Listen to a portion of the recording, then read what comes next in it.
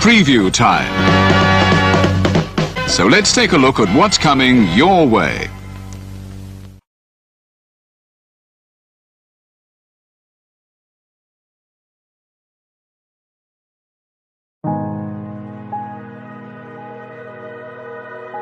Gary Hebert, the man, the myth, the legend.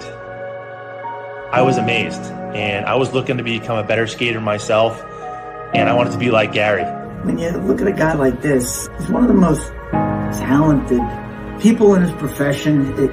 He's been given gifts by God. It can get frustrating at times when you're trying things that, that maybe don't come as quickly to you as other things. And, you never really felt that sense of frustration with Gary. It was always about improvement and positive reinforcement. Was it really the end? Was that head injury really the end? God has called Gary to continue to be a blessing to others and to be a passionate example. My name is Gary Hebert, and this is the World Academy of Hockey, otherwise known as the Inside Edge.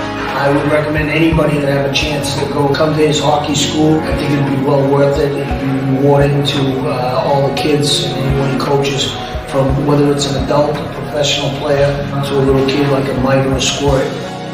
Gary, from day one, has been instrumental to my hockey career. I started out as a potential Division III player, and Gary brought me single-handedly through high school and into a top Division I prospect.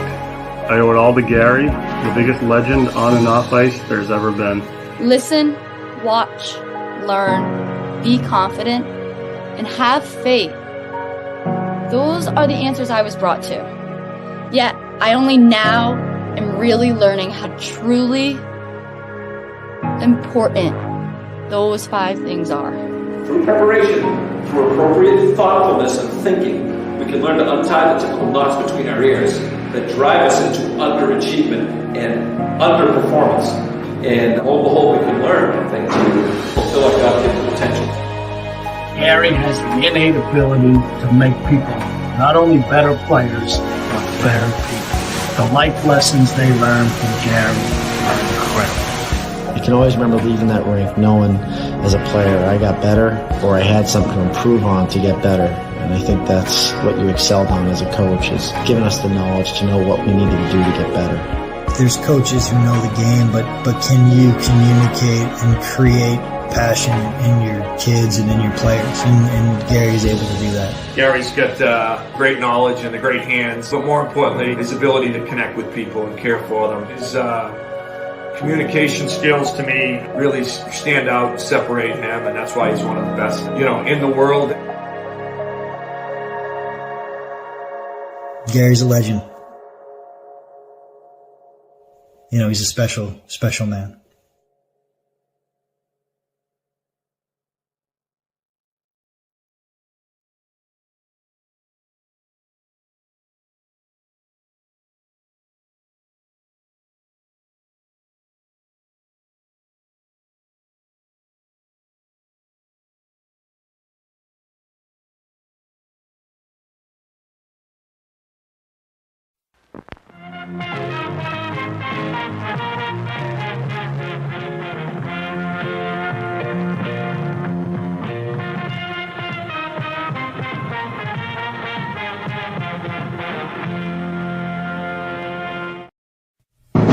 The Jeff Meacham Network's Multiverse of Media. For over 15 years, the recognized symbol of excellence and the standard bearer in coverage of sports and entertainment.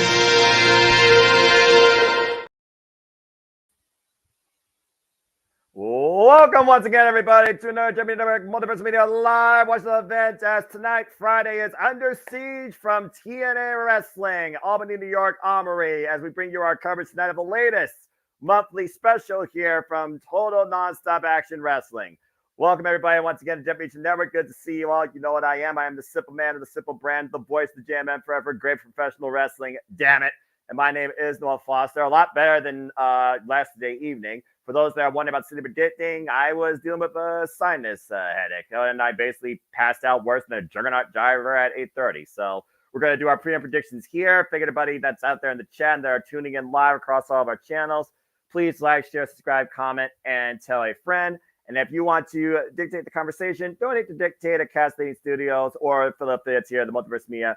Super chat, as simple as that. As always, I am never truly alone. Tonight, I have Mr. Reliable. You have Simply Reliable for the time being as we get ready for our countdown here at Under Siege. YouTube, of course, y'all can watch this via TNA Plus membership or being a member, of course, as an Ultimate Insider once it goes live, 8 p.m. Eastern Standard Time across the world, but across all TNA social media platforms. It's free to engage with us along with the countdown, which I currently have up here on my YouTube, and I'm sure our producer will take care of our feed via Discord. That being said, Walter, here we go once again, man. Seems like Super Reliable is slowly coming to fruition. How you feeling tonight about TNA Under Siege? It's good to see you. It's good to see you too. Yeah, I'm feeling good. The universe and fate just works in mysterious ways. I think Simply Reliable is gonna be a thing because somehow it just keeps happening. Like things get twisted and then boom, here we are. Like, but I take my nickname, I take that moniker serious. So I always try to be reliable for whatever the Jeff Meacham network needs. So I'm here, but I'm feeling good about it. I say 8 out of 10. Yeah, that's fair considering we got literally, I believe, 10 matches, and also the full-blooded Titans will be in action. In fact, they will be in action tonight on the countdown to Under Siege. And of course, tonight we have heavyweight grudge fest with Jake Something versus Alex Hammerstone. We have the System being opposed by the Summit of Speedball Mountain and Broken Matt Hardy. We have the X Division Championship on live. Mustafa Ali will defend the prize against the inevitable Ace Austin, former X Division champion in his own right. We will see in Joe Hendry, for we believe, as he will be in singles action, taking on one of the Rascals in Zachary Wentz. And we also have a clash of Beauty and the Beast, if you want to call it that, in mixed tag team action, as we have the Juggernaut Jordynne Grace, title on side PCO to take on, what the heck, Steph Delander and Khan, and so much more. It's quite a stat variety card. Will we get new Knockouts tag team champions again? Will Alisha Edwards finally get her first title accolade in her TNA career? Will the System own everything? That and so much more ahead as we get ready for TNA Under Siege. So, yeah. Safety, good to see you in the chat. Want to give a shout out, of course, to the man who's named the marquee, Jeff, mother from Meacham, as he, of course, takes care of other matters. And, of course, the Renegade Wrestling, JJ Williams. Of course, our weekend is just getting started. Still so much more ahead. We got Backlash tomorrow. We got Jeopardy with Open Game Night, another Open Mic Night with our Saturday Night Shenanigans. So, that being said, why don't we go ahead and talk a little bit more about these matches that really kind of headline things. And if you all want to get a better idea about Under Siege, go check out their preview little video, 8 minutes long, on TNA Wrestling's YouTube channel. And shout out to Sam Laterna, who's also given her own preview and coverage to the night's events for TNA Wrestling for TNA Under Siege. So let's go ahead and talk about what's on the countdown here. The full-blooded ties. Of course, we know the vet himself, Guido. He's alongside the reality, Zach Clayton. And, of course, we saw his other confidant in tag team action. I'm not necessarily sure what to expect here, but I don't know. Should we just say forget about it, or what's your take on this, man? Yeah. And, you know, you and I said it before in another stream, like, it's 2024, and little Guido's still being booked and stuff. It's amazing. Like, do you really want to go against the full-blooded Italian? It's more my heart just wants them to win this match. I think I'm just going based purely on emotions and hoping that they pull this out. But it's just great to see him still being booked in 2024. Some people are timeless, truly. Oh my gosh. I'm very curious to see again who Ray Jazz, Zach Clayton, and little Guido will be taking on here in the countdown. We have no idea whether it's singles, tags, or trios. So we'll see what happened here. Also on the countdown, we have one half of Decay, former TNA Knockouts with Tag Team Champions, former Knockout World Champion in Havoc. We're going to wreak havoc upon Ash by Elegance. And Ash makes her presence known in ring this time. And I'm sure our concierge will talk over us, and I'm going to tell him to shut the F up. I hate that guy. Anyway, Ash has had her sights on one thing, and that is the TNA Knockouts World Championship, which is not even on the line tonight, but he has been involved in a spectator fashion whenever it comes to Jordynne Grace, who's defended that title. Of course, most recently against Masha last night on TNA. Great strong style bout, and was able to overcome successfully. with Ash by Elegance only blemish, if you want to call it that, against Zaya Brookside at this point, do you think that she actually has what it takes to overcome Havoc here tonight and push her name forward towards maybe challenging for the TNA Knockouts World Championship? Maybe, because I actually want to see that match, Grace person. But then again, to bit past Havoc's like, she's a destroyer, man. She's a big, strong woman, and wouldn't you rather see Jordynne Grace and Havoc go one-on-one themselves? Big Mama Pump versus Havoc would be good. So either way, but I think her name is coming up. So yeah, I think she can get over Havoc today. But it might be by hook or by crook. It might not be a clean win, but Havoc might be looking at the lights tonight. Or maybe a roll up, maybe something, but she might have to lose tonight. It's one of those things, though, where, again, the Juggernaut is literally bombarding everybody in and out of TNA. But to your point in this run, she has not faced Jessica Havoc, and Jessica Havoc is a former TNA Knockouts World Champion. So I'm very curious to see what Ash tries to pull out this time instead of some cheap cosmetic jewelry to try and overcome the more experienced, the more resume strong, and obviously the more dangerous opponent. And thank you, producer man, for that. As again, folks, that will be on the countdown. Also, I'm sure Cheap Wine will be involved because that's the only way she beats Zaya Brookside. But Zaya got her revenge, which I'm very happy to see. So again, it's one of those things where at the end of the day, you need to build strong single contenders for the richest prize in TNA's Knockouts division, the Knockouts World Championship. And neither of these women at this point have had a chance at that title. In fact, ironically enough, it was last year that Jessica Havoc faced off against, I believe it was Tasha. No, it was the year before. I'm sorry, 2022. It was Jessica Havoc who took on Tasha Steelz for the TNA Knockouts World Championship. So, again, it's one of those things where I'm kind of torn, but I do think because of how much freaking ego they're trying to drive into this character, Ash by Elegance needs a bounce back after losing to Zaya Brookside, so I think Ash will escape. Yeah, that's the thing. I just think it's because the company is behind Ash right now. It's like I personally would prefer Havoc because it just look at the lineup of Havoc versus Jordynne. Look at the builds of both of them. Like you talk about people saying big men slapping men. I mean that would be big women. That I don't know what the equivalent of the women would be because I don't want to sound crazy and making up some weird thing and then people looking at me. I don't need to be me too, but like.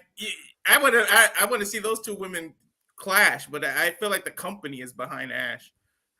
Yeah, I mean, again, the Knockouts, the alternative, where you find your own identity, and Ash is finding her own identity through this. That's got to count for something. Sandy, good to see you, by the way. Always a great friend here at the Multiverse Media, great supporter and great fellow fan of New Japan Pro Wrestling. Arigato. Shout out, by the way, to Jeff Cobb, who just won, spoiler alert, folks, his first singles title in 5 years, beating Zack Sabre Jr., now NJW World Television Champion. Congratulations to the Imperial Unit. All right, let's go ahead and get into the main card here. And let's talk about Jeff Cobb, a guy that truly defines no limits of what he can do. How about Mustafa Ali, who's talking about the title that should have limits, defending it against, in case y'all don't know, it is now actually the inevitable Ace Austin. As Ace and Trey renewed hostilities, one of the most notorious rivalries this generation over the X Division Championship, Ace Austin was able to bring the fold to Trey Miguel last night, and Trey might have tweaked his knee in the process. And Ace Austin finds himself once again challenging for the X Division Championship. It's one of those things where you don't bet against the Ace, but Mustafa Ali has not ate a singles loss in the last 8 months since his global campaign for an Ali we trust. That being said, this crooked politics trying to rewrite what the X Division has been founded upon since AJ Styles first won the damn title. I say blasphemy. But I do think right now it is hard to go against the confidence of political campaign leader that everybody trusts more than option A, option B. And he holds, by the way, what could become option C. Just saying. Walter, your take on this. Who do you got? Yeah, this one is actually one of the most difficult ones to pick because you're not supposed to go against Ace, you know that. But Mustafa Ali, and shout out to Mustafa to be able to recover after being released at WWE and be on this tremendous run, showing them what the potential of what they lost and what he could have been if they just let him be himself. Like, look at this character, a complete 180 of what he was. Well, not completely, but an exaggerated version of what he was becoming. And it's great to see him to be able to be this character, and he's got the X division, the division on lock. But quite clearly, are you supposed to go against Ace Austin though? That's the thing. It's sort of like, no, I'm not saying he's on Roman's level, but we got to the point where you don't bet against Roman, so you're not supposed to bet against Ace. So this is kind of one of those coin flip matches, but I don't think Mustafa Ali's reign is ready to be over yet. I still think he's got tread on the tire, so I'm gonna say he retains here. Another thing to think about is the ABC have teased that maybe each man has singles intentions. Again, Chris Bay is a former X Division champion. Nathan, appreciate you. Good to see you. And we just saw Chris Bay go up against Mustafa Ali last night. And thanks to the special security, Mustafa Ali was able to cheat his way to a victory thanks to the use of a flag. It's one of those things also where is it a singular mindset or a team mindset? Because the ABC does have a contractually obligated tag team championship rematch. They have not fulfilled yet. But is it more important now for Ace and Bay, for that matter, to maybe rise in TNA as single stars? Is the team being put behind where Ace thought that we should be thinking about the team first? Maybe Ace right now is putting himself first. Again, this is the Noble Ace Austin. Some people thought it was Noble. He would be the youngest TNA world champion. And maybe that could still be. But yeah, I think Mustafa Ali is going to retain here too. There's a bigger story, I think, with the ABC maybe going their separate ways. And I think Mustafa Ali is just getting started. He said at the back of Windy City Riot, will somebody finally make me doubt myself? I don't think Ace is going to make Mustafa Ali doubt himself. Ali's going to escape. And he's got to go through ABC. He's went through A, he's went through B. Now maybe the next pay-per-view, he's got to go through C. So like in order for that story to conjugate, then you have to win here. You have to in order to get to the third. You can't do the title change here, and he didn't go through the third. You can't tease ABC going separate ways and then stop it in the middle of the story. True. Also, he went through something. Did something. Just saying. To your point. Let's go ahead and talk about this unique tag match. Now, Josh Alexander and Eric Young, Team Canada reincarnated, we're being perfectly honest. Shout out to Scott Demore. Thank you. I was just going to say that is pretty much Team Canada. Right? Of course, we're talking about two of the most notorious, well-respected former TNA world champions, including the longest reigning TNA world champion, taking on an uncrowned king, but self-proclaimed king of TNA, and the man that wished to unleash mayhem for all, Steve Macklin. Steve Macklin trying to find a unlucky ally in Fred Gazarian against his battles against Mike Santana, who's not involved here. And of course, there's no love lost or no bad blood forgotten when it comes to Fred Gazarian and Steve Macklin and what they've done towards both Josh Alexander and Eric Young. Simply put, two men, common enemies, two well-respected champions, two well-respected individuals that each of them breathe TNA, taking on two common foes that they believe that they can overcome. And truth be told, it's not the first time Josh and Eric Young have been involved in tag team action. But I do think the pressure is on Fred Gazarian after losing to Josh Alexander, after Eric Young got involved when it was Josh Fred Gazarian, and Frankie was forced to tap out. Of course, Steve Macklin re-signed his contract in TNA, had some run-ins, some trouble, though, with the newly returned Mike Santana, and arguably tensions right now between Kazarian and Josh Alexander. If Frank Kazarian tries to get the win back here against the Walking Weapon, he might be able to put his name out there again to maybe challenge for the TNA World Championship, which we know is still his ultimate goal. Steve Macklin's been there before. But we also know Steve Macklin doesn't work well with others. So, talk about Eagles versus two well-respected Canadians. Your take on this, Walter?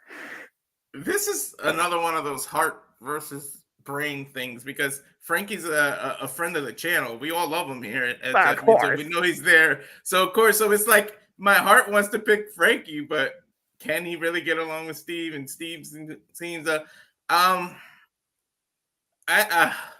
don't want Josh and Eric Young to win, but logically speaking, and we all know wrestling and logic don't go together. It doesn't belong in the same sentence, but you got to give the win to Josh and Eric. It just makes more sense in the long run. They have the team experience, but can they really pull this on? So can they really pull this out? I should say this one's kind of, I was tossing back and forth in my head with this one.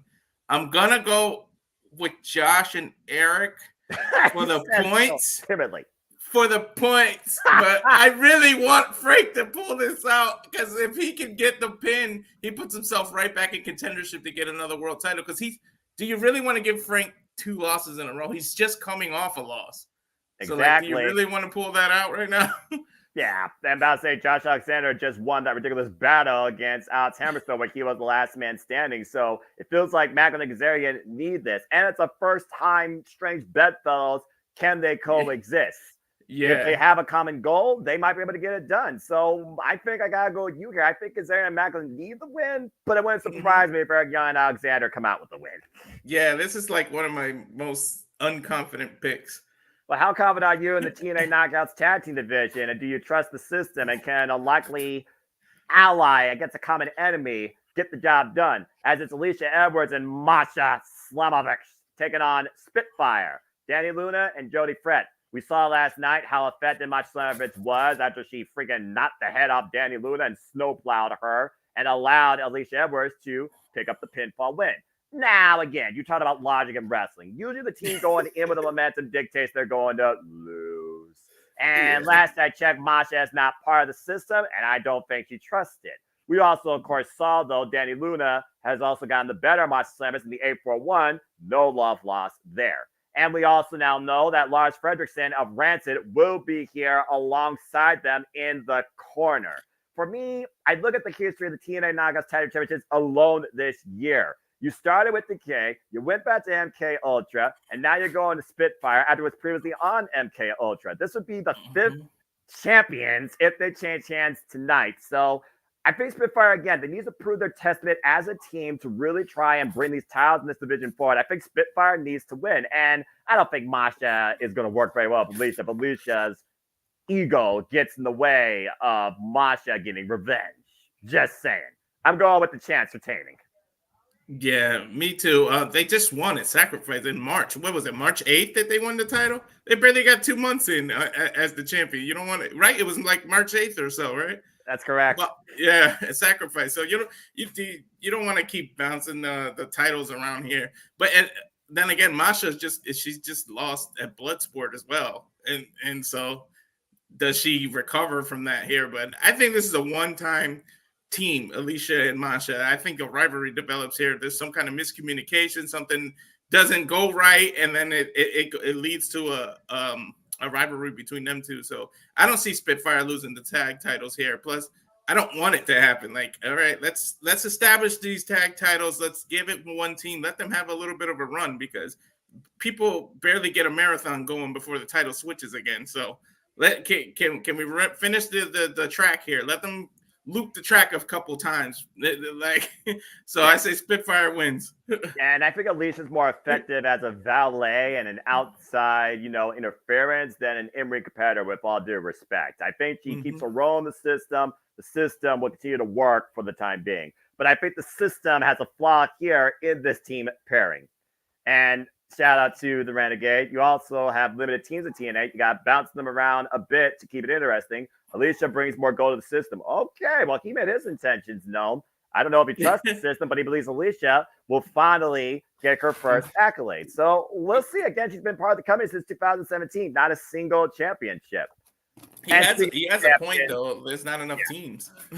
True. Well, I don't know how these teams work, but then again, ODB and Eric Young are once TNA Knockouts Tag Team Champions. Please, TNA, don't get ideas from this. In a definition of Beauty and the Beast, on both sides, we have the TNA Knockouts World Champion, Jordynne Grace, talent side PCO, taking on the unlikely duo of Steph DeLander and Kong. Kong with one goal. Break next, Steph DeLander looking for revenge. After trying using everything, including a pair of good hands. Crooked referee, might I add. It was the Death Machine, and it was Perfect Creation 1 that allowed Jordynne Grace to leave the anomaly of madness with the victory. So simply put, this is a revenge match. Of course, we know the fall with Khan and PCO. PCO beat Khan in a fracking monster's ball, and it looks like you cannot kill and won't die, and these two cannot stay away from each other. They might truly fight beyond afterlife. Fight forever. Why Jordynne Grace and Steph DeLander, of course, had their match with every factor possible at, of course, the last TNA Special Rebellion. It's one of those things, though, where, again, how do you bet against the Juggernaut? I mean, she may be human, but she's superhuman at this point. There's no stopping her right now. And just because of that, I'm going with PCO and Grace for the win here. That's what I want to do too. It's like the zombie here. Like, this is the most random put together thing. I was like, what the hell is this when they started booking this? But does Khan get revenge? Because Jordynne is the champ. You don't want to make her lose. But you can get Khan to get his revenge on PCO. PCO could take the fall, and Jordynne technically lost, but you still make her stay strong. But if you get Khan and Steph the victory, maybe Steph now has a talking point as to why she deserves a title shot against Jordynne, and it leads to a one-on-one at the next pay-per-view and the next Thursday that they can get together. Yeah. So I don't know. I want it's hard to go against PCO, but and I picked PCO and Jordynne Grace as my picks. I'm not changing it. You can't. But I wouldn't be surprised. Standard time. All your picks are final. Yeah, I wouldn't be surprised if Steph and Khan win, because then you give Steph validity towards getting a title shot, and you can all talk. Even though Khan is the one who get the pinfall on screen, Steph can technically say, "I won. I deserve a title shot," and you can book it from there. But I'll be happy either way. But I can't go against the Big Mama Pump I can't go against her. There's no way.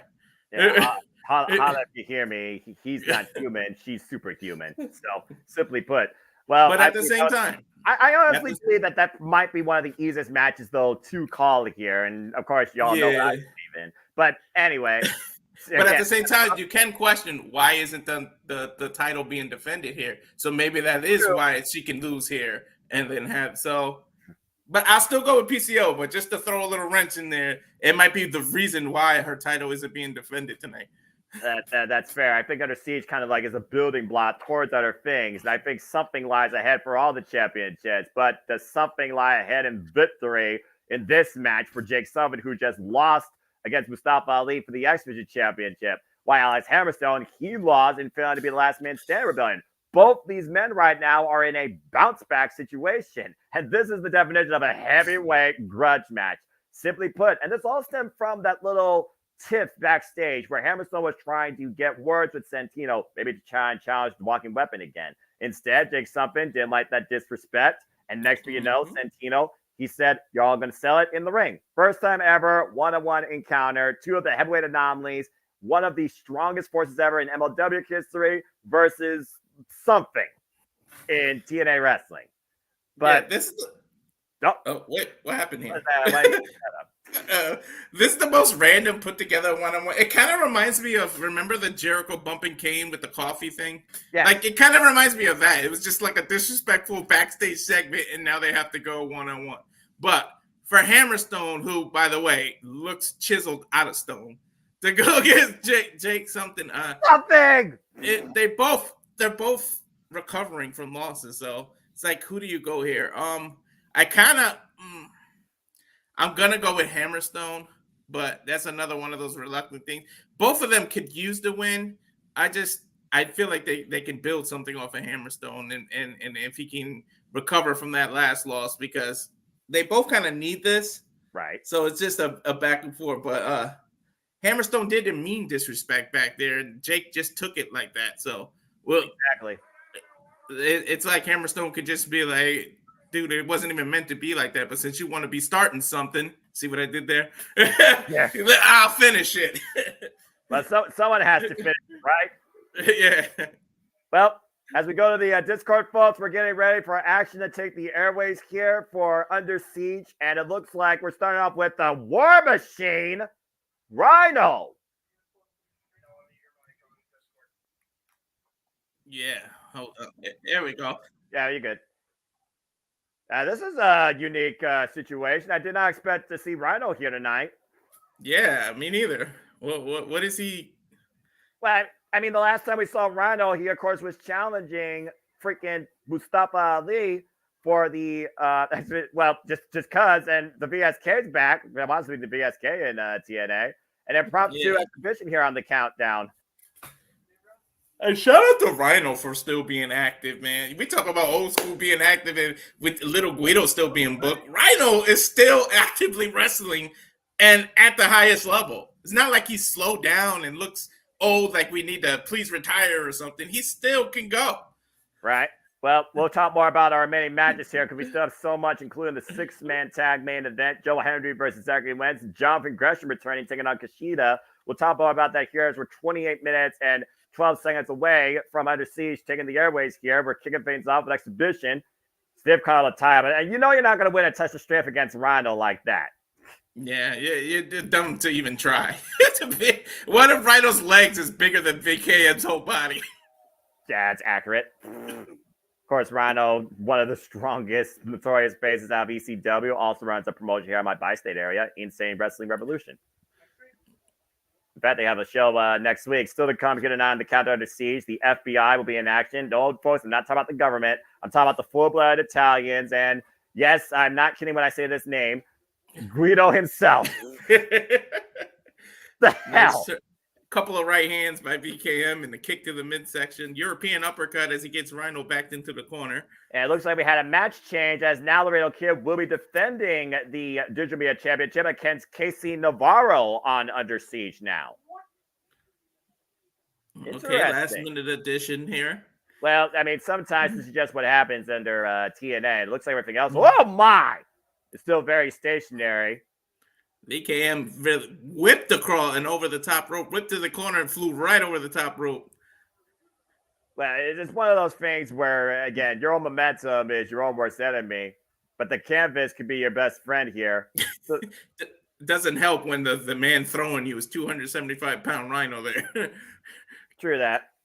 And, of course, we will see the return of Jonathan Gresham. Oh! Ah! As Rhino plants VKM on the apron there. Back suplex. I wonder if VSK has regretted this return so far. I don't know. I would. I mean, the VSK, former Trust Buster. I mean, for those that remember that faction in a bygone era. Also, well-respected independent wrestling vet. Taking advantage of Rhino right now.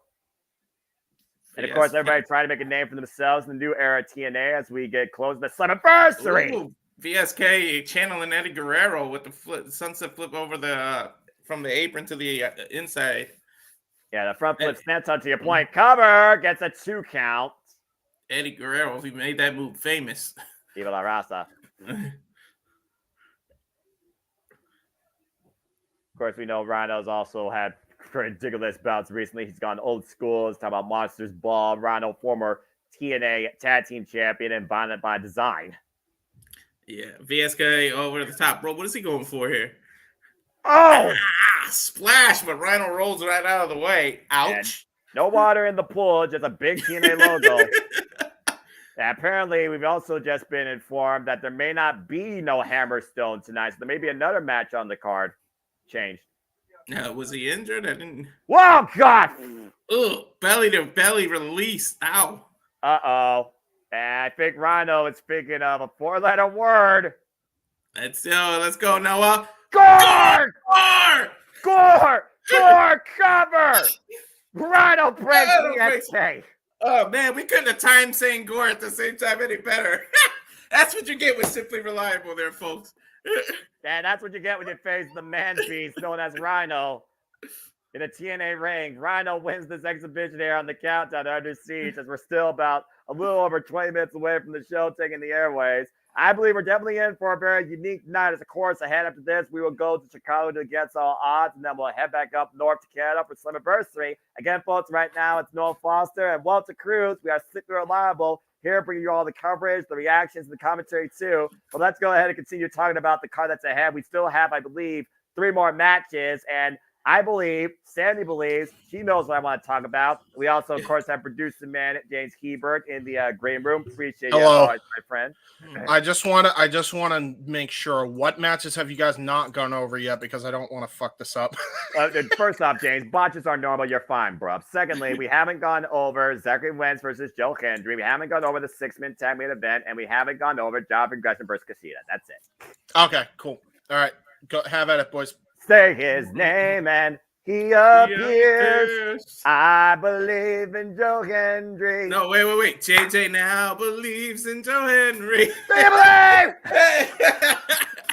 I'm sorry. This guy is so damn multi-talented. He should be in contention for the world championship. And I believe that should happen before the end of the year. Now, that being said, Joe Hendry, the man and the longest reigning former digital media champion.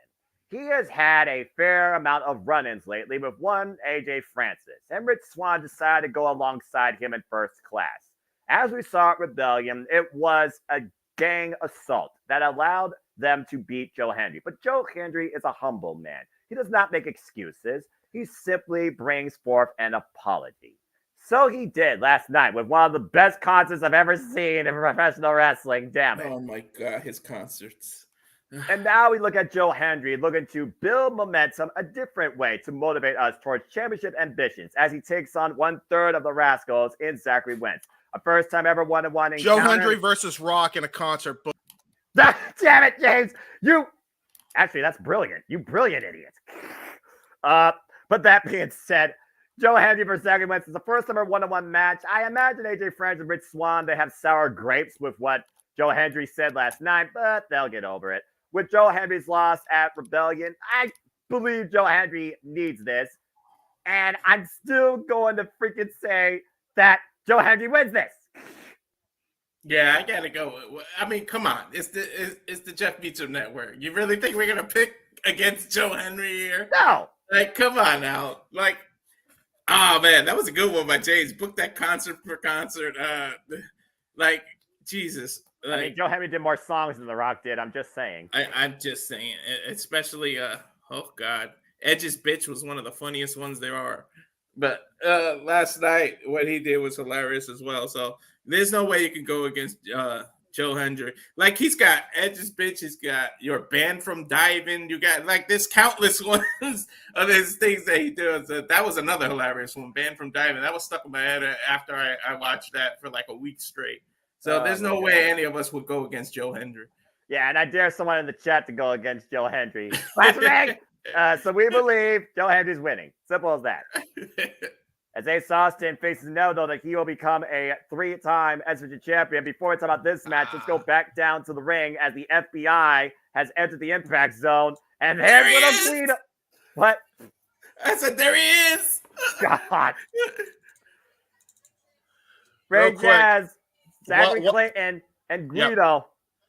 Yeah, and real quick, while the full-blooded Italians are on the screen, normally we don't eat on the air, but because it's the full-blooded Italians, I gotta have a full-blooded Italian meal. Forget about it. It's a spaghetti and the meatball. Okay, I approve. Bravo. A classic Italian food. And they're taking on a team called the Batte, and it looks like they're going to be in tag team action here in our countdown. I'm sorry, I can't. I'm looking at, we're calling a little Guido accompanied match. He's not competing, but still. Mm-hmm. Little guns on the back of his jersey. little Guido and the little guns up. Oh, wait, I'm not really familiar with the team they're going against, to be honest. So apparently they're from Chikara here, the Bavari. Mm-hmm. They look like they're imitating like Goldust's paint. or Rebellion, Sis, and Wolf from freaking NWA. Mm-hmm. Of course, we know the reality Zach Clayton, of course. Anyone that knows this reality star, I'm sorry. Also, of course, I know him, of course, he was previously involved in All Elite Wrestling.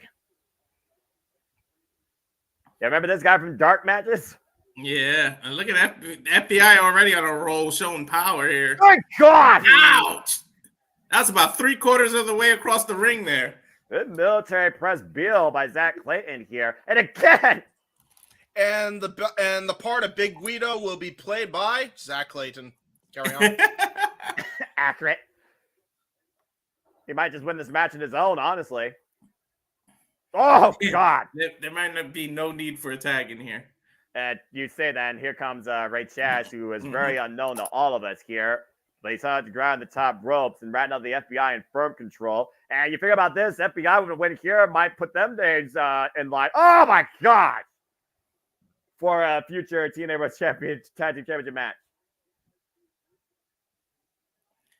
As a, I think they just remind us that Hammerstone is not medically cleared to be here tonight. Well, So, I know that he was going under concussion protocol testing after the last minute standing match after taking the freaking C4 spike on the stage. So I'm not surprised. Although we did see him clean this Cody Deaner's clock, but he didn't beat him with the Nightmare Pendulum. He beat him with a torture rack. By the way, I don't mean to cut you off, Walter, but that leg drop from the top rope was actually the Sicilian slice. They brought that freaking nugget back. Yep. Well, again, FBI, this is the true full-blooded Italians. This is not somebody cosplaying. Yeah. The last time we talked about FBI was old school SmackDown days on UPN. I'm just saying. Yeah. Well, there was 2010 TNA as well, but we don't talk about it. Yeah. Thank you, James. Accurate. Also, yeah, there's some stuff we don't talk about. Some history is meant to be archived. Mm-hmm. Brevard trying to take control here with the double team. Nice atomic drop into a cover two. Yeah, the Manhattan drop to your point. The running single leg kick just took down Ray Chess. Gets a near fall for the Brevard's here, making their TNA tag team debut. As we are just a little over 17 minutes away from the mockery here. And try and get in your opponent's head. And Lito Guido does not approve. No. And we all know Guido has the short temper. Zach Clayton trying to restrain the most dangerous opposition. Don't get Guido started here. But if he's causing his team right now, though, Ray Chad seriously needs to make a tag. It's a double team right now. Ray down on the mat getting picked up now. Let's see. Another double team move? Zach Clayton right now just trying to encourage his partner to make a tag up and over. There we go. Downside. Hack tag. Double clothesline. Pop-up uppercut right now by the Reality. Will the Reality be the FBI winning this? Up and over. Mm-hmm. Nice big leg kick, though. Tries to slow down Zach Clayton's momentum up on the second. And come with a power slam. Cover. 2. Oh, and his partner saves it. Ouch. The snap of that power slam. Great awareness by Zach Clayton. Nice rolling backdrop. Backdrop suplex by Ray Chaz. Dude, FBI coming back is the best thing to ever happen to Zach Clayton. This team fucking rules. I'll say, we got an outside spectator here that is very high on Zach Clayton, and that net breaker right there might be the last note needed for Ray Chaz. I think that might have been mistimed a little if you look at the way he hit it. But there's one to forget about the top rope elbow drop. Cover. 1, 2, FBI 3. the win. Dude, Ray Chaz, I mean, we know how good Zach Clayton is, Noah, because you and I have watched him. But Ray Chaz freaking showed up tonight. That was crazy. Kiss with that finish. Yeah, Chef's kiss. I see what you did there. Forget about it. 1, 2, 3, and forget about it.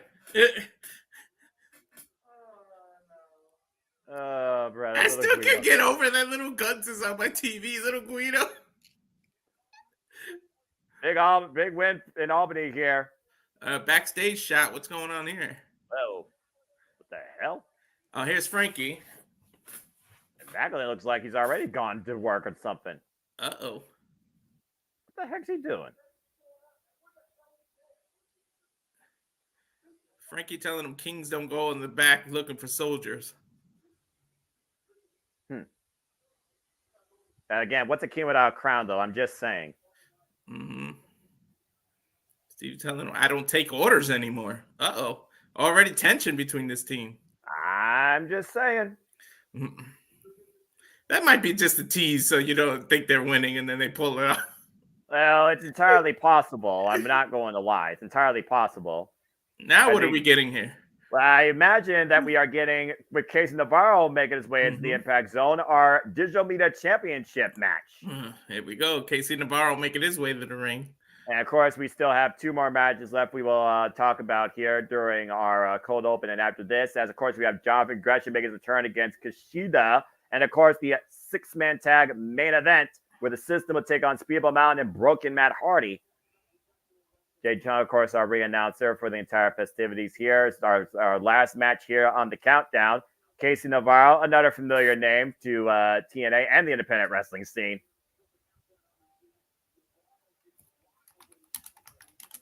This is going to be good right here. Of course, Laredo Kid was able to overcome the madness that is Crazy Steve and win his first accolade in TNA, our new digital media champion. Oh, man, Masha belt falls off as he is trying to... Nice catch, though. Nice recovery. Nice recovery. That's all that matters. He caught it. That's all that counts. This will be, of course, his first defense after beating Crazy Steve, or ugly enough, on the countdown at Rebellion. Of course, you can relive Rebellion anytime here in the archives, called by us here at the JMN Multiverse of Media. Great pay-per-view. And, of course, the Digital Media Championship is a title that truly is defended across the internet, across all comers, across all companies.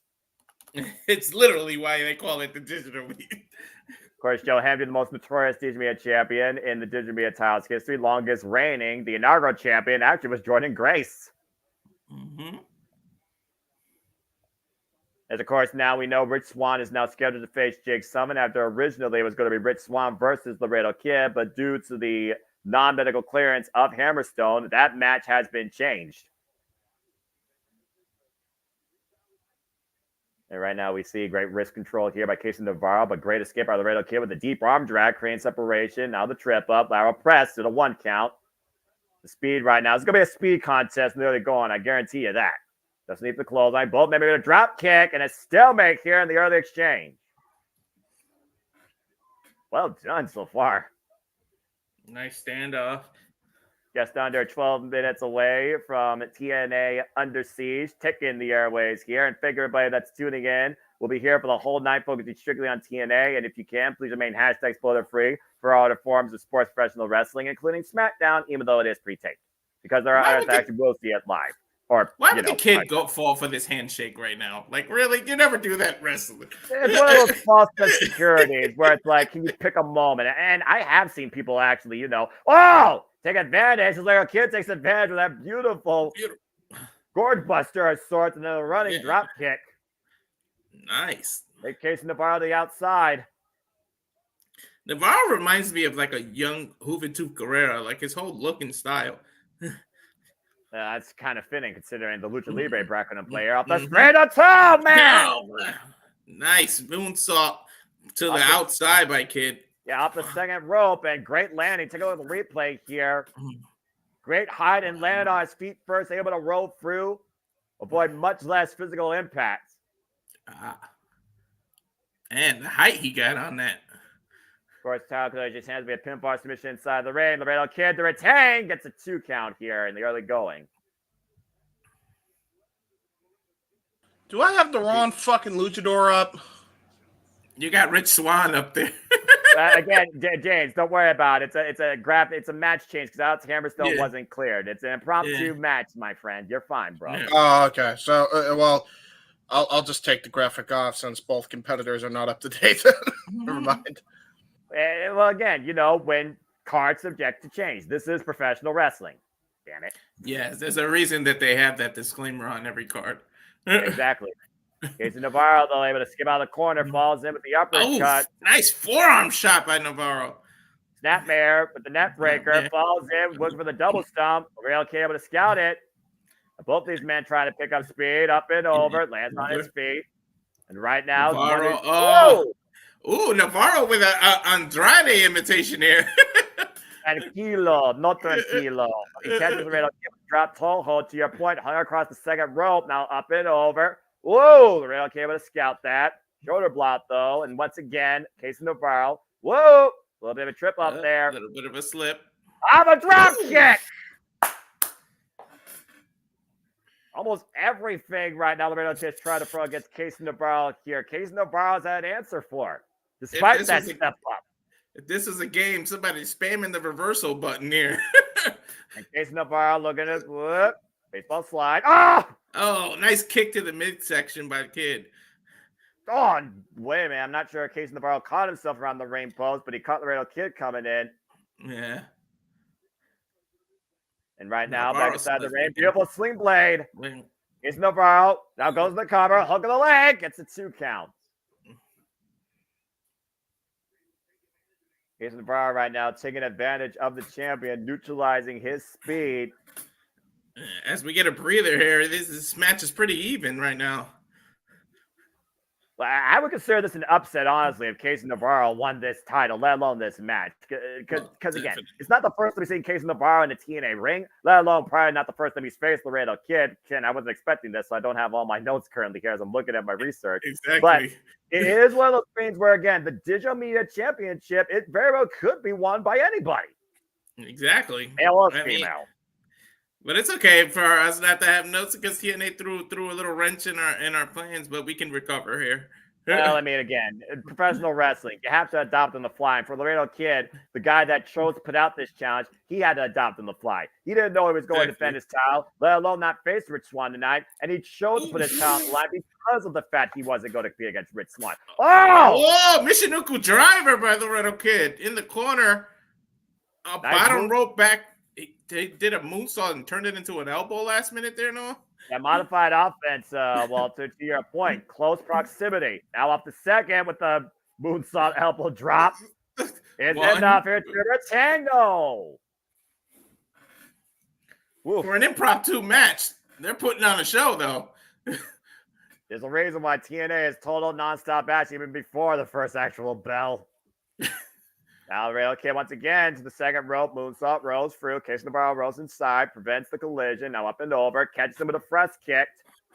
Takes the feet out from underneath him. Now Navarro looking to follow up again. And runs in with the pump kick.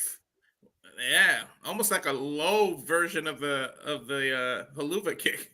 DDT! Satellite take him around the world. Is it not new champion? No! Last moment kick out. Yeah, that was right on the point of the skull, too, even with that mask. Casey Navarro with his best chance yet to become Digital Media Champion.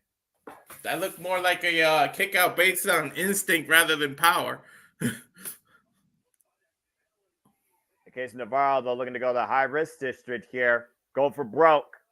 We're less than 10 minutes away, channeling some Latino heat. It's 2024. Everything's high rent, but he's going to the high rent district. Accurate. I'm trying to be political, but you're accurate. Loretto meeting him at the top rope here. Loretto gets Spanish fly off the top.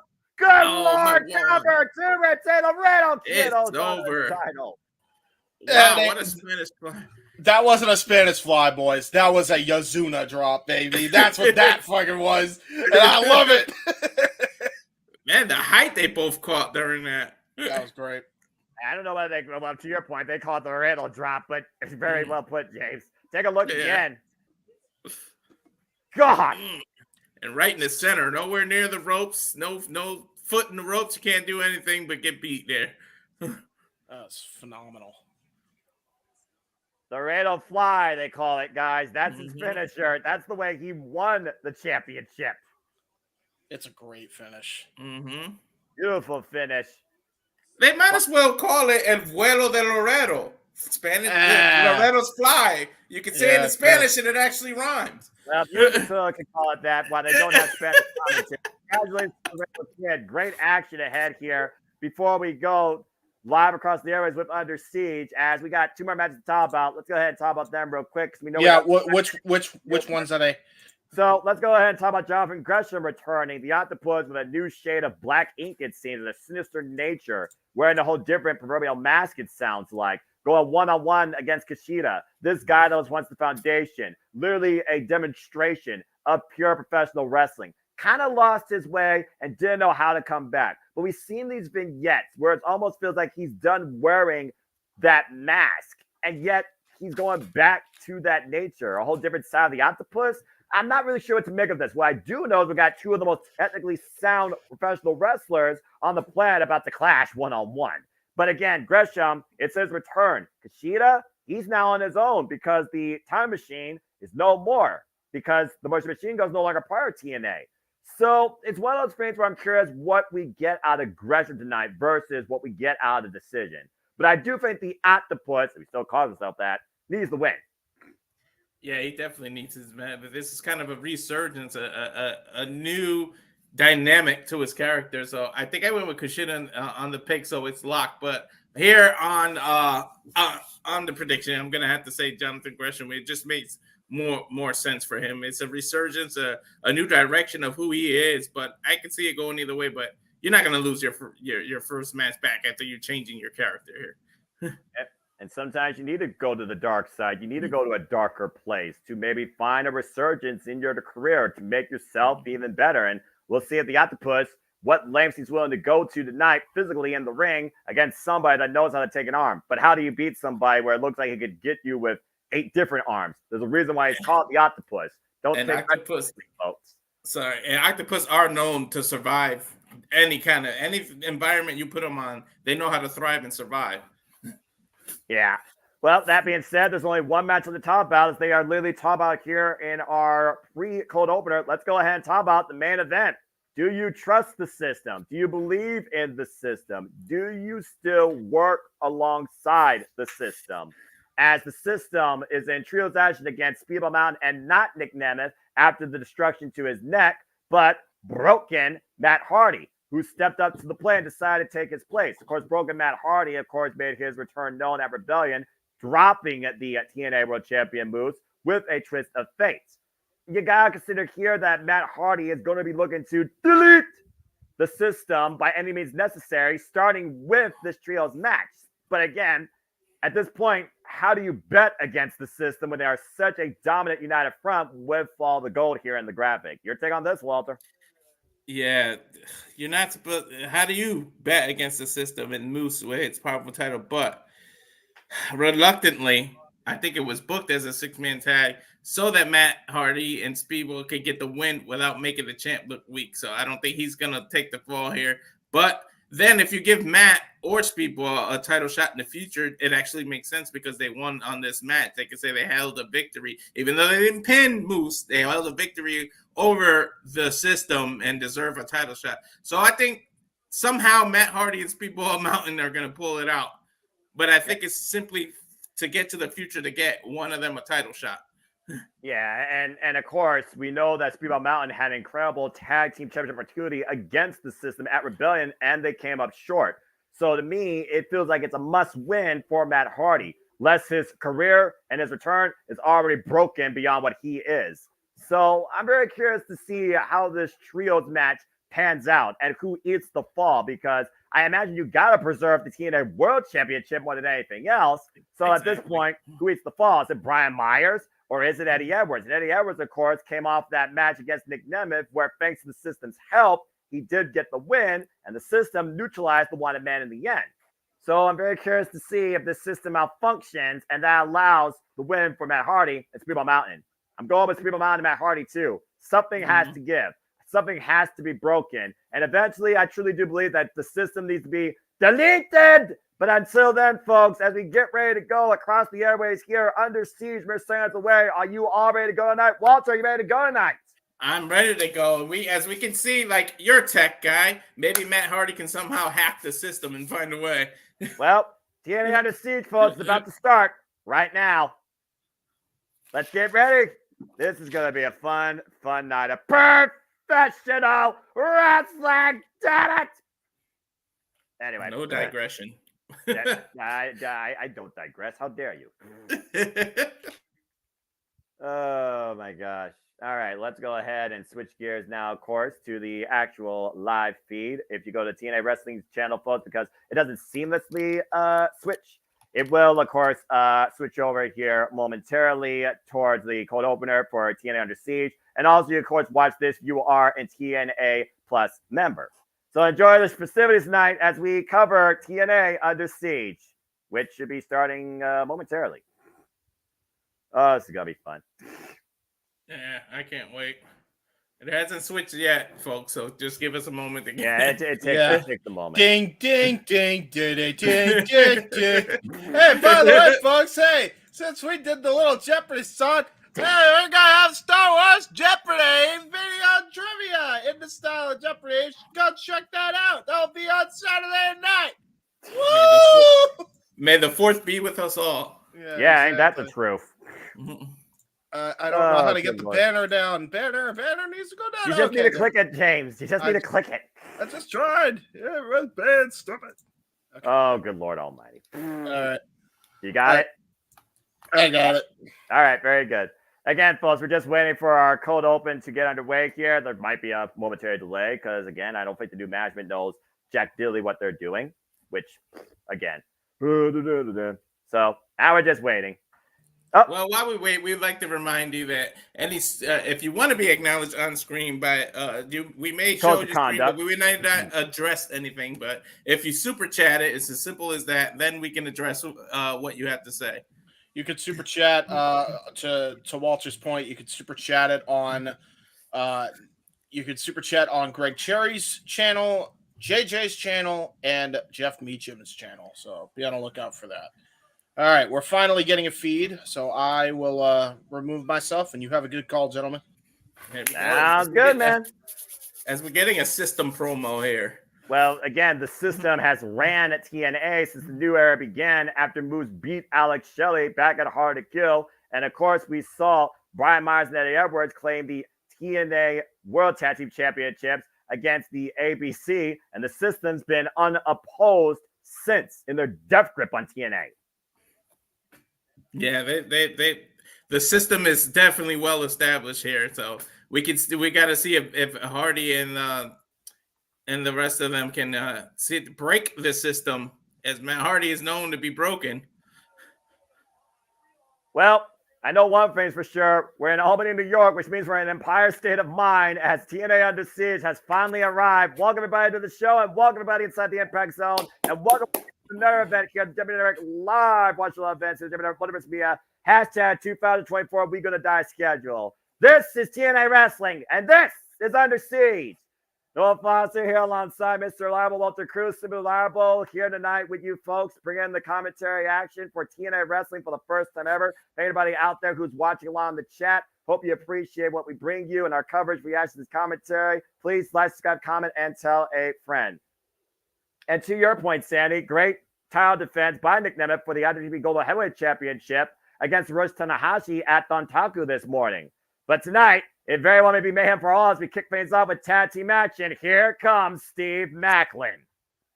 And how much does the backstage entrance that we saw during the pre-show while we were doing the cold warm-up, how much is that backstage segment and them not getting along going to play in this match?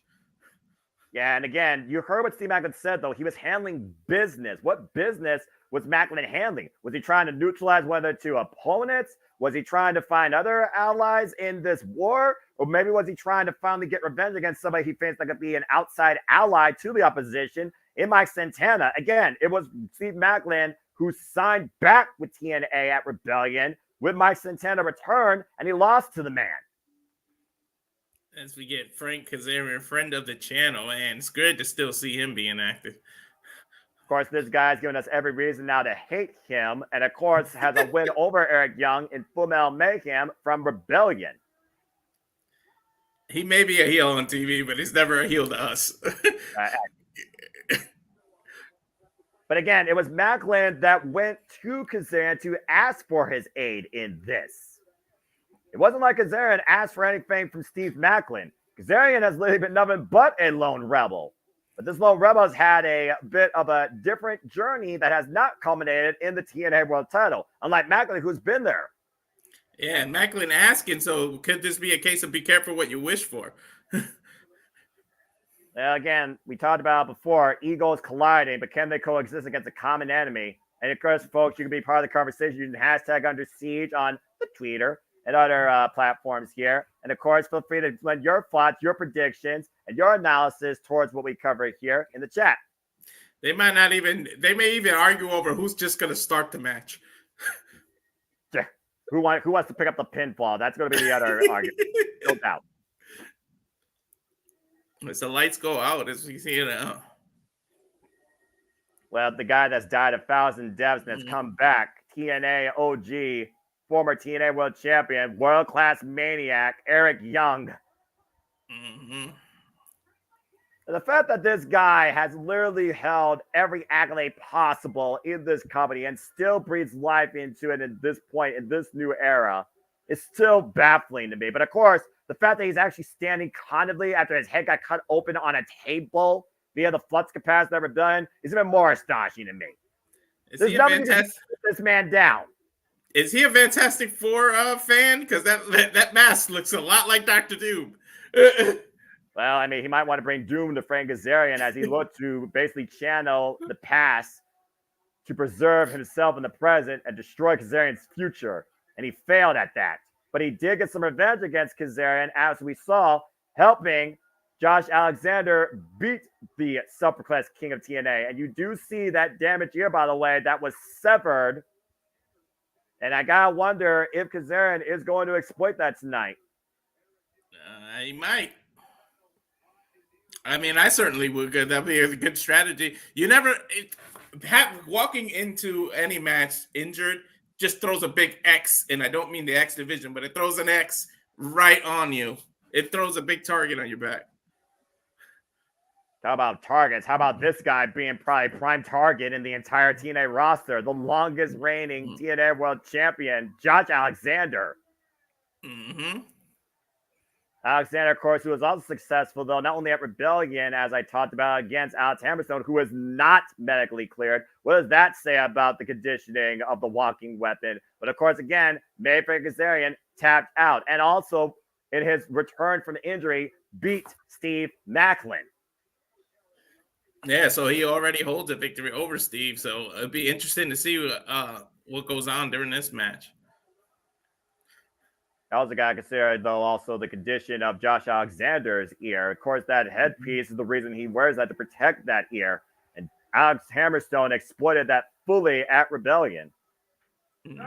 It's also a shout out to the old amateur wrestling days, because we know that headgear is part of amateur wrestling, which is what causes the cauliflower ear in a lot of wrestlers.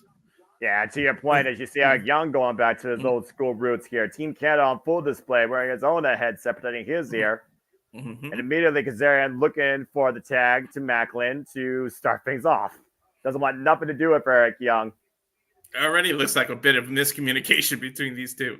Well, again, it's the first time ever these two are tagged together. While we've seen Josh Alexander and Eric Young tag before during the Turning Point tour. And they had some mixed results, but there was still some pretty good cohesion regardless. Mm-hmm. But experience plays a lot in a lot of matches. Experience. Yeah, talk about experience. The experience levels of Eric Young. How many different tag team partners, male and female, have Eric Young been able to coexist with and be successful with? Yeah, how many pairings is he involved in? Countless. And right now, Macklin and Josh Alexander, the rivalry that defined 2022 to 2023. What a face-off here.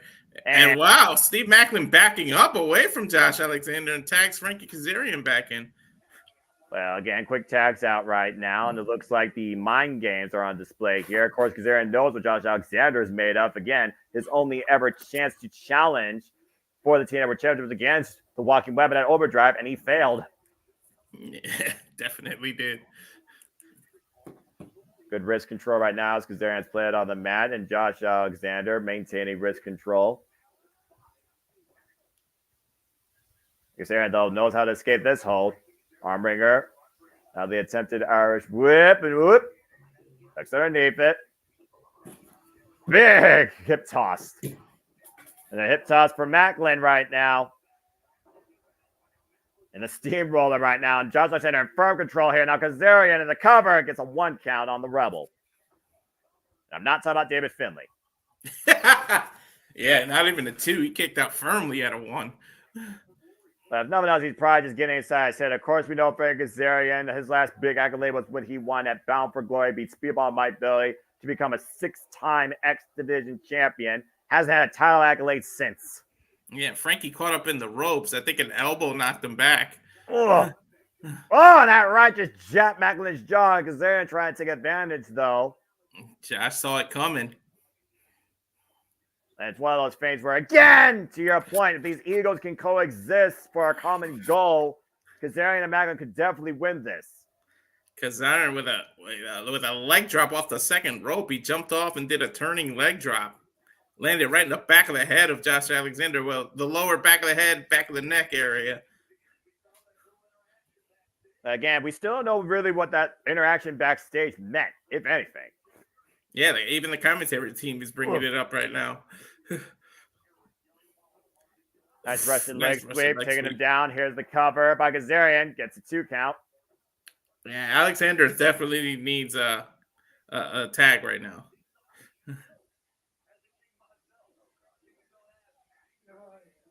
And right now, see right now, Kazarian and Macklin isolating Josh Alexander in their corner. Uh-oh. Ah, God! Vicious backbreaker covered by Macklin and a 2 count.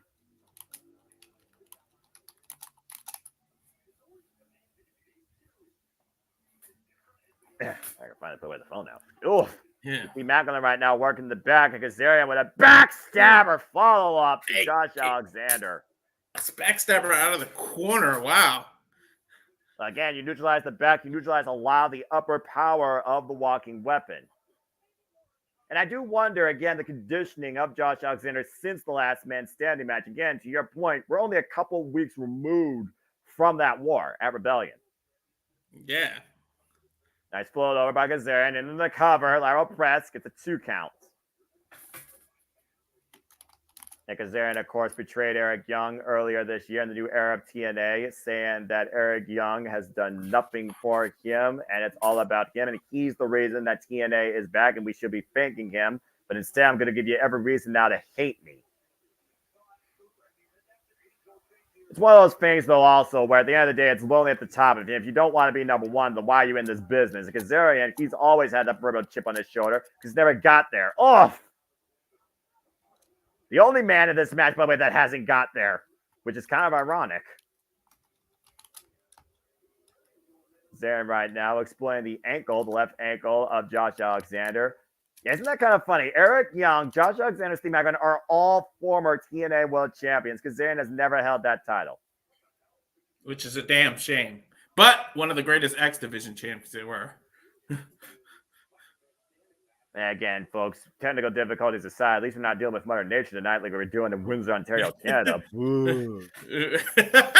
Yeah, Yeah, it's one of those things where at the end of the day, the internet's always going to be your worst enemy. Knife edge shots by Alexander, those might be the worst enemy from Macklin. Macklin taking it, though. The Punisher himself, former military veteran, drops the knee into the lower spine of the walking weapon.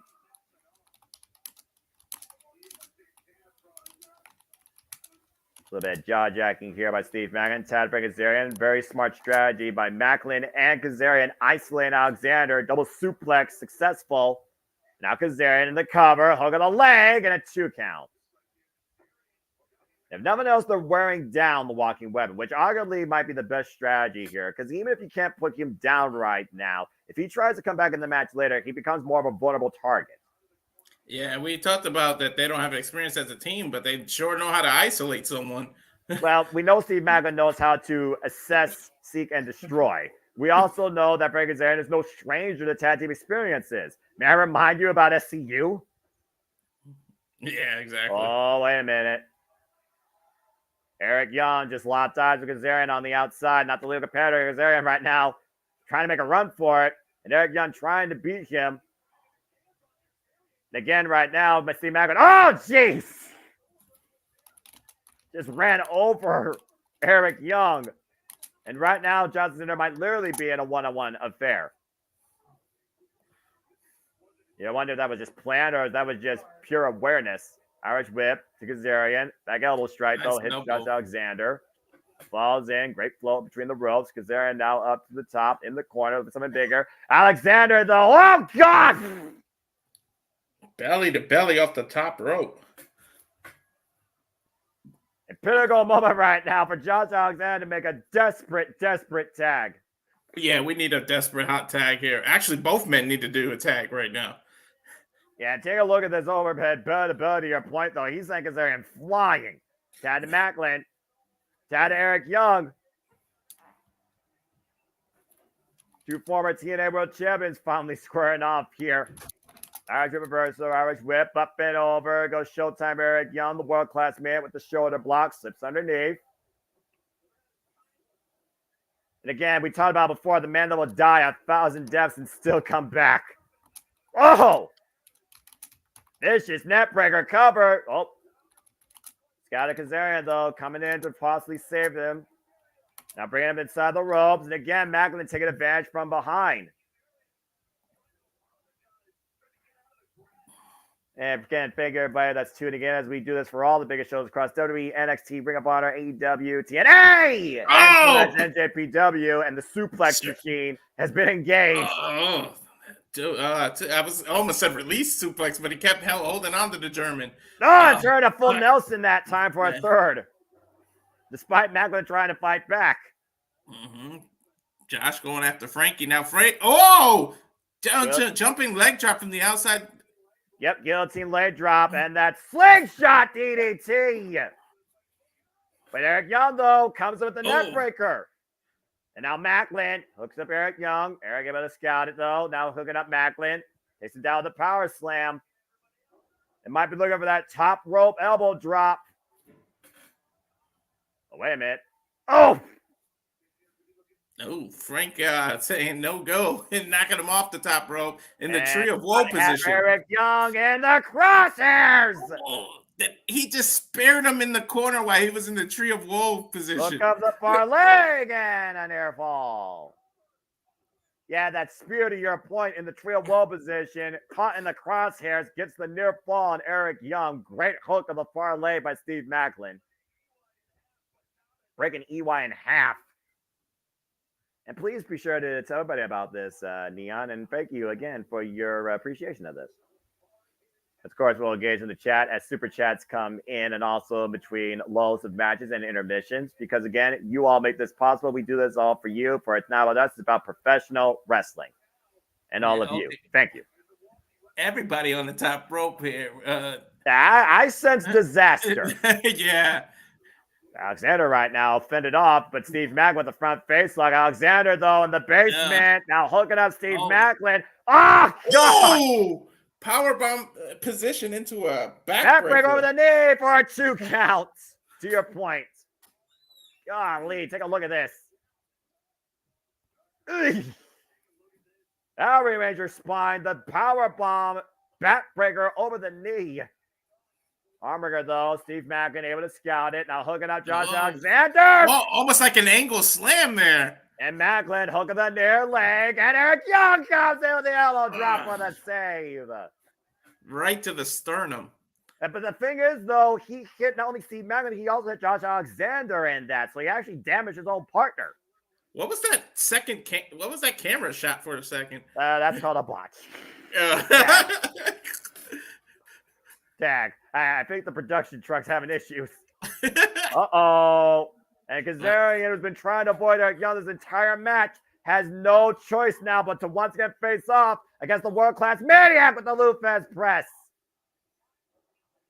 Eye for an eye, ear for an ear, arm for an arm. Oh, my gosh. That's unloading here. A barrage assault on Frank Kazarian. Gets to the midsection. Might be looking for that devastating pile driver. Kazarian, though, might be looking for the chicken wing. Eric Young able to rip him off. Gets to the midsection again. Eric Young trying to hook Kazarian. Kazarian, though, might look at a fade to black. Oh, the straight right. Take him down. Cover. Good grief.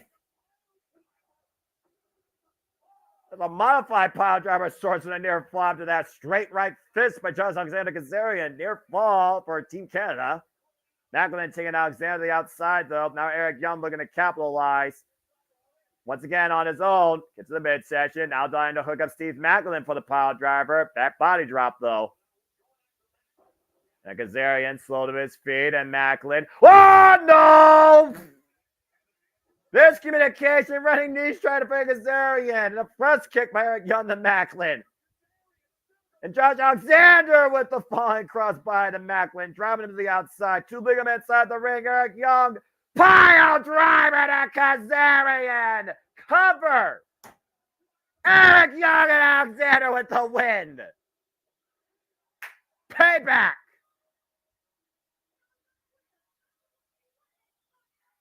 Whoa.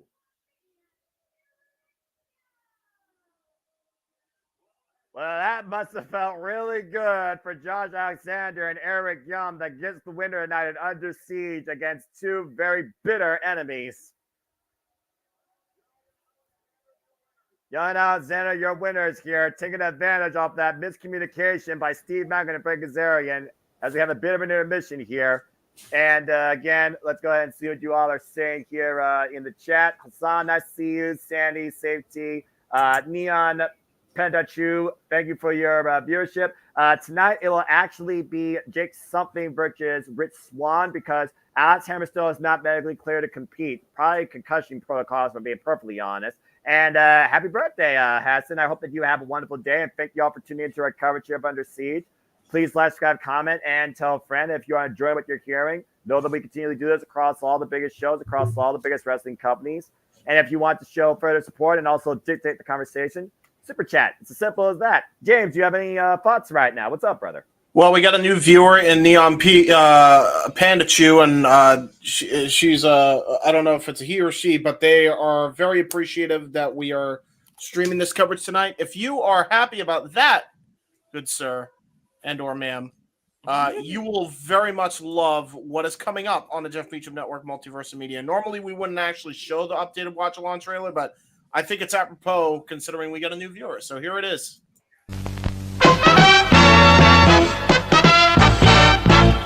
And now, preview time.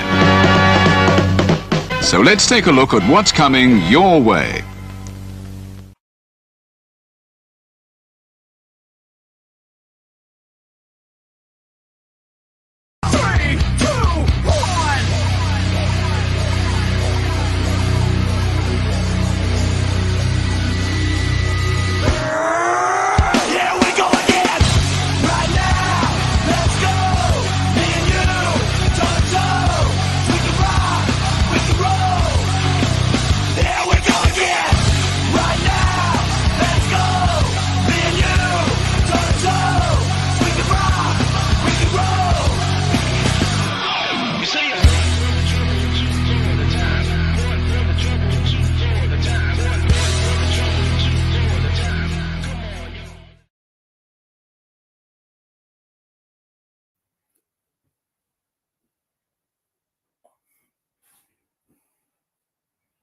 All the wrestling, all the wrestling, all the wrestling, all the wrestling, all the wrestling, all the wrestling, all the wrestling, all the wrestling, all the professional wrestling! Damn it! Courtesy of the JMN Multiverse Media live watchable event schedule 2024. Hashtag we gonna die, but I will survive. I love that I get to do the Sandow and mirror you as you do that. Yeah. And yes, Limp Bizkit, Crack Addict. It's actually royalty free now. I'm exactly not sure if we are fans of that, as all things fall to care as we get ready for knockouts action here, because here comes Jessica Havoc. Whip Rosemary. Oh boy. There's Havoc. Former TNA Knockouts World Tag Team Champions, two former TNA Knockout World Champions. Havoc looking to wreak havoc tonight against Ash by Elegance. Of course, Havoc and Rosemary were previously the TNA Knockout World Tag Team Champions earlier this year, coming in back from the Undead Realm at TNA Hard to Kill, only to lose them to MK Ultra. Of course, we know how dangerous this duo is, but they're even more formidable as singular opponents. And that's to my point earlier. It was 2 years ago that Jessica Havoc was challenging for the TNA Knockouts World Championship against Tasha Steelz. These warped personalities that live in the shadows. Ah, boy. Yeah. I don't like us chances here. I'm just gonna say that for record. I don't either, but I mean, we'll see what happens. What? Oh, bloody hell. Will someone please put this country on ice? Oh, put him in that coffin. Send the Undead Realm. Cut his mic. Oh, God. Oh, geez. Okay. I thought it was a tag match because there was a tag team coming out. My bad. Botch. Big botch. All right. Let me see. There we go. All right. Now we solved that. We're live, pal. We're live, pal. Oh, and we're live, pal. Get one take. Oh, good Lord. Demonically possessed? It's demonically possessed. This is one time that I don't mind this is one time that I don't mind endorsing demons. Yeah, exactly.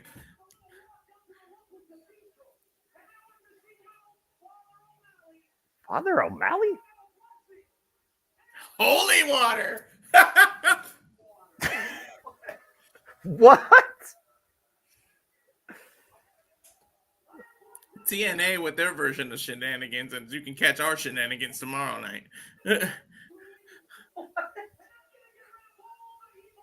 This is hilarious, Noah.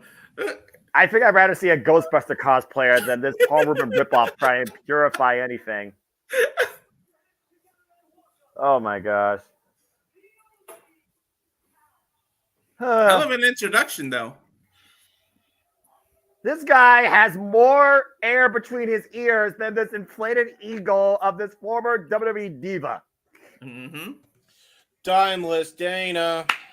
Damn. Timeless Dana. Look, someone here has to be integral. All right.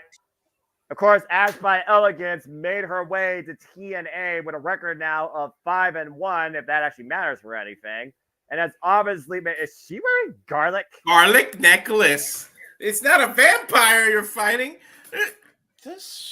They're not vampires, they're demons. There's a difference. Have you read your the Necronomicon? Oh, God. You freaking whip-headed. I'm going to lose my shit here. Why is he wearing How do you not know the difference between a demon and a vampire? She's a blonde and she's idiotic. That's why.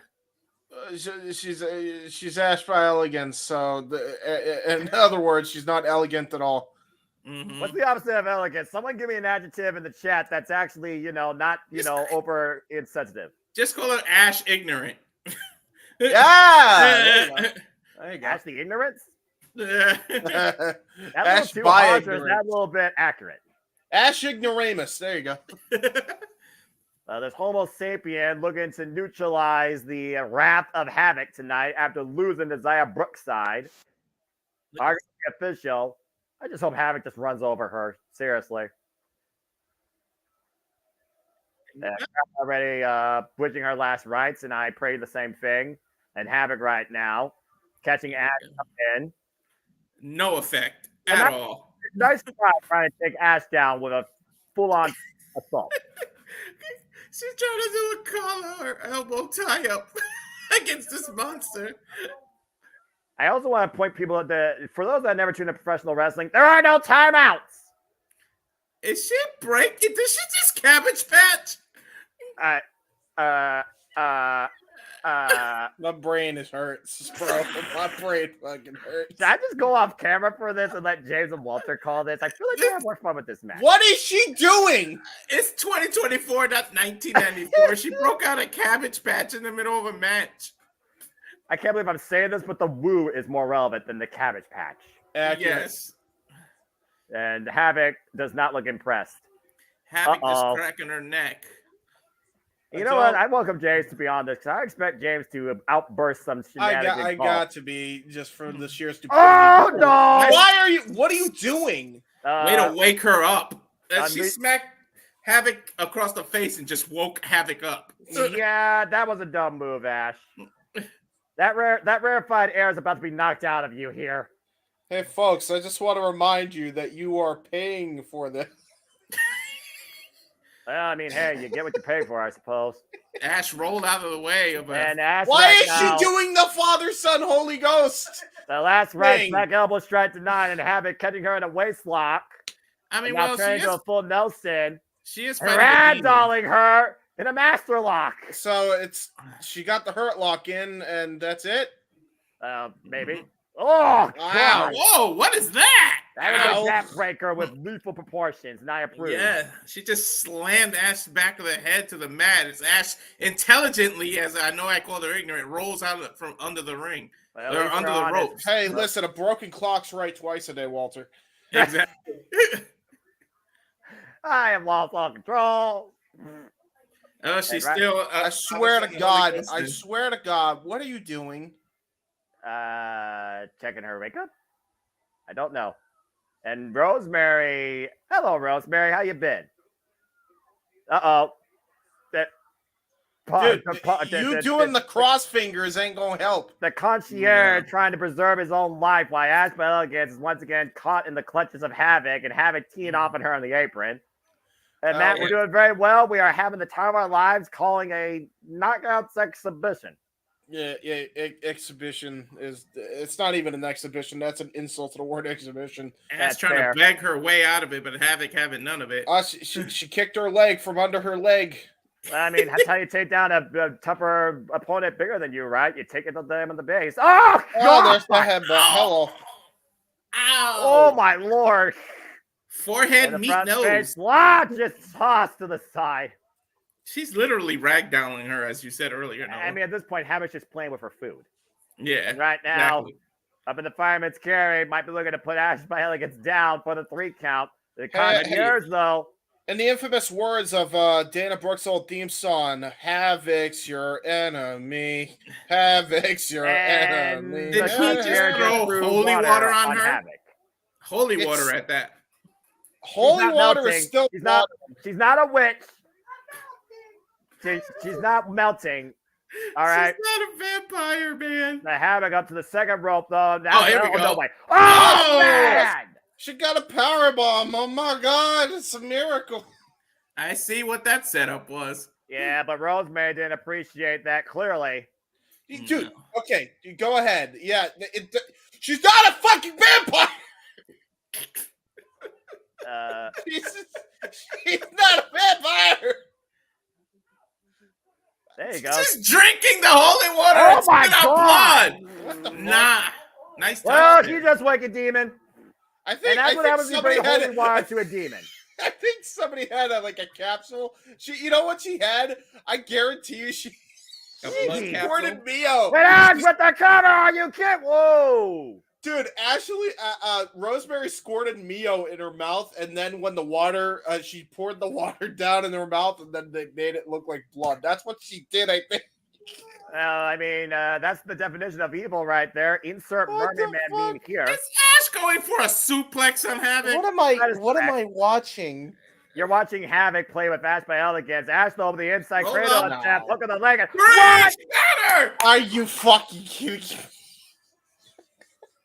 You said it earlier, Noah. Momentum's a hell of a thing that carries you over the rope. And apparently a good hook of the leg as well. Exactly. I hate this. She shouldn't have won. I'm having fun with it, though. Sometimes you need goofiness. I agree. Ash by Elegance just being a former TNA Knockouts World Champion. What? Is she gonna hit her in the back you of the head? won the match, you dumb. Oh my God. She's joking around with a garlic necklace. Havoc obviously furious with the laws, and Ash by Elegance not done here tonight with adding insult to injury. I know this is breaking the immersion, but we have to point out also that the freaking garlic necklace broke the minute she wrapped it around her neck. It looks like Ash is pulling a chair. Pulling a chair in play. Even in victory, Ash must have felt embarrassed. She anger. You won the match. Why are you so mad? Oh, what is this shit? Preferably, I would say Ash is mad because she has yet to challenge for the TNA Knockouts World Championship. She's already lobbied Santino to give her that opportunity, and Santino said no. Hey, you know what? Maybe there are some EVPs that would maybe the EVPs of AEW actually could get some female, because this one's throwing a temper tantrum like them. God damn. Elegance now going up to the top rope. What the hell is you looking for here? The rarefied air on the freaking chair. I think you do more damage to yourself with that. No.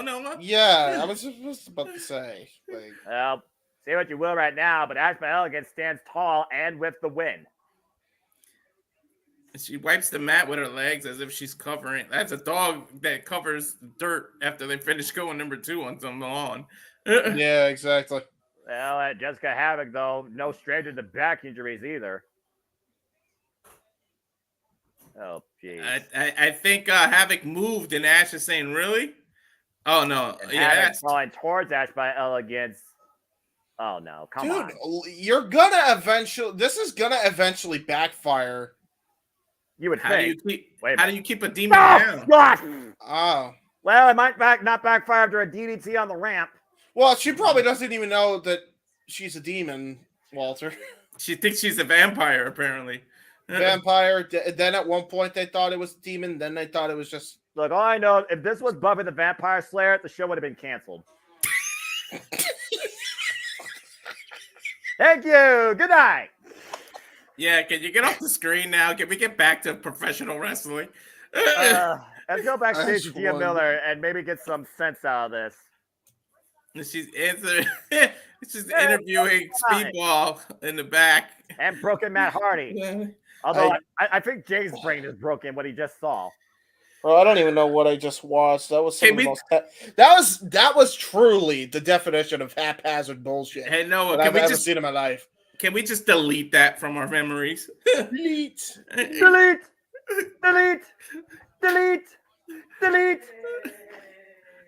I agree. Oh my gosh, that was something. Yeah. Boy, my brain.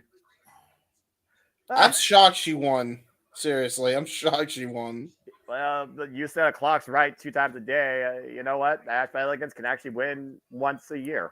Can we just point out, I've never seen a winner and a loser both look like losers, but that was the definition of that being the case.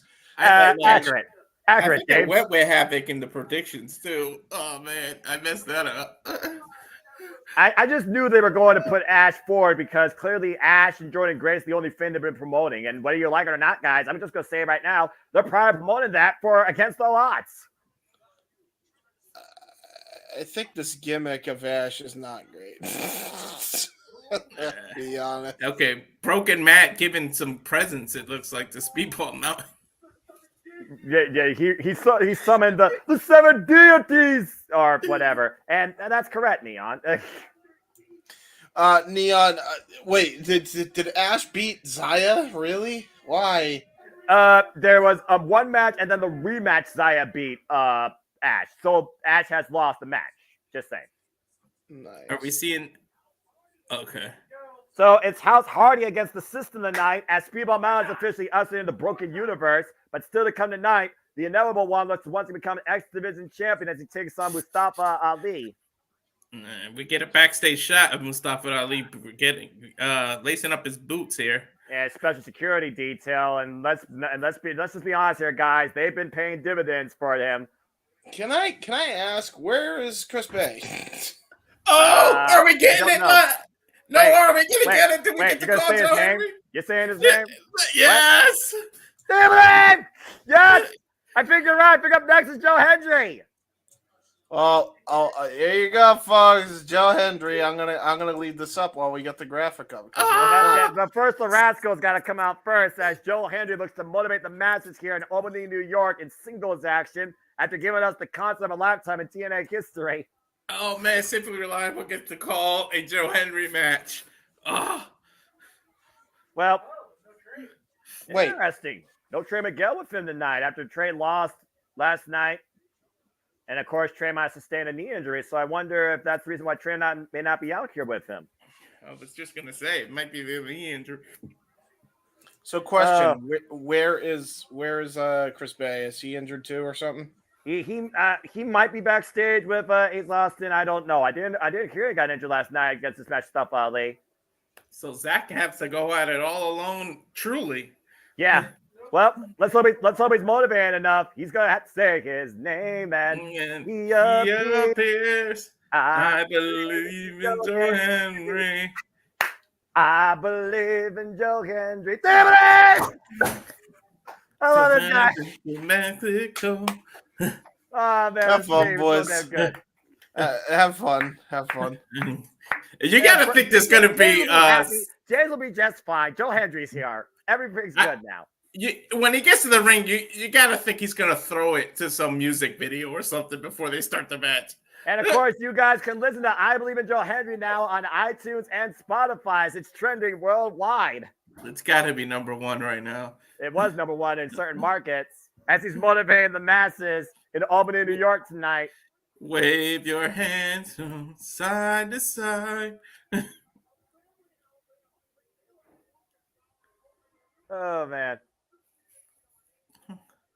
Oh, that fan has a CM Punk shirt. They took the camera off real quick. I think he's gonna throw it up to some music video, Noah. All right, well, let's hear from the man himself. Oh, wait a minute. He's got a song maybe for the Rascals? And again, we believe. Soon, and now they just mentioned congratulations. I don't know. His wife had a baby, so now we have to believe in Baby Hendry. Baby Hendry. We just went from madness to happiness real quick. All right.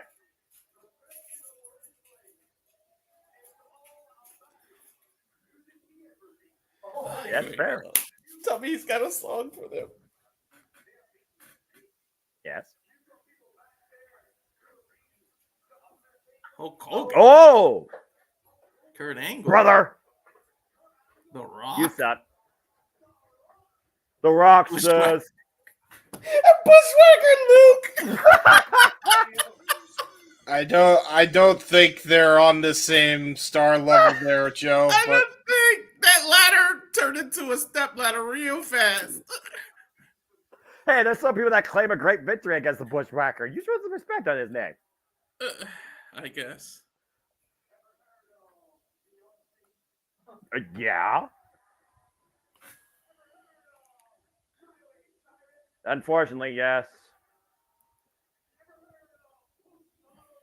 Post Malone, the circles.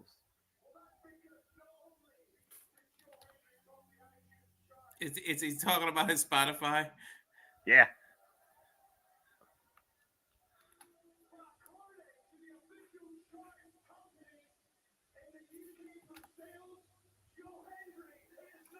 Number 6. Yeah, baby! Top 10!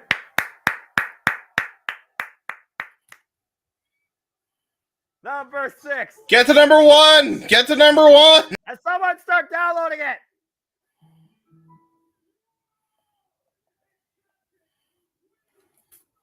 I believe, damn it! We believe. We all believe here. Ban any non-believer. What are we believing in?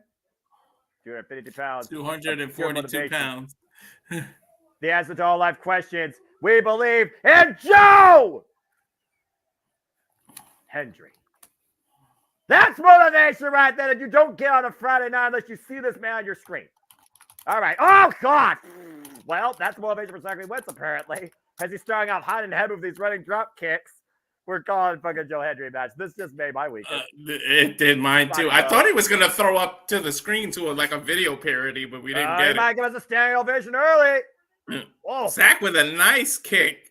It's like a one-legged drop kick out of the air. Again, we can't underestimate Zachary Wentz. Okay, well, let's be honest here. Okay, Zachary Wentz, he is a rascal, but he's a former TNA Tag Team Champion. And again, this is a very unique clash of styles. First time ever matchup.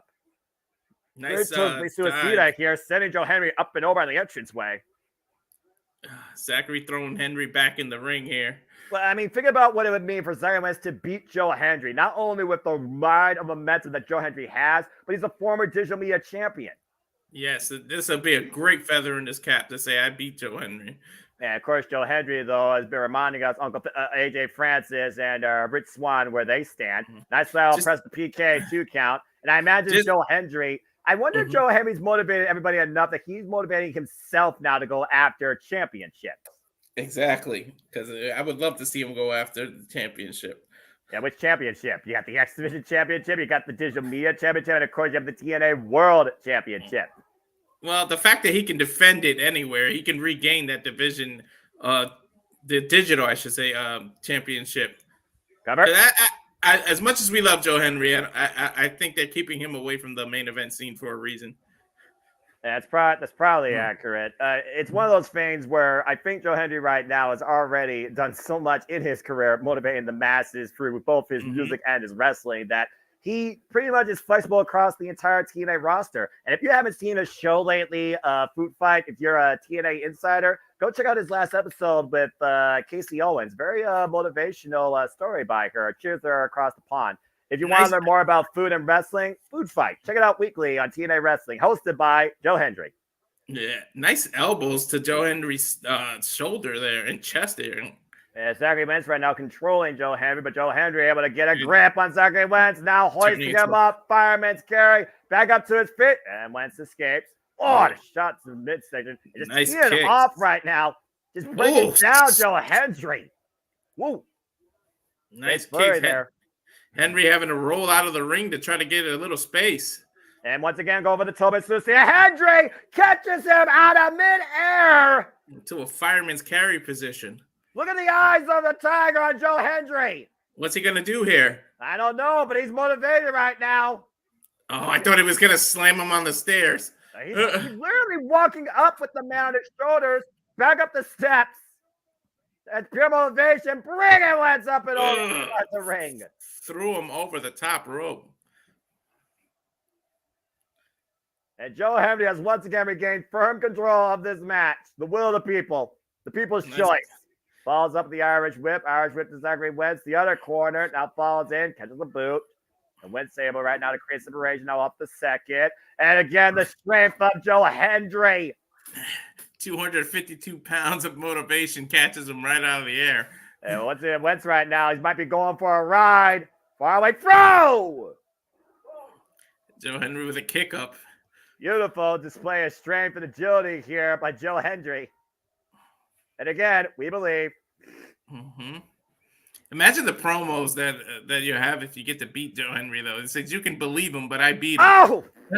Nice super kick. But it's hard to promo when you got a busted tooth. And Yeah. again, second Wentz teeing off against Joe Hendry, breaking him down. Another great combination offense here. And a double stomp this time connects. To the lower back. And I agree, Neon. And right now, Zachary Wentz might be looking to go the high-risk district to put down the most motivational man in TNA wrestling. Up to the top rope, and Zachary Wentz with the Swanton bomb. Cover. Is it enough on Joe Hendry? No. Joe Hendry powered out of that. Not quite enough to put Joe Hendry down. Great resilience by the former Digital Media champion. As we go to the replay, that was a beautiful looking swanton bomb. A bit of a lackadaisical cover, though. I think Zachary Wentz got a little bit too full of himself in the moment and allowed Joe Hendry to escape. Yeah, never go for cocky covers. And right now, mocking Joe Hendry. Again, critical win here for Zachary Wentz. He does not need to be taking Joe Hendry lightly, nor this likely. No. Especially the Trey Miguel loss. Oh, God! Right to his face, man. The highest arm drag I've ever seen in my life.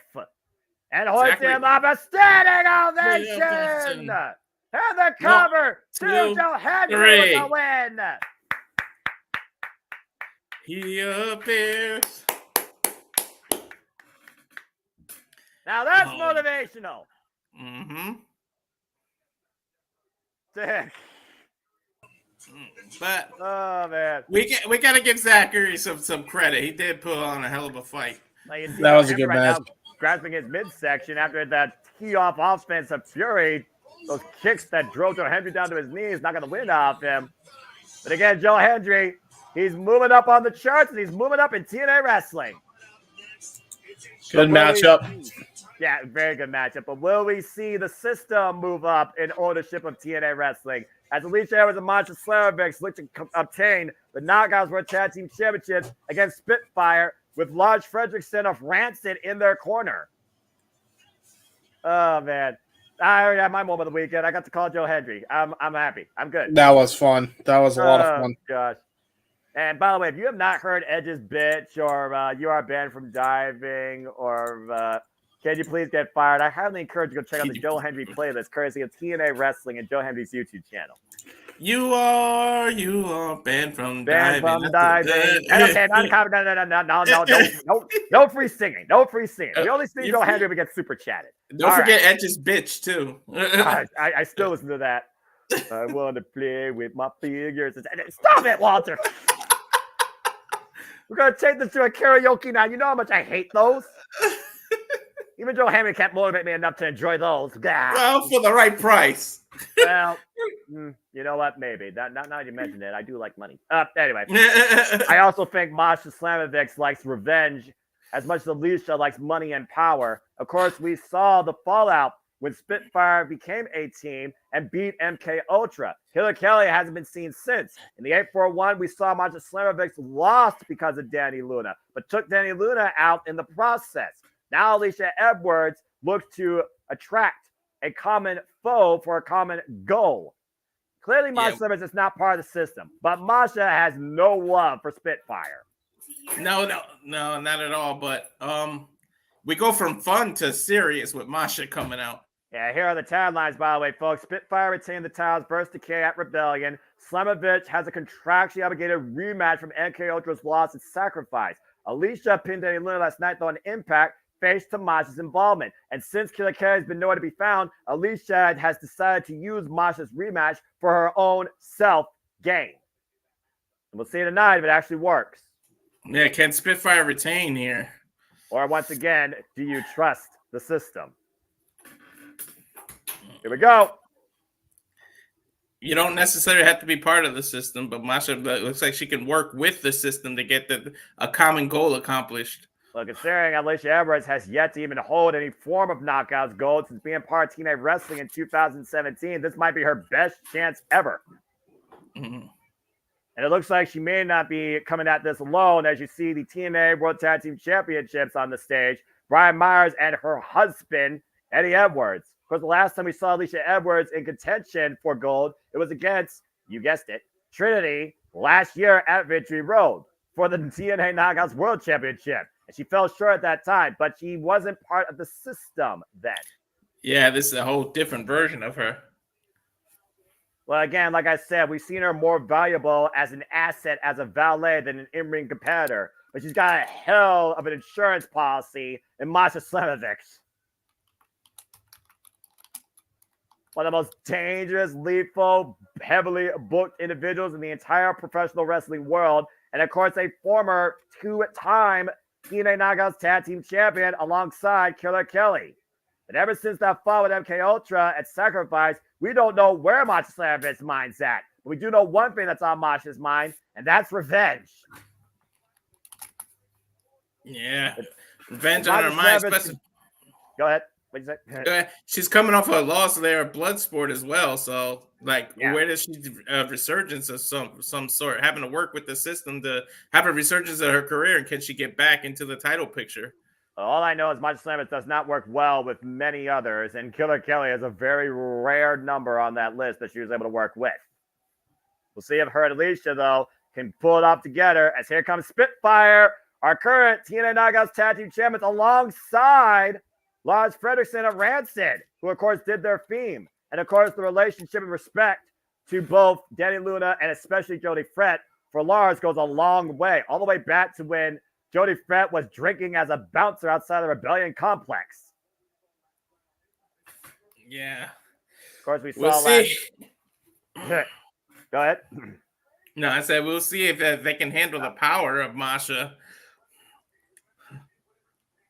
It's just one of those things, though, where, again, we've already seen these titles change now 4 times this year alone in the rebirth of TNA since Hard to Kill.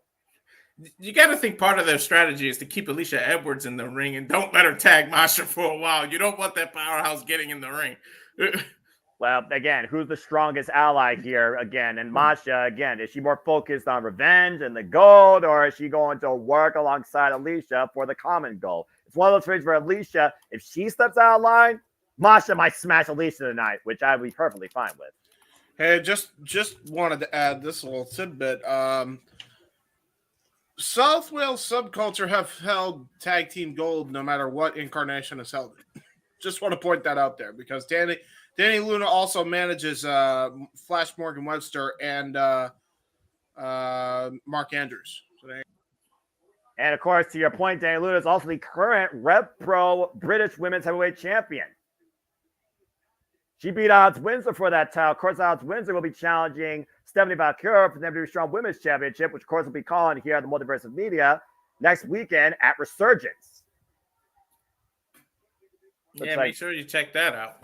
It all intertwines, folks, except if you're AEW and then you're mad that they like WWE. Anyway, carry on. Subjective.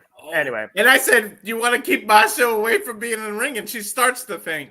Well, it's smart strategy when you think about it, though, because, again, we know that Masha has the experience and definitely has the vendetta against Dani Luna. And if Alisha, if all she wants to do is just make sure that her team wins, let Masha lead. And if you're smart, let Masha get the pin. It's just one of those things where Alisha needs to know her role and shut her mouth. Masha Even if she's the one that suggested this. Masha showing her athleticism right now. Well, we all know the background of Masha Slamovich. And right now, Spitfire, though, great double team combination here. The sliding lariat follow-up and the follow across body. Jody Fret legal cover. Gets a 2 count. I think Luna blind tagged herself in there. Again, Spitfire, they became a team out of respect after what these two did against each other during the Ultimate X match at Hard to Kill. And then out of nowhere, they came together and beat MK Ultra. And all it took was 4 minutes, and Jody Fred was on the blunt of the end of punishment against Masha Slamovich. All it took was a single tag and a schoolgirl, and we had new Naga's tag team champion. A double delayed suplex. This is about 30 seconds in here. And they might hold her up all night. The blood rushing to Masha's head right now. Smart strategy, though. And Dani with one arm. Oh, God. What happened to you got a 5 count to do double team moves? I feel like in that variation, it's kind of hard to count that only for 5 seconds. Just to be fair, I think you're allowed to have one hold. No, it doesn't matter how long you hold them for in the tag team move. Mm-hmm. It just you're allowed at least one maneuver of some variation before you get a 5 count started. Yeah, let's be honest here. There's enough leniency in the TNA Knockouts division where they can get away with practically anything. To the point, Alisha Edwards right now trying to take advantage of Dani Luna. And stun gun across the top rope. Now Masha off the top. The double stomp out of the corner. To the midsection. Not going to win on Dani Luna.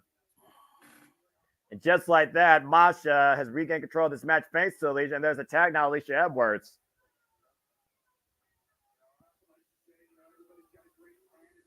It's always one of those things where everyone's got a plan until they get punched in the mouth. In this case, until you're not the win out of them. Alisha right now doing more jaw jacking than wrestling. Not a smart strategy against Dani Luna, representing the subculture. Oh, God. And immediately taps out to Masha. Big surprise there. Clubbing shot to the back of the head of Dani Luna before she can make the tag to Jody Fret. I don't think Luna got the tag, by the way. The snapmare right now. She's literally ripping her by her hair and teeing off. Big PK for Dani Luna. Cover, lateral press, and a 2 count. Again, it's one of those things where I do think, again, in the TNA Knockouts Tag Division, it's not abnormal to see a first-time ever pairing win the titles. Again, Spitfire literally did that in less than 4 minutes. Yeah. And right now, Dani Luna isolated with the double flapjack, and Masha Slamovich follows it again with a running PK. Alisha Legal running senton, and Edwards now with the cover, hook on the far leg, and a 2 count. For two people that haven't teamed, they're working well as a unit, but that's how you got to do. A system works only when everybody works together. Yeah, well, system also has its flaws, and I'm just waiting for a bug to happen here where one thing doesn't respond correctly. We saw what happened earlier with Steve Macklin and Frank Gazarian. Oh, God! And Dani Luna just took Alisha Edwards' head off. Sometimes it's just a problem in the coding. Tag to Jody Fret. The wild child in the ring. And Alisha, look at the look of fear and concern. Alisha bumps into Jody Threat here. Yeah, she feels for her face. Well, Alisha knows. Oh, God. Alisha knows what's ahead for her. Mm-hmm. We saw what happened with these two first face chart one-on-one back at Final Resolution Impromptu. Alisha has not gotten over that punishment yet. Probably hasn't recovered either. And Jody Fred looking to follow up. Alisha able to get out of the corner. And Jody Fred right now. Body slam. No, garbage, no driver. Cover 2, and Masha. Masha puts her. Masha coming back in the frame. Just able to prevent the cover. I think she's going to drag Alisha to the corner to tag herself in. Why wouldn't you? Exactly. Again, right now, it's smart tag team strategy. Masha knows that she's the fresher, more capable competitor in this match on this team. Pump kick to the side of the head of Masha, though, by Jody Fret, who's going wild right now. Masha here. Double knees. There's the Saturday Luna. She whipped her hair back and forth there. Yeah, more like a helicopter, actually. German suplex with a bridge. Low bridge. Cover two. No. Oh. But I'm here right now. Sitting in the corner. Yeah, I knew that was going to come into play. Great that was combination. A beautiful looking bridge here with a nice German suplex. Low bridge by Dani Luna, though. Obviously, the double stomp to the back earlier prevented Dani Luna arcing. Oh, and Masha, though, with a cheap shot to Jody Trent off that interference spot. And Masha trying to take advantage, sending Dani Luna into the second turnbuckle. Ah, that counts to the back of Jody Trent. I think it's safe to say the ref is losing control of this match here. Good power bomb. And it's Alisha Edwards. This can't be. No. Illegal. Oh, I thought she was going for pedigree. Pedigree game over. Float over. 1, 2, 3. We have new tag team champions. And Alisha Edwards is finally a champion in TNA wrestling. Oh my God. The belts continue to be hot potato, though. The system have all the gold. Are you shitting me? To the point to change, though. Bigger point, Walter. The system now has all the gold. The system works. And the system is at full capacity. Are you telling me? Wait. So what happens if? What happens? The hell? Killer Kelly comes back into the fray. I don't know. No honestly. idea. I think they got to cross that bridge when they come to it. TNA champions are Alisha Edwards and Masha Slamovich. Well, what happens when the system has no glitches, Noah? It works to perfection. But does that mean that Masha is officially part of the system? Who knows? I would imagine. By default, right? Just long enough to hold the title. I'm shocked. I'm absolutely shocked. Oh, fucking get this guy off my screen. He should be banned from diving, from promo. Best be banned from TNA. But anyways. Banned from wrestling. He sucks. He's flop dollar for a reason. Well, I'm just going to continue focusing on the TNA Knockouts Tag Division, which, again, we have new Knockouts Tag Team Champions and the system that hold all gold. The system has reached the highest capacity of functionality that they can right now. The system is effectively becoming the Matrix. What happened in the Matrix? The system took over everything. Yeah, and everything else was turned into a battery. Exactly. Yeah, before we get and continue talking, I got problems here. Rich Swann does not need a goddamn mouthpiece. Why do we have Flop Dollar talking for Rich Swann? I has issues with this. I don't know, man. I don't pay attention to Last Clash. You know I don't. All right. I stay in comfort class. So I'm just saying. Hey, look! Congratulations to Masha Slamovich and Alisha Edwards winning her first title ever in TNA after nearly 8 years in the company. It's bargain bin shit row. And that's saying a lot. Noah, you can talk about a fall from grace. Rich Swann basically carried the company during the pandemic, and look where he is now. Yeah, having to be paired with Flop Dollar as if the guy needs a damn mouthpiece. Why? Well, I guess it gives nothing else. It makes him relevant. I mean, he did start the new era TNA with a loss to Steve Macklin. Mm-hmm. This makes sometimes you can't fly on your own. You fly with a partner. But tonight we'll see him actually wrestle solo as he takes on Jake Something one-on-one. Why is he wearing a baseball cap? I guess, Noah, for clarification, what happens with the predictions league since they changed the Rich Swann, the match from something to Rich Swann? As the match literally has been changed, the match gets thrown out. It's as simple as that. We don't have the competitors here. This is an impromptu, completely different match. It's the reset. It's Rich Swann versus Jake Something instead of Jake Something versus Hammerstone because Hammerstone wasn't magically clear to compete. It has to be. So you got Jake Something better win this than just to. Well, as much as I want to believe in something, you got to consider AJ Francis will do what he can from the outside to make sure Rich Swann wins. Here's the fucking thing. If they're going to have him be a manager, fine. That's fine. But at that point, then get Rich Swann paired up with Kenny King.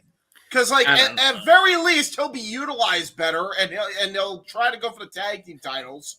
This shit sucks. With Flop Dollar, it's just Rich Swann is becoming the Wish.com version of Swerve Strickland. Hey, here's what we can best hope for, you guys. Jake Sullivan might DJ Jazzy touch Rich Swann on top of Uncle Phil on the outside of the ring. He's fighting a dude named Jake something. He Something! still doesn't have a last name after all this goddamn time. He does have a last name. His last name's something. No, I swear to God, that's not how this started.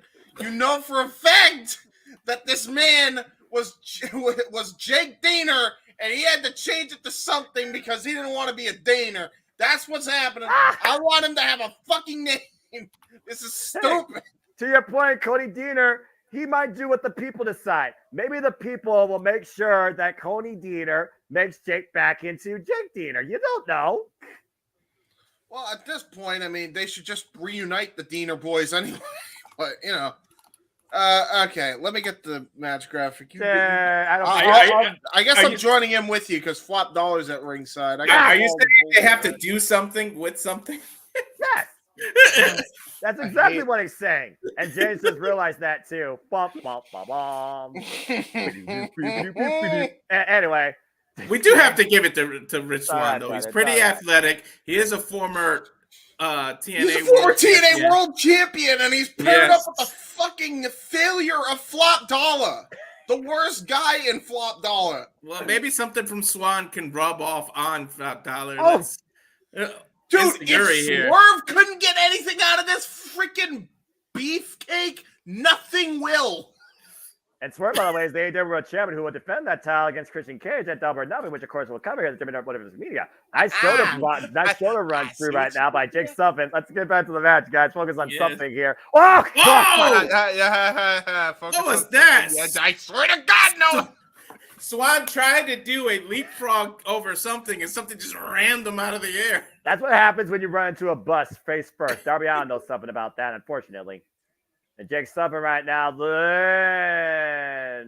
AJ Francis preventing the dive. Get the fuck down off the apron, you fucking low. AJ just banned Jake something from diving. Well, right now, Rich Swann might be looking to take advantage from behind as he went to the outside. Drop kick! Nice kick. Jake takes something. AJ Francis runs through Jake Sullivan. Oh my God! He hit a shoulder tackle and he didn't trip over his own 2 feet. Oh my God, it's a miracle. Hey, look, AJ Francis has NFL history. He's the Cheez-Its champion, so, you know, he has some talent. Cheez-Its champion. Oh, that PK to Jake something. Was that a knee or a kick? I couldn't see. That was a PK by Rich Swann. Okay. He said he's a Cheez-Its champion. The best Cheez-Its champion they ever had, endorsed by Joe Hendry in music. Oh, that's fair. It had to have been a Joe Hendry line, isn't it? Yeah, of course. Hey, for all we know, TNA is on the verge of a Cheez-It sponsorship if Rich Swann wins. Think about that. This cheesy match brought to you by Cheez-It. Not really. We don't have a sponsorship with Cheez-It, although that would be hilarious. Yeah, I was about to say. Jake Sullivan just wants something to happen for him this year after falling short against Mustafa Ali for the X Division Championship. Rich Swann with the rig of the eyes right in front of the ref. This whole match makes me question why I like wrestling.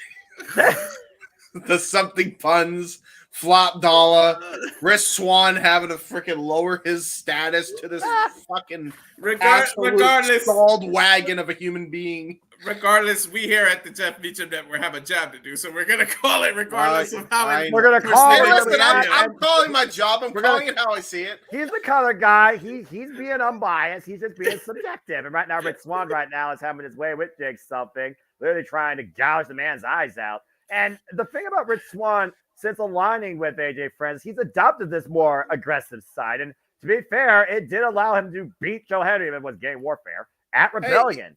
Hey, you remember when Kenny King teamed up with Sheldon Jean and he also had an aggressive side when he started becoming a heel? Oh yeah, that didn't work out well for him either. Well, neither man's in the company anymore, to your point. And Jake something is doing something. Yes, he did. To his ankle though? That was like weird. Uh-oh. Now something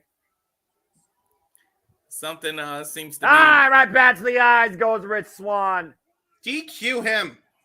Again, he's got to be getting admonished by the official at this point. He's really pushing the referee right now when it comes to the rules. But again, that's what a heel does. You exploit the rules to the fullest advantage. Go ahead. Go ahead, James. No, go ahead. I was just gonna say though, mind shit wasn't important. I'm just noticing every referee looks like the Angie to be there. They don't look happy. The TNA Ref Corps. I mean, they're as stern as they can be. And again, Rich Swann distracting the official. That cheap shot by AJ Francis. We knew that's the whole purpose of AJ being out there was for these cheap shots. I mean, he's as cheap as the day is long, but what do I know? Exactly. Well, I mean, he is cheap. We definitely established that commonality. I mean, cheese is probably the one thing you can afford even outside your local Dollar General. Oh! It's going to say he's cheese-it cheap. Yo, you know what we should do? Flop Dollar and Dimeless Dana should be a team. There you go. I do not need mixed tag team challenge nightmare in my mind with two of the worst things possible coexisting on my screen. Just saying. Oh, God, man, what a body shot. Not something trying Rich Swann on that one. Something trying to build some momentum, but I'm glad you said something besides something. And meanwhile, Jake something preventing the sunset flip, now hoisting up Rich Swann. And again back to the eyes. Okay, every chance Rich Swann gets, he goes back to Jake something's eyes. Dude, I thought ELP was bad with the back rakes. This is just getting ridiculous. He keeps going to his eye right in front of the ref 3 times. He choked him with the ropes in front of the ref. Cover. Yeah, dude, at least 3 strikes, you're out. DQ the man. Like, what are you doing? You get your Angie face, you're looking like this, and you don't DQ the fucker. What are you doing? What are the rules? What are the rules? The ref saying, "Well, that's not in the script." Hold on, I gotta do the referee's face if you're gonna do that now. What are the rules? I don't know the rules. What are the rules? These are the weakest kicks that I've ever seen. What is Swann doing? Kastler, you're definitely not wrong, by the way, and none of your thoughts. Again, for everybody that's tuning in, by the way, it's Under Siege is still underway. It is Jake Summer versus Rich Swann impromptu since Alex Hammerstone was not medically cleared to compete. We wish the best to Alex Hammerstone. And right now, got jacked with a clothesline. Turned Rich Swann inside out. Ding, ding, ding, ding, ding. We got a $10 super chat. As promised, JJ for tomorrow's Star Wars trivia. Can't wait. Also, Mr. Simpleman, join Chase U. We will start a super chat goal tomorrow if we must. You joining Chase U equals JJ giving a football a chance, apparently. That'll be the day that, like I said, I already said what I said. I'm going to leave it at that. And right now, look at the strength of Jake Summer. But thank you, Josh Manson, for the super chat. Now hoist him up on the shoulders. Oh, man. Shoulder breaker. Cover to win at 2 count. I will say this, even though his name is Jackass, Jake something is scary strong. He is the anomaly of TNA wrestling, despite the fact that he's done something for so long and has won nothing when it comes to the big title. Don't let his name fool you. He's a pretty big guy. He's at least 6'3". Almost looked the Summer Swann into the void, but got caught with that spinning back heel kick. Ran into a running hurricanrana. Oh. What the hell was that? It was a botch is what it was. That was super got with that kick, heel kick, cover, 2 count. This is why you don't pair yourself up with Flop Dollar and have the shitty jeans. This is what happens, Rich. I think Joe Henry illustrated that best in his shout out to Creed with his variation of higher. But anyway. Rich Swann is trying his best. You can only cook with what ingredients they give you. That is true. This isn't chopped, and I think that he has a better chance of getting a better basket than he would on the show. A forearm shot by Jake something. Bull hammer elbow and anti-air raid crash. He pulled something out of the air there. And Rich Swann is not doing great. Got the spit out of his mouth. Jake Summer went to get. AJ Francis with the top rope. AJ pulling the ropes. Again, it's literally a handicap match here. Every time you think something has something going, AJ Francis neutralizes it. Pretty much. And no one's going to come to the aid of Jake something. Uh-oh. Wait a minute. Oh! Quick-handed! DQ the fucker! DQ him. DQ him. I think AJ has officially been. Let's do it, Ref. Wait, what? What? Whoa. What is this? That's Cody Dieter. Yeah. What the hell is happening? Wait. Are they going to turn this into a tag team match, Noah? You gotta be kidding me. Yeah. Uh-oh. No. There's another choice. Oh, No. we're gonna choose. The people are gonna choose. I know what this is gonna be. No. An impromptu match turns into another impromptu match? No. No. You're not in Albany, James. No. I don't know. Yeah, Those I don't think the people. No. I don't think the people of Albany can hear you, James. No. Please say no. No. No. No. Chop down the Dollar Tree. I like that. No. That's an insult to Dollar Tree, though. I don't want to see Flop Dollar in the ring again. I thought we were over this is SmackDown. There's some choices that the audience has to make, Noah. You want to tell He's the people what the people's choices choice. were? He left the power to the people. The No. You got spoken. What in the, no? Well, hell's broken loose here in the Impact Zone. Cody Dieter teaming up against Flop Dollar. This guy sucks. Oh, no, I got caught. Oh, boy, this is not going to end well. Ah, God. Well, the people have spoken, and you just got chokeslammed by a fucking jack-off who can't wrestle. It's not going well for you, Cody. I think something's getting out. I think he's going to dive at AJ. Jake Summers not bad from diving. Oh, he did the Mike Awesome dive. Okay. And he got all of it. And this match is still going, by the way. It's still Rich Swann versus Jake Something. And now Rich Swann looking to fly over the top. Hello. He accidentally did a 450. He did a 450 into a lariat, by the way. And handspring cutter. Handspring cutter. Rich Swann climbing the ropes now. And might be looking for that 450 splash. Takes something Purposely and the this drop time, Noah. throw, the back front splash.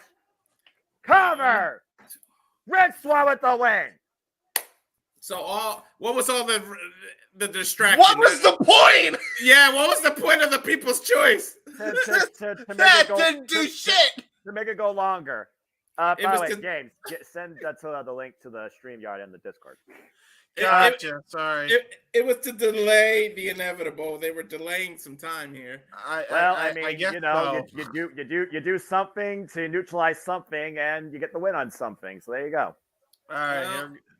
I will be sending the link to the Tilla and send her the Discord as well, so that way she's in sync with us too. I think she is in the Discord, but I don't see her though. But anyway, Rich Swann with the win tonight. Alongside Dollar Tree, Uncle Phil, Flop down, AJ Francis, first class game the win tonight against Jake Something and the People's Choice, Cody Dieter. No, that was tell me you want to buy some time without telling me you want to buy some time. Well, how about I buy some time with this? Go buy a shirt, courtesy the Deputy Director of Multiverse Media. Go support TNA Wrestling if you want, all right? Go and, do something more worthwhile. Buy a box of Cheez-Its and drink it with your favorite bottle of primers. We're prepared to cover Backlash tomorrow afternoon.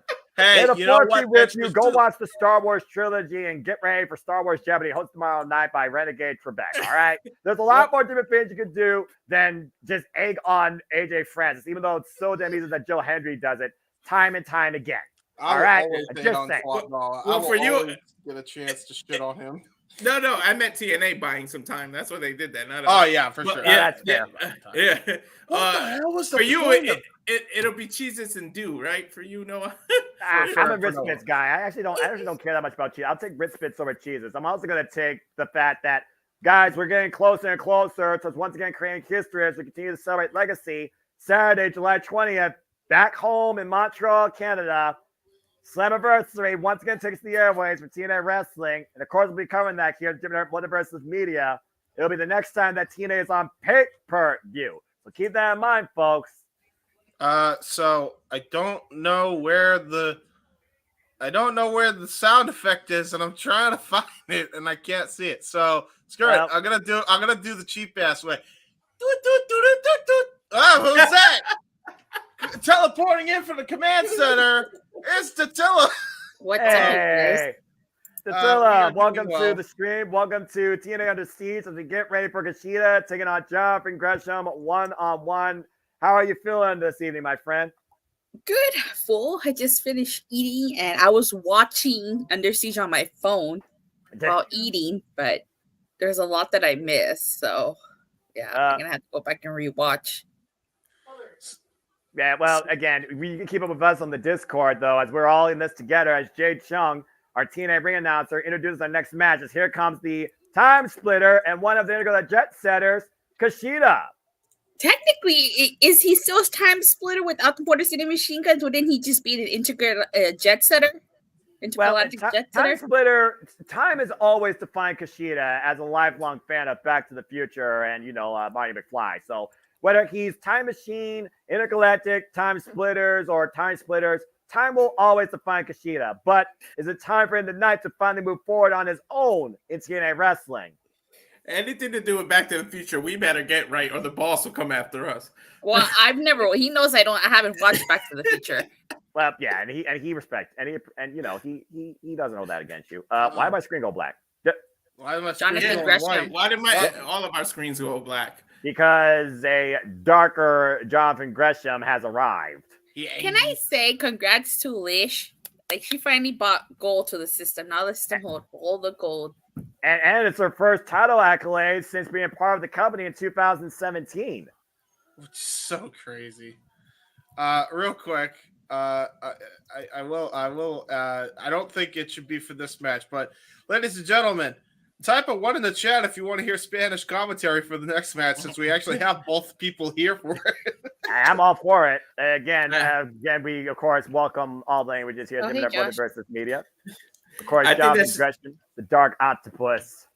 I think to be fair, that should be held for a big event, and let JJ let JJ coordinate that, or I feel like JJ's slowly trying to take over the Multiverse of Media, or become the next heir. I'm the one producing, so I figured I was gonna say, I know you're producing. You crazy fool. I'm thinking it's Jonathan Gresham attire. Thinking it. Well, again, we saw these vignettes of Jonathan Gresham. He talked about wearing a whole different mask, and it's like a darker, aggressive side of him is being brought forward. And this is the guy that used to demonstrate nothing but pure foundations of professional wrestling. Looks like that all went out the window. Big anger. Well, they say mask. Octopi, if that's how you plural, they ink, and maybe that now he's inking and he's got the darker version of himself. No, are you saying he's gonna blank Kushida tonight? Not about Taya.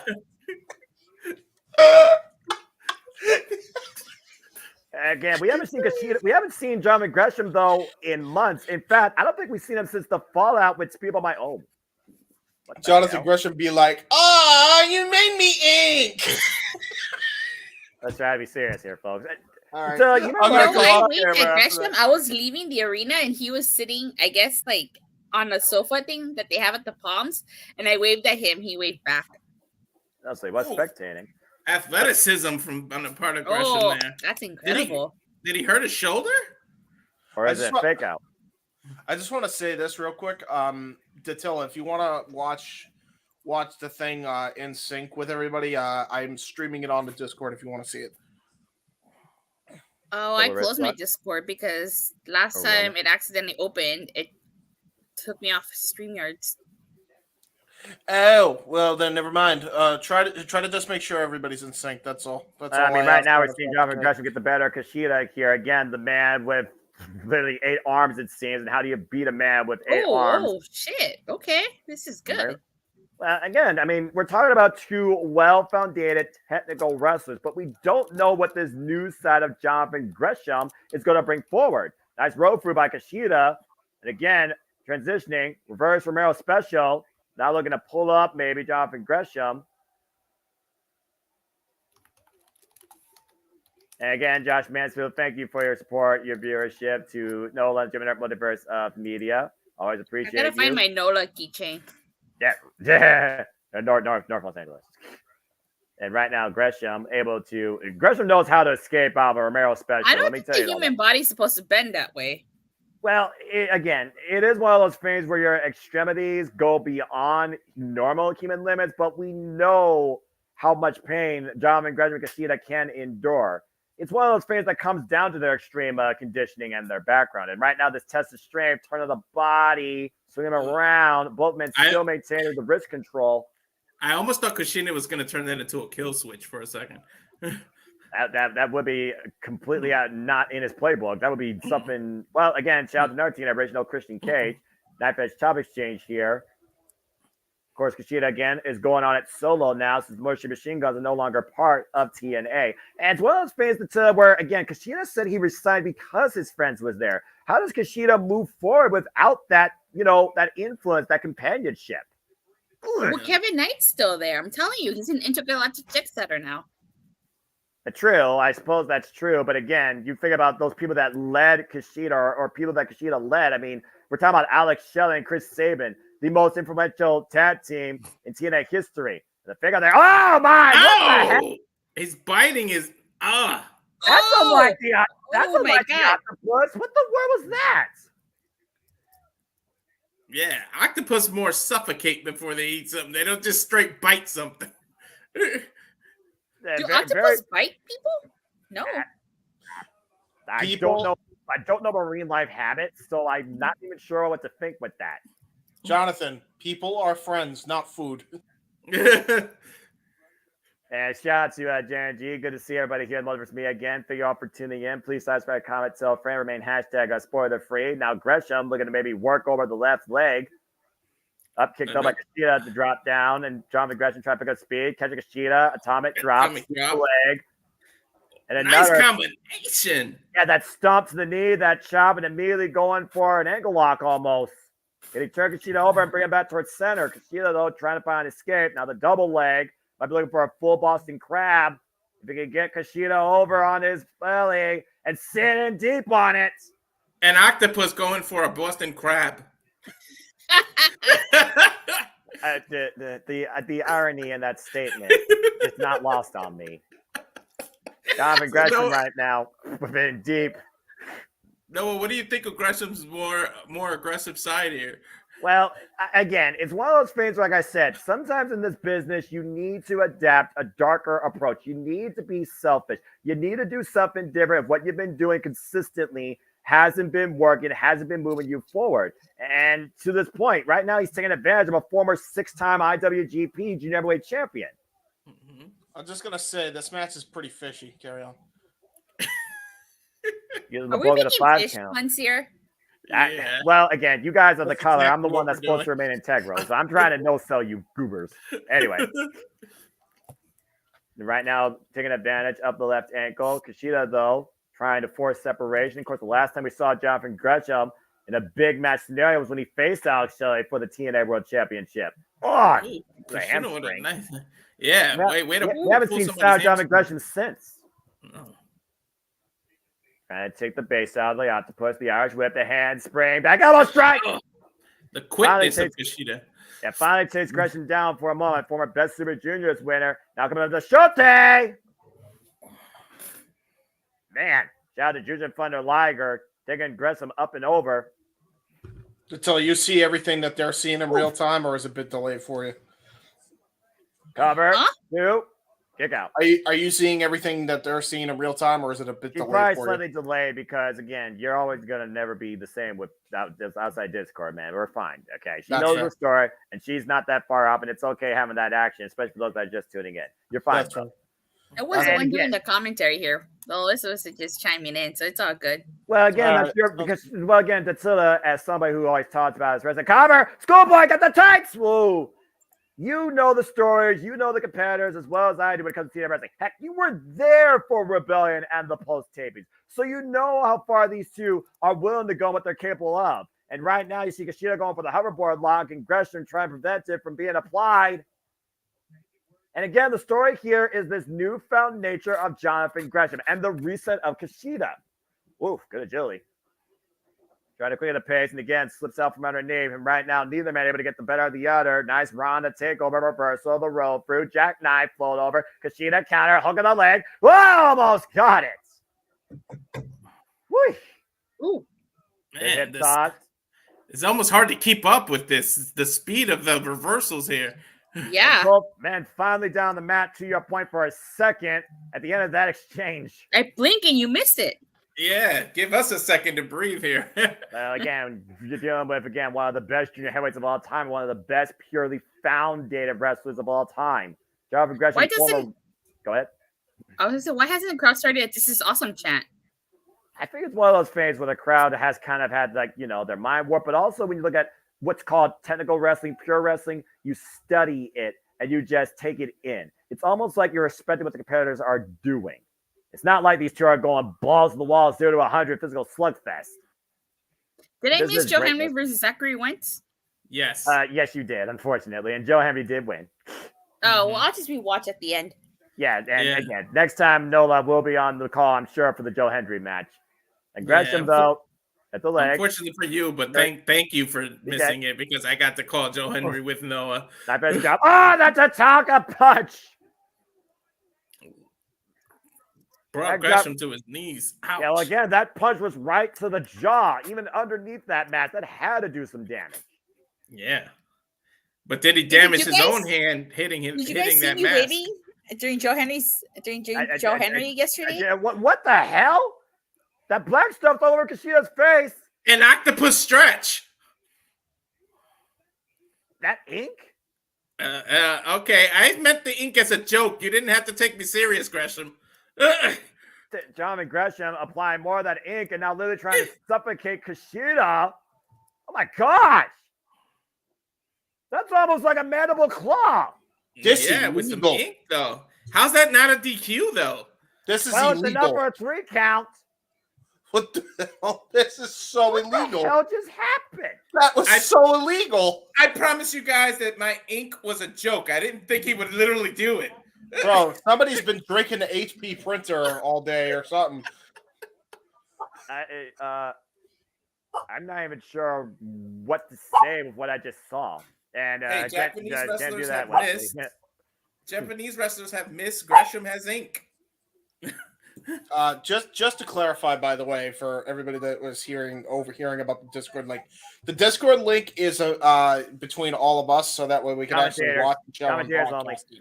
Yeah, commentators only Discord. It's all a private channel for the network. And again, Kushida right now just trying to get his breath.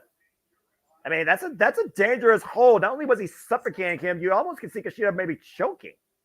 I'm tweeting my thoughts, you guys. How is that legal, Noah? I don't. What the hell? I don't understand this. I don't know what Gresham has become. Oh, but Sandy brings up a good point. Octopus never use ink. Squids do. That's mostly in defense. Think Gresham is a squid now. But he beat him with a modified octopus, and then oh dear, Kushida is going to need some attention, I think. Let me Google this. But whatever the hell Gresham has become, it certainly is something far more dangerous than we've seen before out of a man known as the Octopus. And Kushida right now needs some serious help and someone clean out that mess.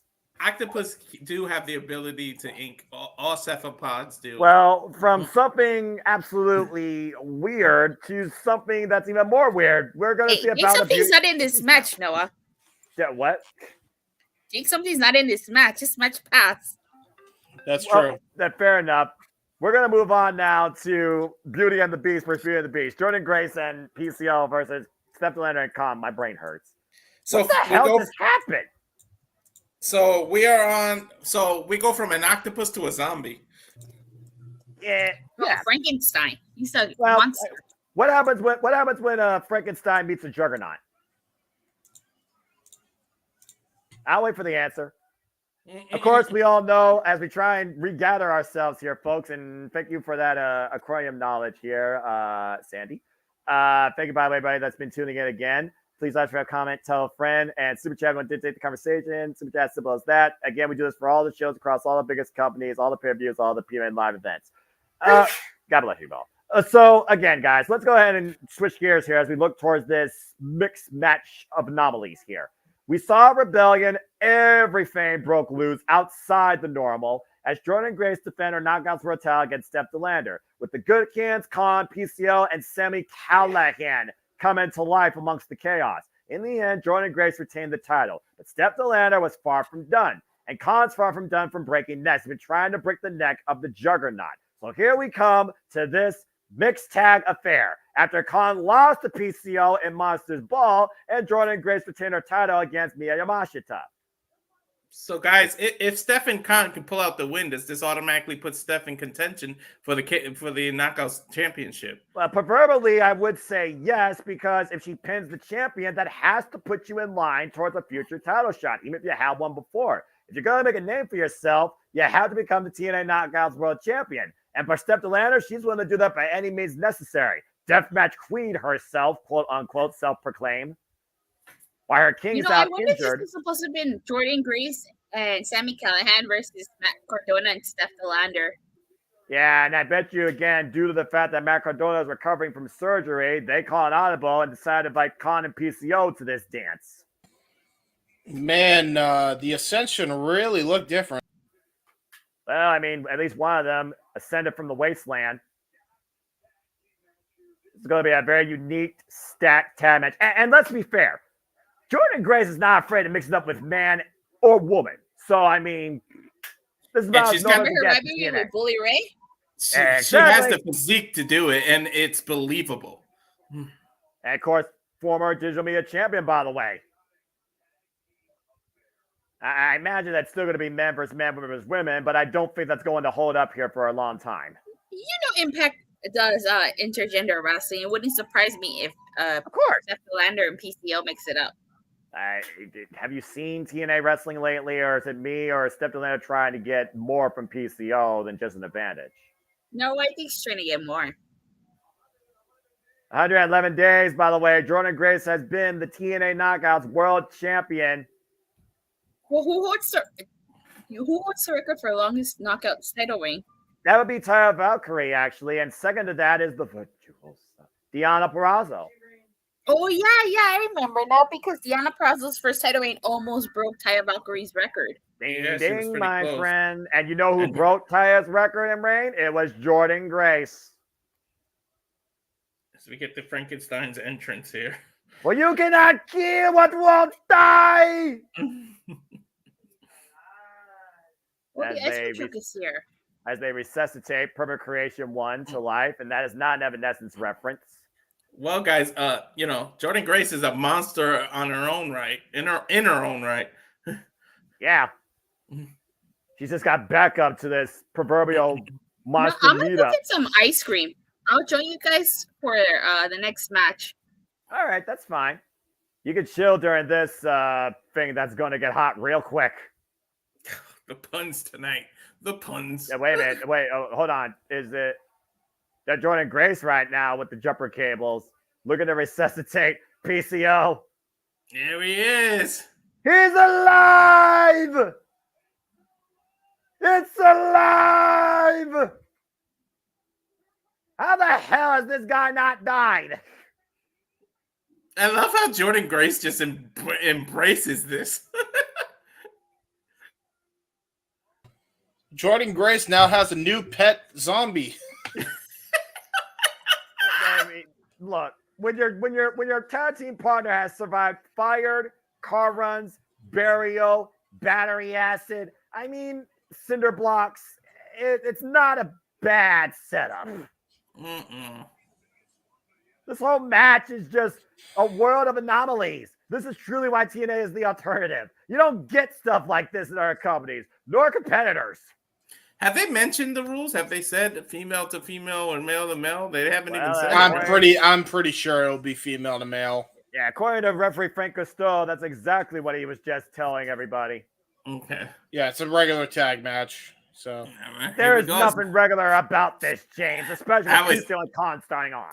No one took the words right out of my mouth. There's nothing normal about this at all. That's fair. I mean, you got a whole host of characters in wait, here. Wait. What? Oh. What's going on here? Did Grace just say, Yes, let he me did. start this against Khan? Yes, he did. Hey, Khan's been trying to snap her neck since Rebellion. Jordynne Grace's been waiting to get a hold of this guy. And again, Jordynne Grace has the physique for it's believable to see men versus women. I would say Jordynne Grace is in the best shape of her life. Exactly. And of course, the first ever knockout to win the Call Your Shot Gauntlet. Grace with a chop to come with no effect. Well, again, it's one of those fans where Big Mama Pump might believe she's the strongest in the ring, but reality has a real hard wake-up call sometimes. Khan is very big. He's a big boy, and he's scary. Yeah, he might be. Jordynne Grace right now doesn't look just intimidated. The weight slot trying to go for a suplex here. What's he go, Noah? Noah, what's he go? 6'8", 6'9"? Yeah, 6'8" right now. Almost the same height as Dijak. And the fireman's carrying now Jordynne Grace. Uh-oh. Is she locking his arm now? I think she's trying to lock the arms right now to prevent the attempted death driver with a toss-off. She's got the death grip on this guy's shoulder and Nelson Vice. That's a full Nelson Vice. Whoa, hell of a vice grip. And she elbows her way out of the position. Oh, God. Oh, no. Oh, no. And that just fired up Jordynne Grace. She just took that chop like a champ, Noah. There's the reason she's called the Juggernaut, my friends. And right now, just teeing off against Khan, now looking for the Irish whip, and Khan doesn't budge. Again, the Chanaga's champ is not going to bat down from this man. She's not going to bat down from anybody, but she just got taken down with that elbow. Yeah. But at some point, the brain has to defeat the heart. You may have the heart to try to do this, but at some point, you got to know when you're outmatched. You should probably be smarter about this. And right now, Steph Delano looking to follow up what happened at Rebellion this time, looking for a dose of revenge. Steph with her own chop. Did you hear that, Noah? Of course. Came out of Australia, of course. And Steph Delano also with a height advantage to Jordynne Grace, but I don't know if she has a power advantage because the power game was pretty even at Rebellion. Not too many people could say they have a power advantage over Jordynne Grace.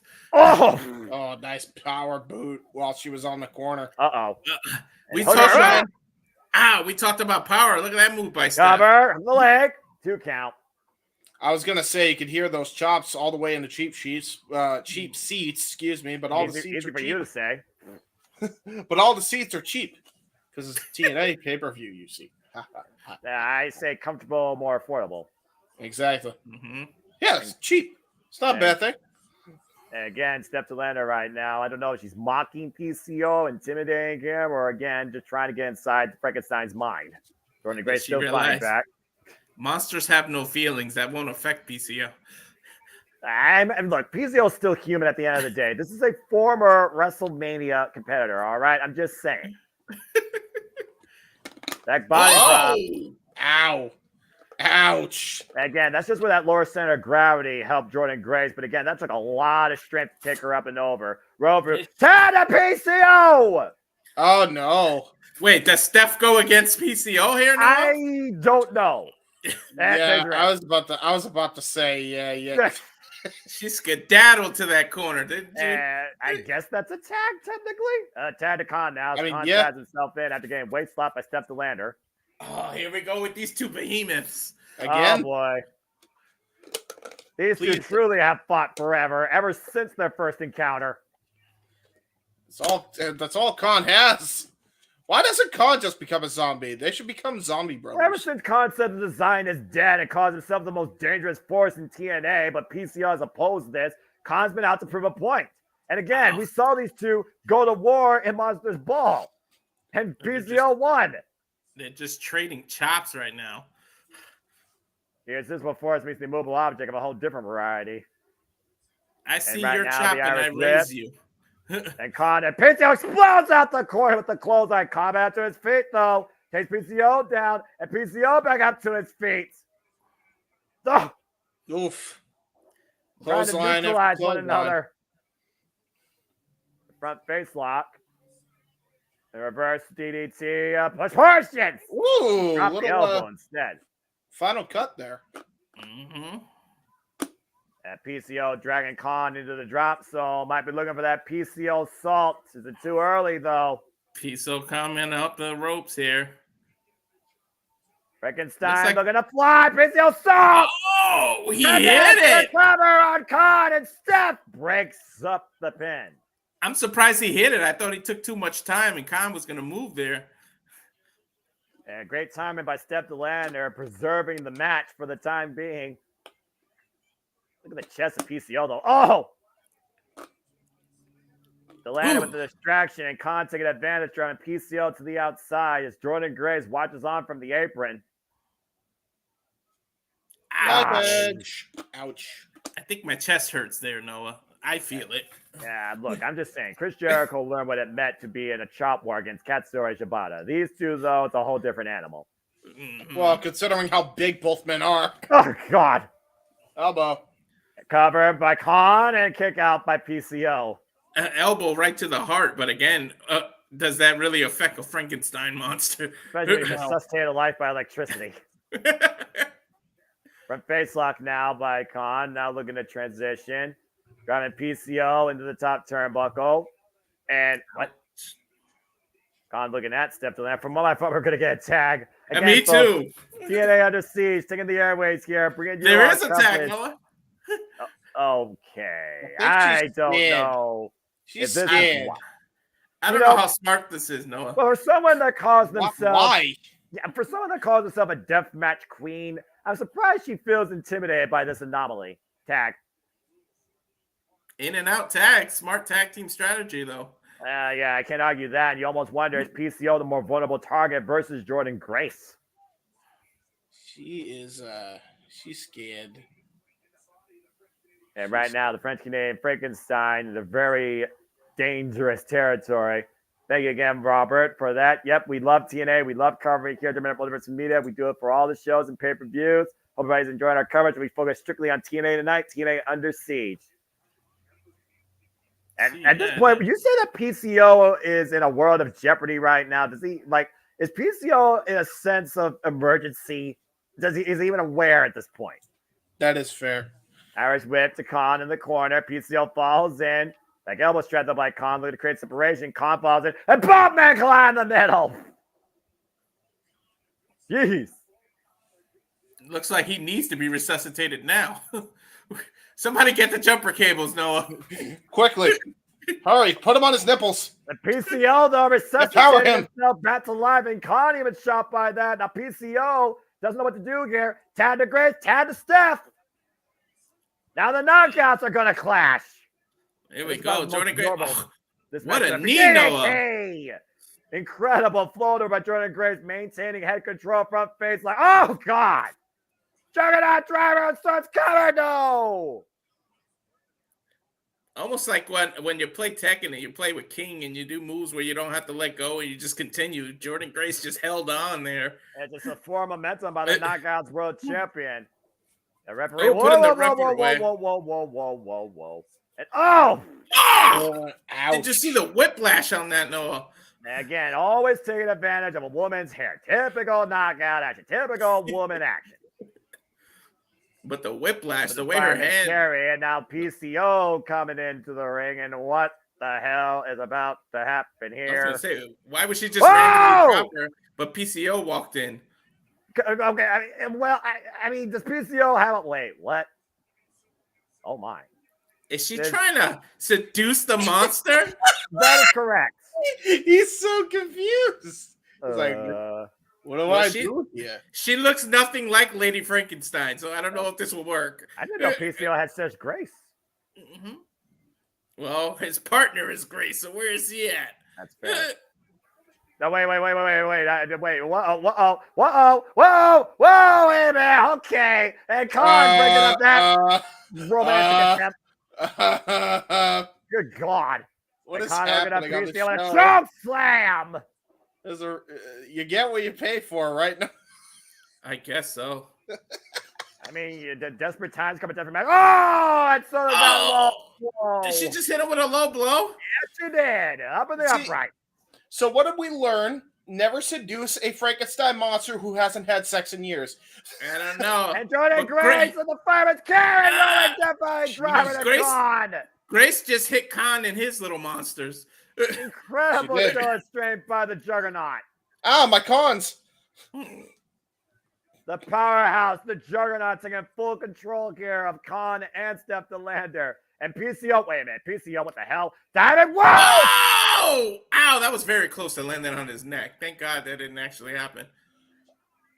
I think I'm not gonna lie. I think Jordynne Grace may have gotten a swift kick in the ass when PCO did that cannonball. PCO clearing the gateway while Steph DeLander sits in the cover. Whoa!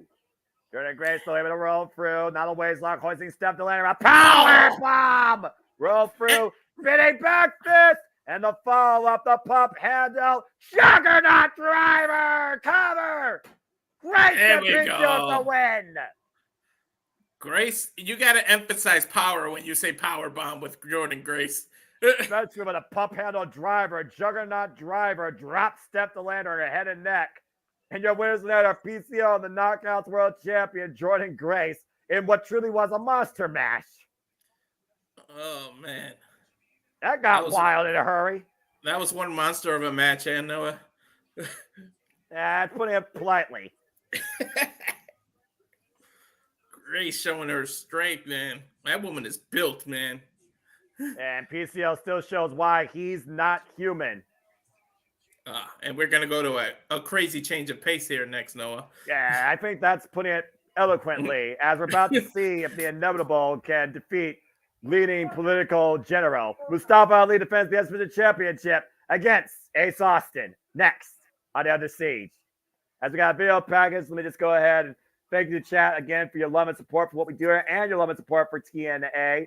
Robert Cortez, good to see you. Pro Wrestling Goat, good to see you. If this is all y'all's first time here at JMN Uploaded Media, this is part of our live watching event schedule as we cover WWE, NXT, AEW, Ring of Honor, and particularly one of my proudest events, TNA Wrestling. Here's the JMN Multiverse Media. So again, I hope that you all are enjoying, and I hope that you all are enjoying also our newest commentary cohort to the family, Walter Cruz, as Simon Liable has been keeping you in tune tonight for TNA Under Siege. And hey, this could be a thing going forward with more shows to come in and out of TNA. So let's see. Walter, you having a good time, by the way, tonight? Of course I'm having a good time. Debut. And of course, like I said at the beginning of the stream, I take my moniker serious. So whenever you guys need me, I try to be as reliable as I can. You talking about living up to a name. Well, I mean, I just need to live up to what I am, and that is simple. So again, we'll see. Let's see what Sandy's got to say here. But we got a video package going here. Saw some clips from Gresham on Twitter and can see why you were all somewhat apprehensive. Killswitch's little brother. Yeah, that's fair. It's fair. He really likes the HP drink. That's what he drank. It's very nice. I don't think it was lethal, but it certainly felt like it. Let's look at the S-Fighters of this match, though. This is the first time ever matchup, and Austin beat Trey Miguel last night on Impact to earn this title shot. But Ali has not lost a match in TNA in 250 days, and he hasn't lost a match at all over the last 8 months. Yeah, going on a crazy undefeated streak that we see. Can Ace be the one to put the one in Mustafa's undefeated streak? And the thing is, I've been part of TNA for literally about maybe 2 months, and yet even before that, whether it was Wrestling Revolver, New Japan Pro Wrestling, Prestige Wrestling, insert company name here, Mustafa Ali has asked himself this question. He's pleaded everybody in the industry this mission statement: make me doubt myself. And if Hiromu Takahashi, if Jake Something, if Amazing Red, if Chris Sabin cannot make Mustafa Ali doubt himself, can the inevitable Ace Austin, who is a former multiple-time X Division champion, make Mustafa Ali doubt himself and win once again the X Division title? And at some point, we all know that there's an old saying that the O has got to go. So can it be Ace here that makes that O go on Mustafa? Well, again, we talk about the inevitable, we talk about the system, but we also talk about this campaign, this political leader that we probably trust more than anybody on the current ballot. For an Ali we trust, here comes our current X Division champion. Of course, Mustafa Ali, he set up this challenge via a ballot box. And of course, it was rigged, like politics, go figure. And of course, Ace Austin and Trey Miguel fought for this match. And it was Ace Austin that got the win in the end. Of course, Mustafa Ali also got the win last night in Impact Wrestling, beating his ABC partner, Chris Bay. Imagine getting pulled over by him in the past. He went from Chicago PD to this. Yeah, the face of the X Division, our campaign leader on a global campaign, unstoppable, unblemished, undefeated for 280 days. What a streak. And Mustafa Ali earning his first singles title in over 2 decades. Yeah, like I said at the beginning, shout out to him to be able to turn people's opinion of him around. What a 180 from where he was, just under a year ago. Yeah, talk about self-retribution. Exactly. The irony in that statement, self-retribution, knowing where he came from. Yeah, but again, this politician is still crooked, though. Again, talking about the X Division needs to have limits, that certain individuals, they are not the faces that we need for this division. Of course, it's still a first-time ever one matchup. We also know how low he's willing to go to keep the title after his special security detail last night got involved against the match with Chris Bay. It's like a flag shot to Bay's bat that allowed Mustafa Ali to win. Of course, champion's advantage here. That beautiful X Division championship can only change hands via pinfall or submission inside the ring.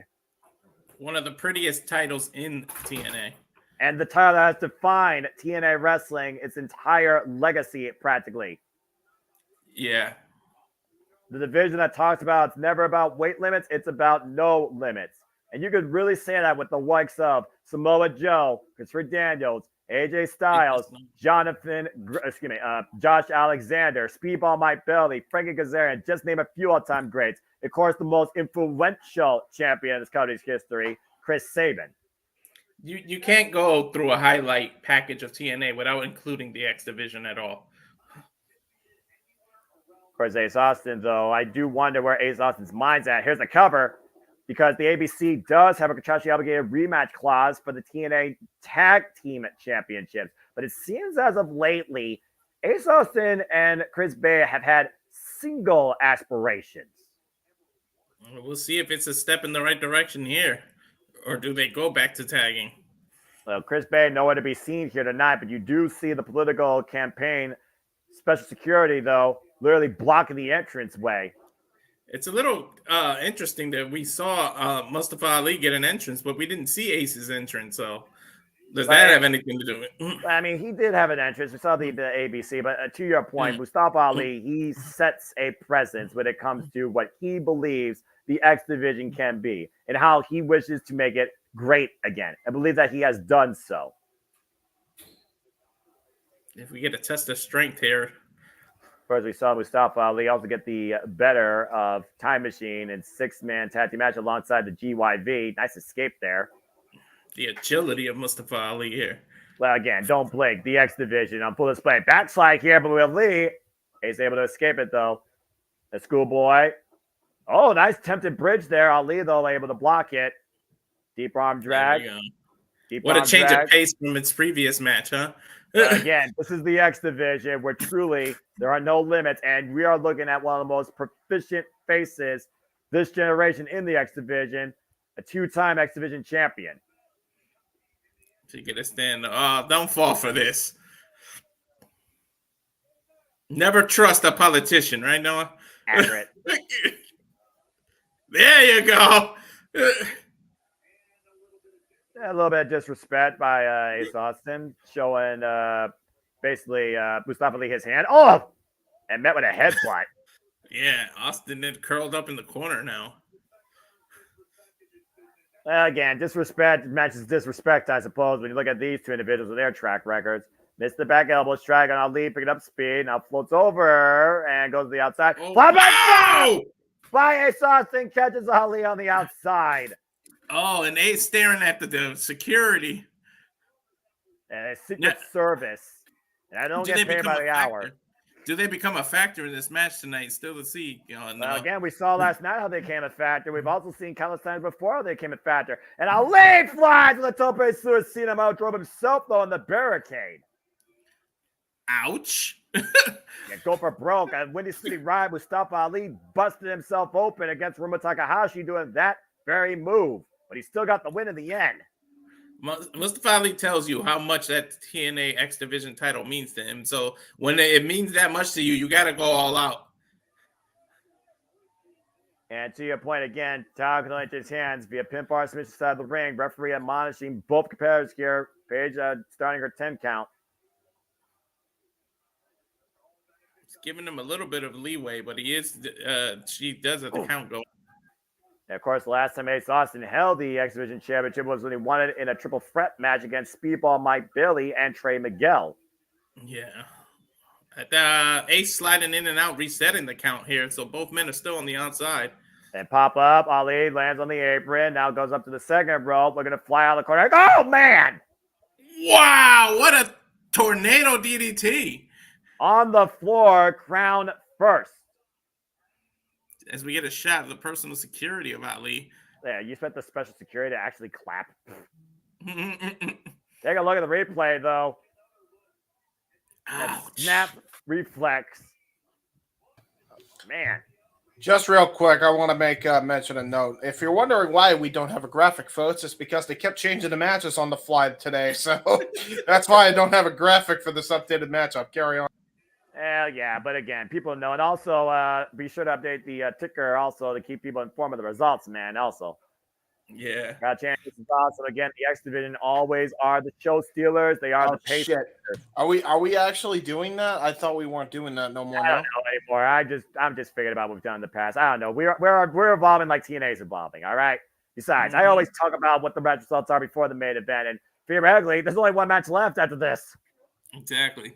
It's our semi-main, and right now Ace Austin in a world of trouble, being braced up against the apron, and Mustafa Ali using the apron literally to his advantage across the throat of Ace Austin. Now Ali coming back in, bringing the count after trying to literally crush the throat of Ace Austin, prevent breathing. Now Ali taking full advantage right now of Ace Austin. Ace Austin also coming off a recent neck injury sustained by the GYV during that best-of-3 series over the Tag Team Championships. Now it's reversed by Ali, thrown in hard back first in the turnbuckles, able to float over, catches it with a kick. Jeez, feels right on the ear, and the round through net breaker is enough to retain the title, hooked in her leg, and somehow Ace grabs the back of his head, kicks out at 1. You see right now, Walter, how Ali is working over the back of the head and the neck of Ace Austin. You see him favoring it right now, constantly grasping it. Yeah, he's found the target, and he's going after it over and over again. It looks like Ali might be going to the well once again. The rope. Oh, my God! Clothesline! Ouch! What a clothesline!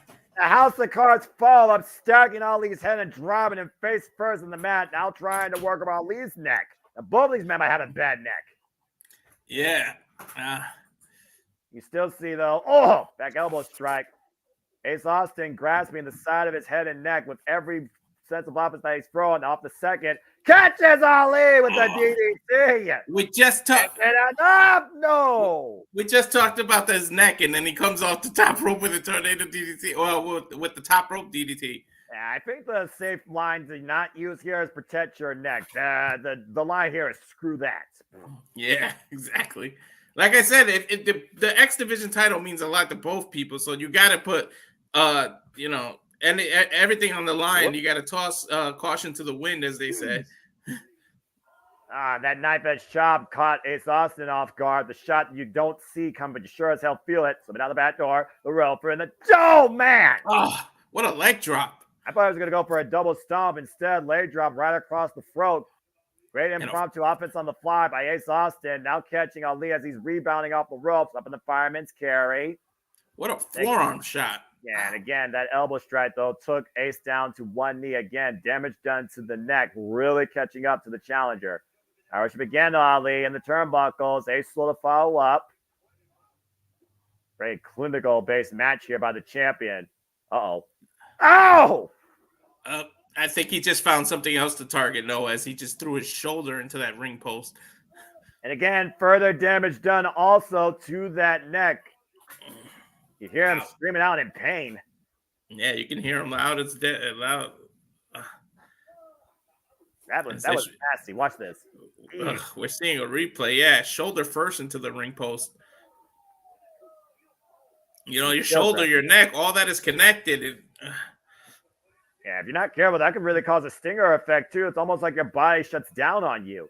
Exactly. Of course, we know Mustafa loves to utilize that 450 splash on either the arm or the body. Exactly, but adrenaline can only push you too far. Eventually, you'll feel this. Oh boy, and he's definitely gonna feel this as Ali uses the ring to his advantage, bracing Ace Austin in a crossface. A crossface in the corner. He's got to the 5, but then again, championship advantage. Does he even care if he gets disqualified? I think he does care whether or not he wins this via pinfall or submission. It's just a matter of how much damage he wants to do, and you still see Ace wincing out in pain as he was hyperextending the arm and the neck and shoulder around the ring post while trapping the left arm in the process. Yeah. The calculated nature of Mustafa Ali is one of his greatest strengths. Looks like he's going for a Kimura lock now. Ooh. Somehow Ace able to hoist him up and force the break, dropping Ali on the small of his back, and once again hoisting him up. Literally, Ace Austin's almost finding here with one arm. Yeah, he's literally doing scoop slams with one arm. Front face lock, hoisting him up. Ooh. Nice PK to the arm. Austin right now, basically arm for an arm, shoulder for a shoulder, neck for neck. Right now, both these men targeting each other at the same targets. Now, hammerlocking the arm across the second rope, and and Ali driven shoulder first into the corner. The turnabout's fair play, I know. And again, he did it all before the 5 count, to your point. There's a lot of damage you can do within 4.5 seconds. Yeah. Austin up to the top rope. And big leg drop on the freaking damaged left arm. Now goes in the cover. Lateral press. No. On the same arm that 20 seconds ago was on the ring post. Ouch. And the strategy right now of Ali is to pick apart his opponent, but the strategy here of Ace Austin is to do the same thing in kind to those same body parts. Both men have attacked the same thing. The left arm, the left shoulder, and the head and neck. Yeah, basically he's trying to say anything you could do, I could do better. Irish whip denied with the damage done to the left arm. And Ali right now picking up speed. Ace Austin with the sidewind. Ali slits outside though. Lands on his feet. Ace Austin looking to take advantage. Trying to hoist Ali. Off! Gets the leg stand out from underneath him though. Hard landing off the bottom rope. And now Ali dragging Ace. Turning him around. And What is this? Oh, no. Oh God! He turned it into a German suplex from outside the apron and drove Ace onto the hard mat on the floor. And again, further damage done to that neck. Watch the landing. Boom, right on the same shoulder as well. Ouch. Golly. What's Ali going for here, Noah? He might be looking for that 450 splash, like I said earlier, whether he's attacking the arm or the core is another thing, but you also see Ali trying to get feeling back in that left arm and shoulder. And 450, the roll through. Ace Austin able to roll inside, prevent the collision, and throw overhead into the turnbuckle. Wow! How did he have the strength to do that with his under shoulder, to toss him over there? Both these guys know what it means to be the X Division champion. They know what it means to represent a division that has no limits. There's no limits towards how far the damage they're willing to endure. It looks like Ace is trying to pop that shoulder back in place right now. Yeah. Oh, ouch. He's banging his shoulder up against the bottom turnbuckle there, trying to get feeling back into that shoulder. Well, you and I know outside MMA, even in pro wrestling, hello, Shayna Baszler, that sometimes you have to do that on the fly, just to have a fighting chance to use that. Oh, as in kindly with a big right. Necks, arms, shoulders. Oh, my. Ace right to one knee. Back and forth we go. This is a pretty even match. With the arms that aren't damaged, by the way, to the right. Exactly. Oh, and headbutt. Well, I guess that's one way to also use that. That's never damaged, but you're probably damaging on impact. I was going to say, but isn't that damaging to your own neck sitting there headbutting people? You know as well as I do when it comes to pro wrestling, you sometimes have to put your own well-being at risk. Off! Big pump kick by Ace Austin, answering in kind by Ali with another big kick to the side of the head. Both these men not letting up, though, and catching with a rolling kick. Sometimes you just have to rely on adrenaline as a natural painkiller. Waist lock, powerbomb denied. Big high kick by Ace rocks Ali to the outside. all the way to the outside. But he did land on his feet. Ace Austin looking to follow up on the apron, the handstand. Whoa! The PK! Ouch! Vintage Ace Austin. Surprised Ali didn't scout that prior to this. I think he caught him right in the nose. Oh, there, no! Noah. Talk about getting the rug pulled out from under you. Yeah, on the hardest part of the ring, the apron, but wouldn't meet steel. And again, damage done to the head and the neck. Playing the part of the rug was the apron, but Ali pulled it out from under him either way. Yeah, great strategy. You wondered that was a strategy all along, luring Ace Austin to false security. And now looking to step forward possibly for a submission. Sharpshooter? Oh, Ali with a sharpshooter, and he's in the center of the ring, Noah. That's fully applied. Ace Austin right now in a whole different world of trouble. And Mustafa Ali showing a whole different side of his repertoire. Yeah. You see Ali, though, grabbing, you see Ace Austin grabbing the hair, though, forcing the break. Oh, God! That was his version of a chick kick, if you saw how he hit that. And that was a hell of a power bomb, deep hook, no! Again, Ali showing how much this title means to him. If that took every ounce of strength for him to kick out of that. Ace Austin might be looking to go for the foe. This is what won him this opportunity in the first place. But again, security getting in the way. You know the security had to come to the aid of Mr. President as soon as they knew that he was in trouble. And right now, Ace Austin taking out the special security detail, still trying to set up Ali for the phone. The phone! The phone connects! Is it too close to the ropes, though, Noah? Can he do it? Can he do it? He may be too close to the ropes, Noah. I think you're right. I don't think he's aware of it. He's trying to really hook out the leg and the security detail with the save. That warrants a kicking the security out, right? That was in front of the referee. Again. Beautiful. He hit the full on, turn Ali up and over on his head, try to drag him in closer, picked a leg, and unfortunately, the security detail saved Ali. Yeah, forgive me for the alliteration, but that was a full force fold. Yeah, right now, Mustafa. Oh, man! Ace Austin taking out the special security. No, but all the Secret Service has officially been taken out now as Ali has the X-Division Championship in hand. But what happens when you take your eyes off the ball? Schoolboy, cover! Oh! Whew. Ali right now, urgent, desperation for the champion. Ace Austin breathing new life into this. Now springing up to the top rope, out of the corner. Oh, gets the leg taken out from underneath. Oh, God. And again, he landed head and neck first. And this time on the X-Division Championship. I didn't even see that the title was there, Noah. Ouch. Yeah, now Ace Austin might be in the drop zone. Mustafa Ali, 450. Cover. Ali retains. Ali retains, but you gotta applaud the effort by Ace Austin. Yeah, but again, the awareness, the strategy, the cunning of the champion. Not only did he have the title, he put in the perfect spot. He found a vulnerability where Ace Austin was going to go up to the top rope and dropped him head first inadvertently on the title. Ace Austin was already knocked out. The 450 was just insurance. Yeah, it was just the whipped cream on the last bit of ice cream because Datila left for ice cream made me think of that. Incredible matchup, though, by Ace Austin and Mustafa Ali. As Mustafa Ali is still X-Division champion. But does Austin have a gripe to say that it was your security interfering, saving this for you? Can we get a rematch eventually? And to your point, if Chris Bay was out there, could Chris Bay have neutralized all that? Exactly. I think the numbers would have been against them either way. I don't think it would have mattered much. Yeah, what was it, 4 security guards versus just 2 people if he was out there? Yeah. See, if they had the Bullet Club War Dogs. Well, anyway, as we continue looking forward again, I hope everyone's enjoyed the conversation and reactions coverage and the subtle madness of some of the matches that have warped this man's mind especially. Please like, subscribe, comment, and tell a friend as we get ready for our main event. And again, the next time we'll be covering TNA Impact for you all here. We'll be against all odds when they go to Chicago. And that'll be Friday, June 14th, as TNA Wrestling presents Against All Odds from the Cesaro Stadium, the same arena that, of course, hosts Bound for Glory. last year in the fall. And of course, we have Will Osborne versus Speedball Mike Bailey, the TNA match of the year. Then And following again- that, the next time we're on pay-per-view for TNA will be again Slammiversary, Saturday, July 20th, and they will be in Montreal, Quebec, Canada, from the Verdun Auditorium.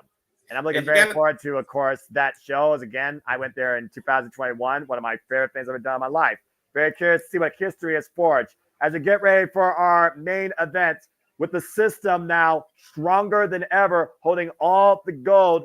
Can Matt Hardy and Speedball Mountain summon the 7 deities needed from the Hardy compound and delete the system as we're at our main event? Matt's got to delete something. He's got to delete some coding in the system. No, I was going to say, we just saw Mustafa Ali, and does he play a key role when they broadcast from Chicago? Is the X Division going to be on display? As we all know, he's a former Chicago PD, so he's from Chicago. So does he play a major part in that? I would say so. Again, he's the face of the X Division. James, you have any further thoughts regarding anything? No, not much. Just run down the card quick since I forgot we were even doing the ticker thing. Yeah, I'll be glad to. For those that wonder, as we're getting ready for our main event here, of course, we start off in the countdown with the FBI getting the win in tag team action. Rhino beat somebody, the BSK. Thank you, Paul. Yes. We had this be a championship match impromptu as the Riddle Kid defended the gold successfully against KC Navarro. We kicked things off as Eric Young and Josh Alexander beat Frank Kazarian and Steve Macklin. We, of course, saw Jake Something take on Something in Rich Swann, and Rich Swann got the win thanks to interference by AJ Francis despite People's Choice Cody Dino trying to neutralize the disqualification call. It is what it is in that situation, folks.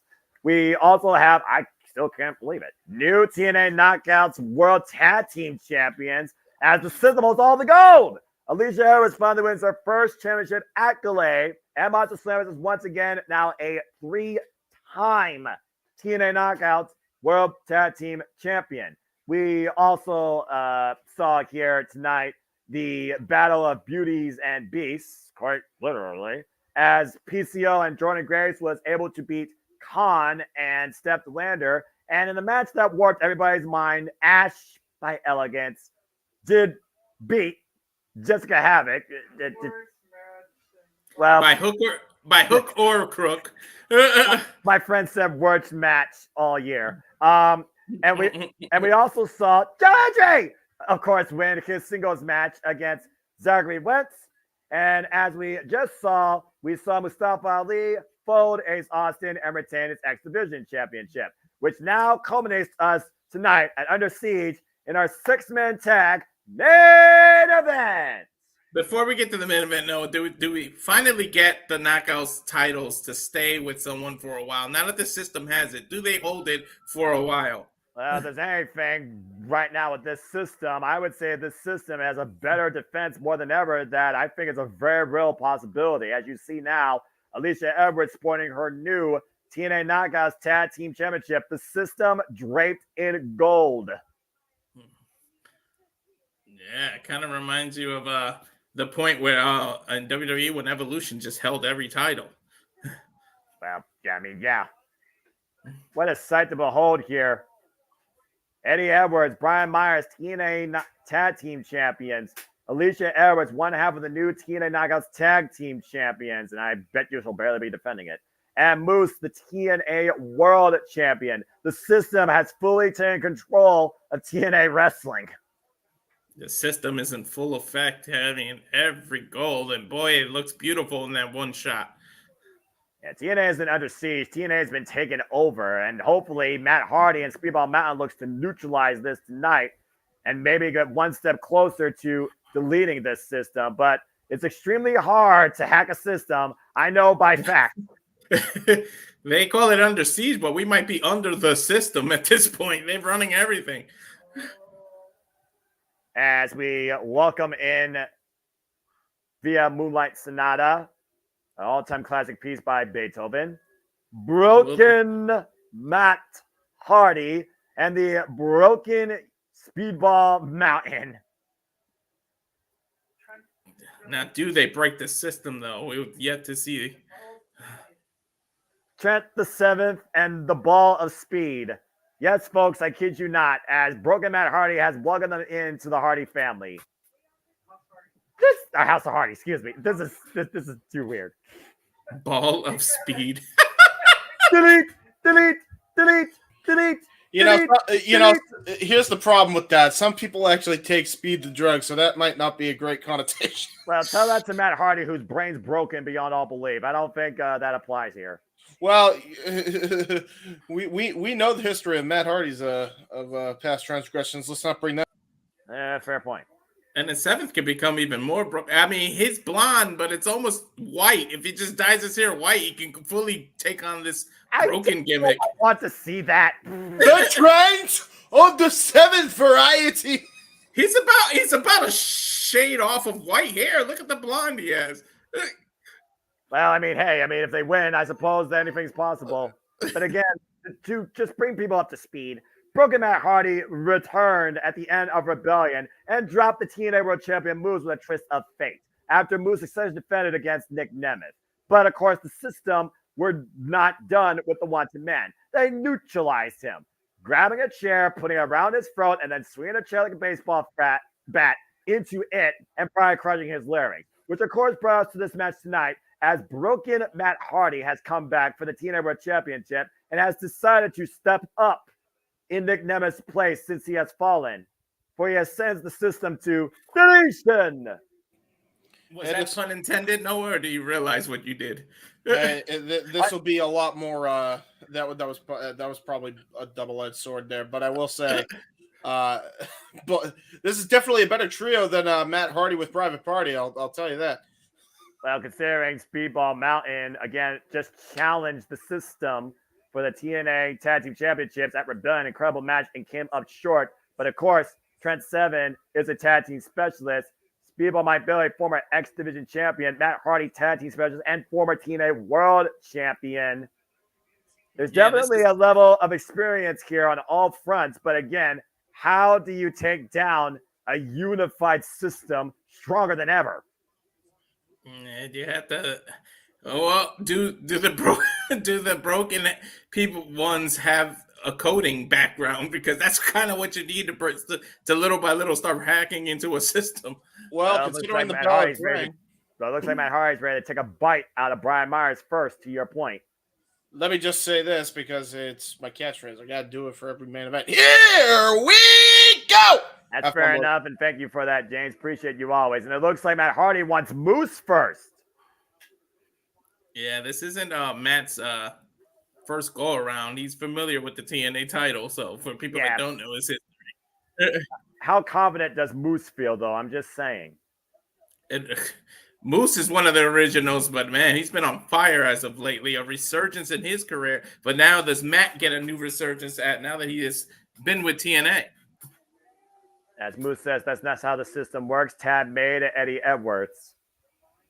The mind games on full display here by both sides. The problem is that Matt knows a thing or two about mind games, Noah. Yeah, I don't know if the system would actually work in the broken universe, let alone be able to function properly outside of it afterwards. Too bad Brother Nero is not a free agent. Showing up at the end of this.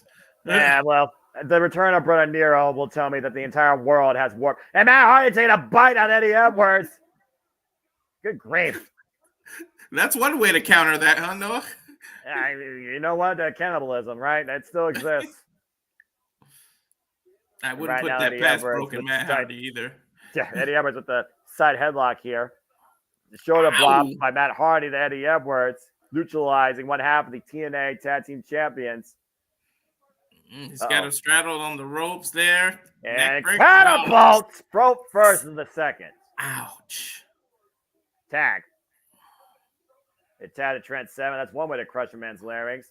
It tagged to Speedball. Quick tags here right now. A little bit of trios offense with the double back elbow strikes. Speedball with the PK. Full fist in the face. And what's this? And Trent with this. Whoa! Good cohesion here. And Speedball gets a 1 count. What a cohesive unit here.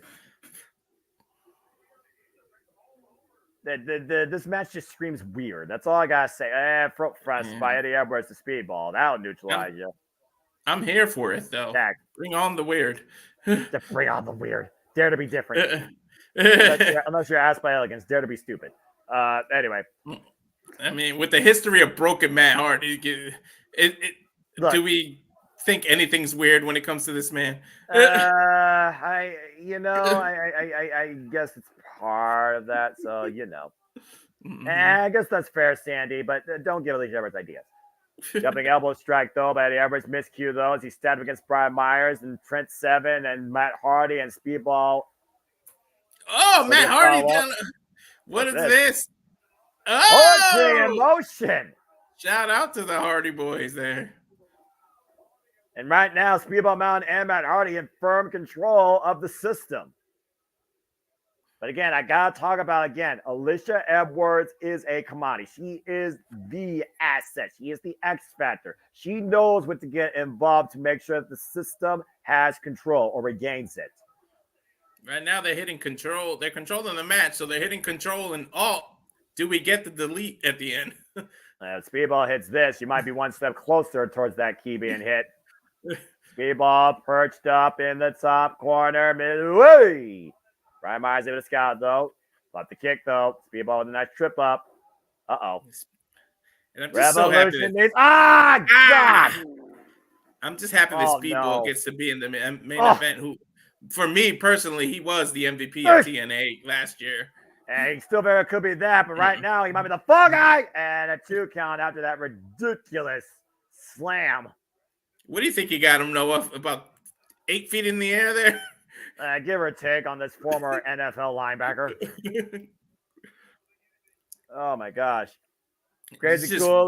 Good to see you. And again, everybody, hope that everyone's enjoying the conversation. Thanks for tuning in to our channel, as we are continuing our coverage here, the main event of Under Siege. Doing very well, my friend. I hope everyone else is doing well. And again, here's Remember With Mia. We just want to encourage you just to live and enjoy wrestling. All the wrestling. All professional wrestling. All the companies. Did 17 get weird? Moose tags himself out here. I knew it was going to happen eventually. I just knew some cameo was going to happen eventually here. The cover here was a 2 count. It's just one of those things where I look at this unique tandem, a Speedball Mountain, and now you got Broken Matt Hardy influencing Speedball Mountain. I mean, honestly, Broken Matt Hardy might be the type of experience they need to become TNA Tag Team Champs. But at this point, how do you break the system down first? Do you go directly after the World Championship? Do you try and take the World Tag Team Championships? Or at this point, do you take the TNA Knockouts Tag Team Championships? Which one do you approach first? Like, what's your first step in breaking a system? Who knows? You got to get somebody to figure out the system. I guess you would go after the tag first, because who's going to go directly after the World Champion? Well, Matt Hardy, Matt Hardy's been asking for Moose, and speaking of which, Moose is now legal. Yeah. To stop. Broke Speed Mountain. What a name. Broken Speed Mountain. Good grief almighty. Well, better than Brokeback Mountain. Back to the feed as we are here at our main event. What? And Alisha Edwards. Oh, look at this. Alisha Edwards taking advantage of the outside. Just literally ran on barely across the bottom row, but a cheap shot. You're able to talk. This is a main event already?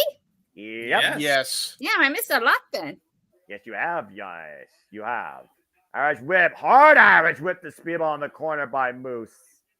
Moose mocking. Real quick, I know he lost, but I definitely would love to see Ace Austin versus Mustafa Ali part 2. I need a part 2.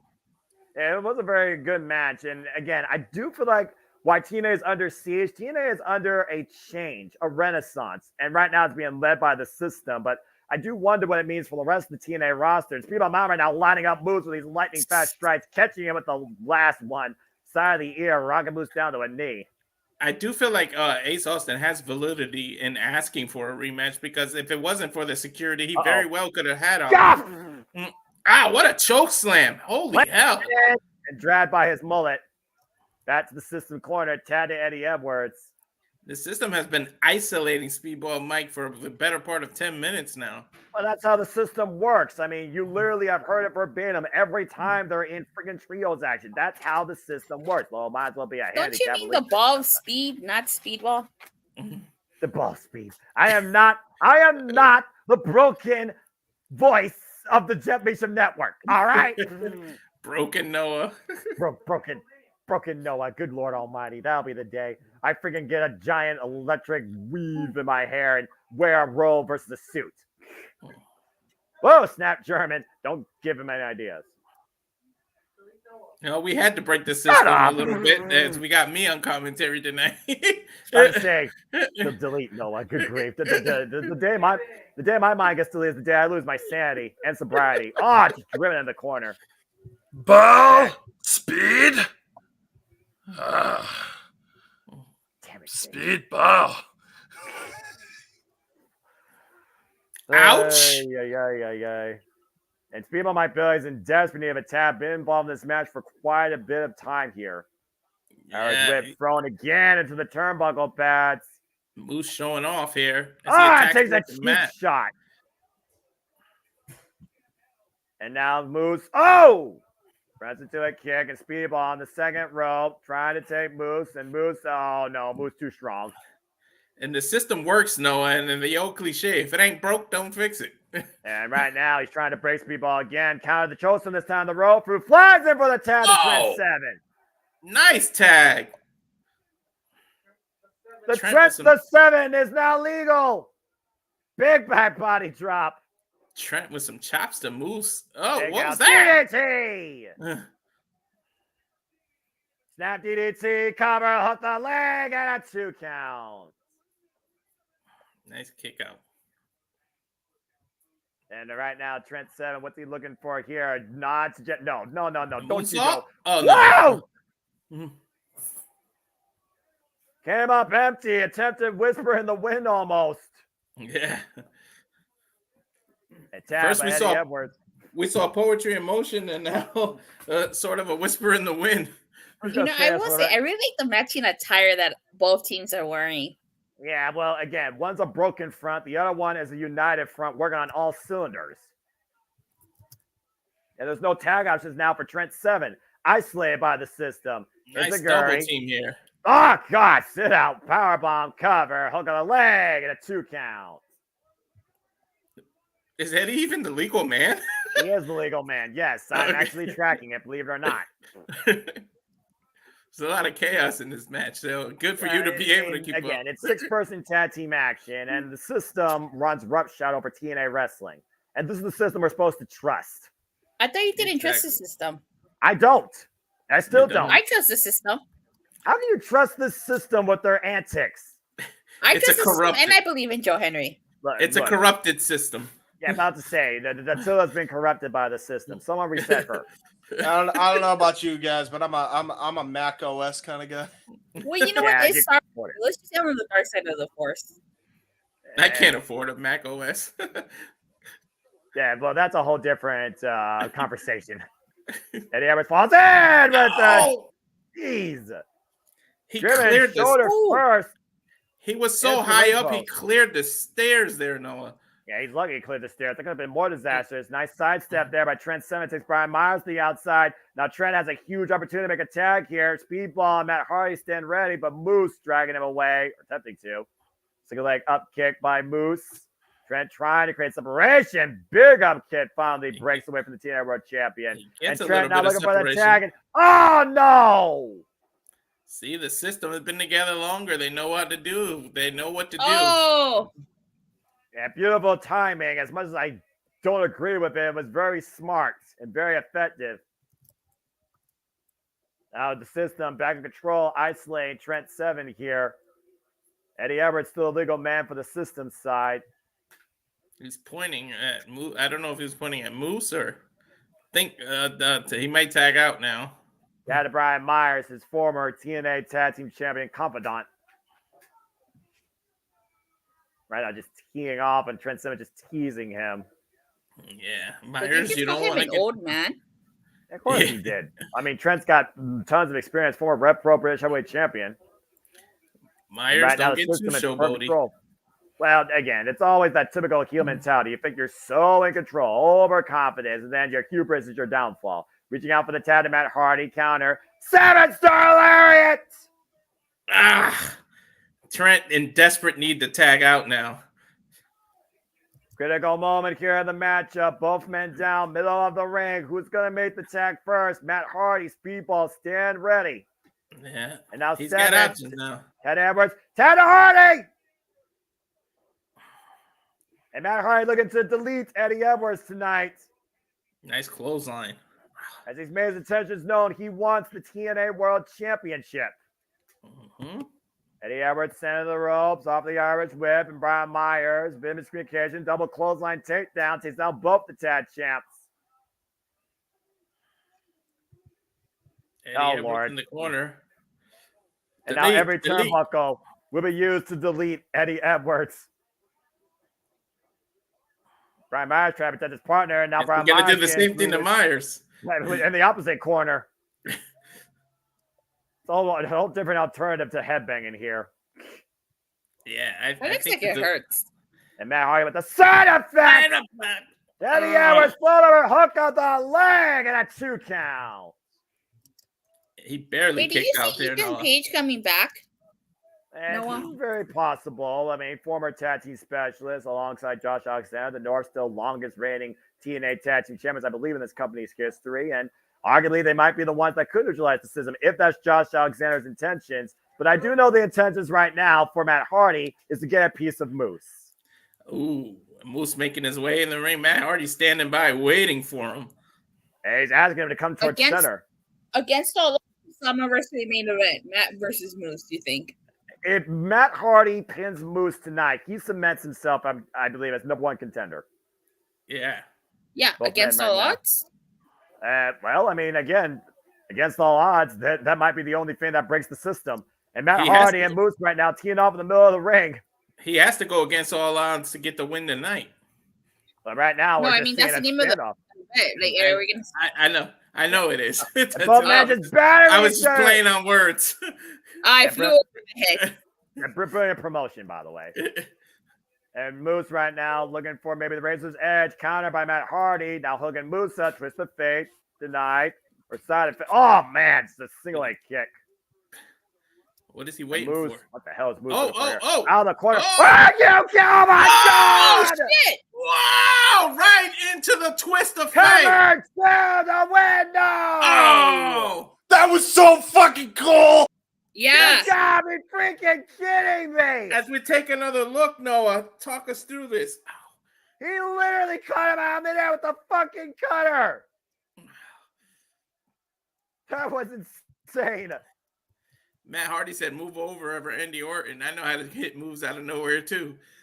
Off the second rope, the elbow drop by Matt, and the float over hooked the leg, and a 2 count again. Moose pretty resilient, huh? And we know how resilient Moose is. He did not surrender against Alex Shelley. We know what it takes to put Moose down. It is not easy to put down the TNA World Champion. I think Matt just called for the twist of fate. Looking to delete Moose tonight and get the win here at Under Siege. Can you beat the system and claim your shot at the TNA World Championship? Moose on wobbly legs right now. Front face lock, twist the fate. Denied. Eddie Edwards coming in for the save. Moose tagging out. Myers is legal now. A catastrophe avoided for now. Matt Hardy still legal. Nice jawbreaker though. Speedball. And now Speedball speed. Up to the top. Speed. I really like how commentary is into this. The big missile drop kick. That's what we do here, Datila. And you know that. Again, you're the one that colors and tells the story. I'm just the one that does the play-by-play. And I see Speedball right now rolling. And what the kick. That cyclone kick beautifully executed. Eddie Edwards, though, trying to play defense. Speedball meet him at the pass off the second rope. Oh, my God! Come in with the spear! Mid-air spear. Is it enough here to win it Under Siege? No! Perfect timing. Desperate timing, honestly. That spear slowed down. Woo. That spear slowed down the ball of speed there. Yeah. How close was that fall, though? About 2 3/4.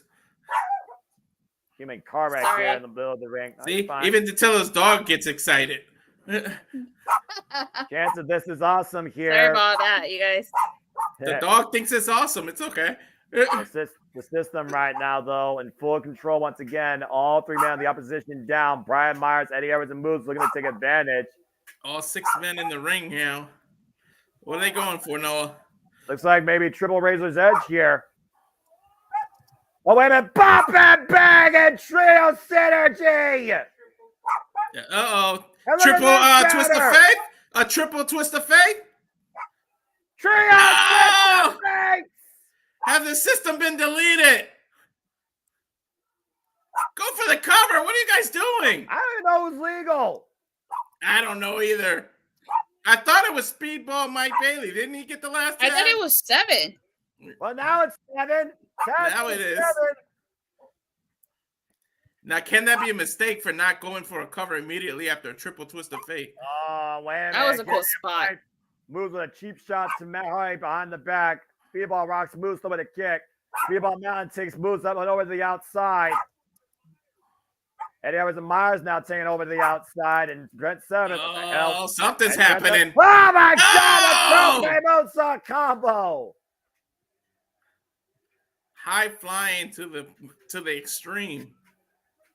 Total nonstop action. All the risks taken as the system's been neutralized for now. This is why I love TNA. Damn it. This is why it's my favorite promotion.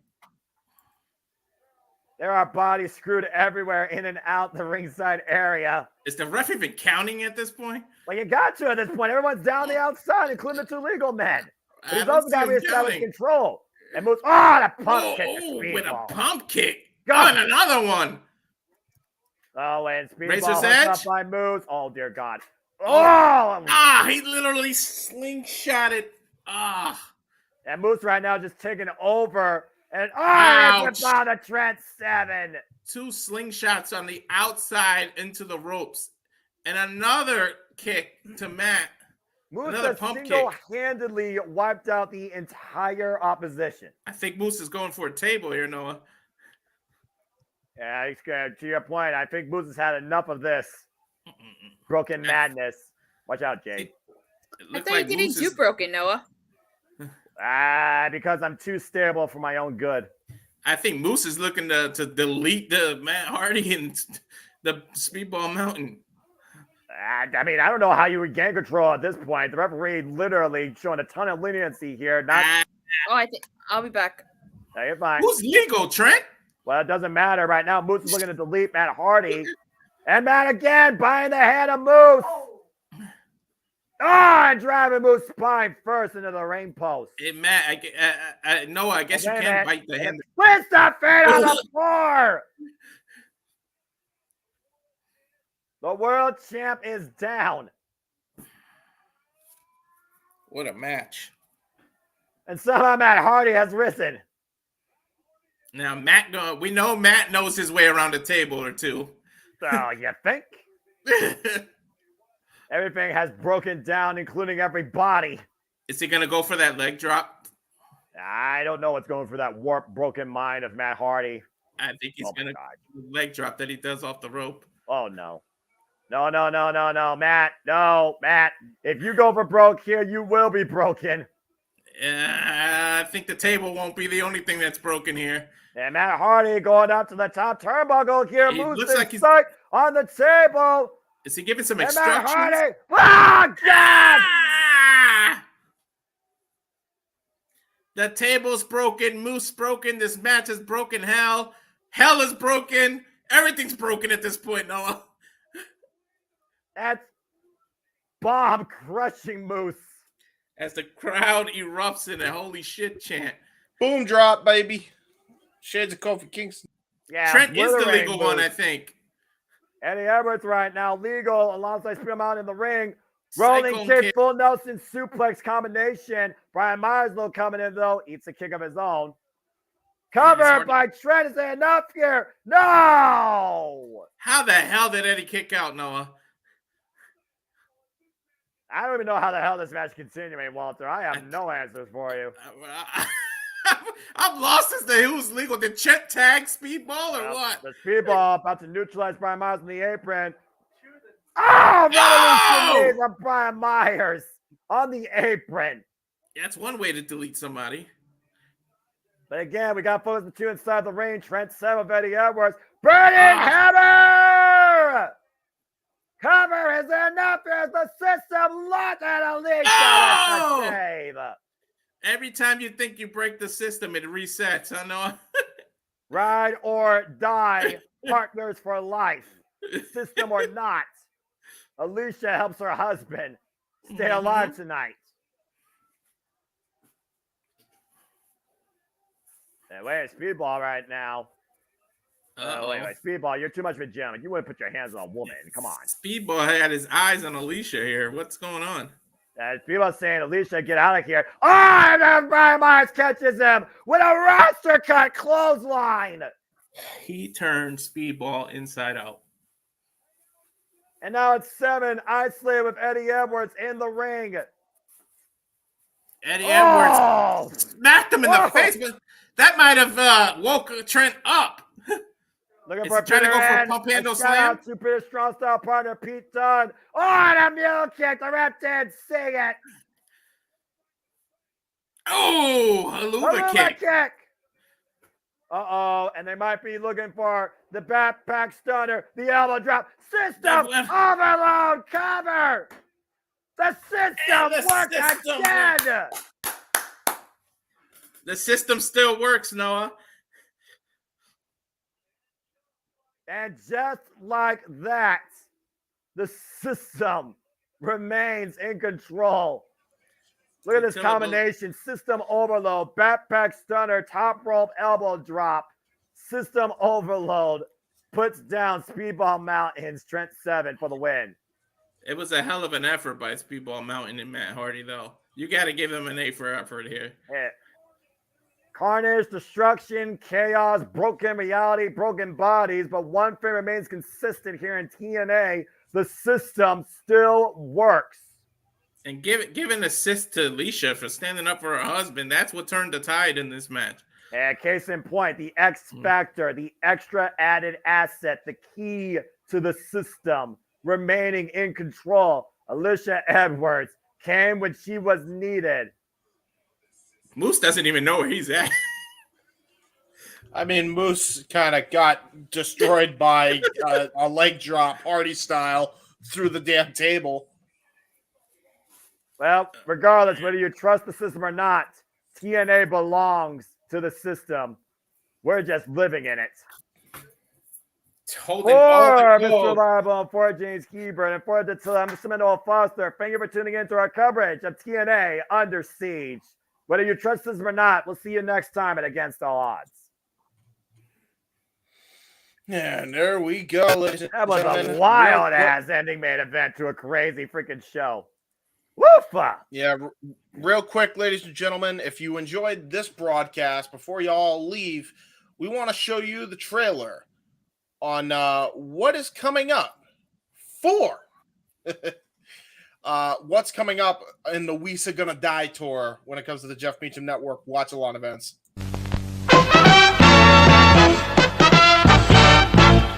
And now, preview time. So let's take a look at what's coming your way.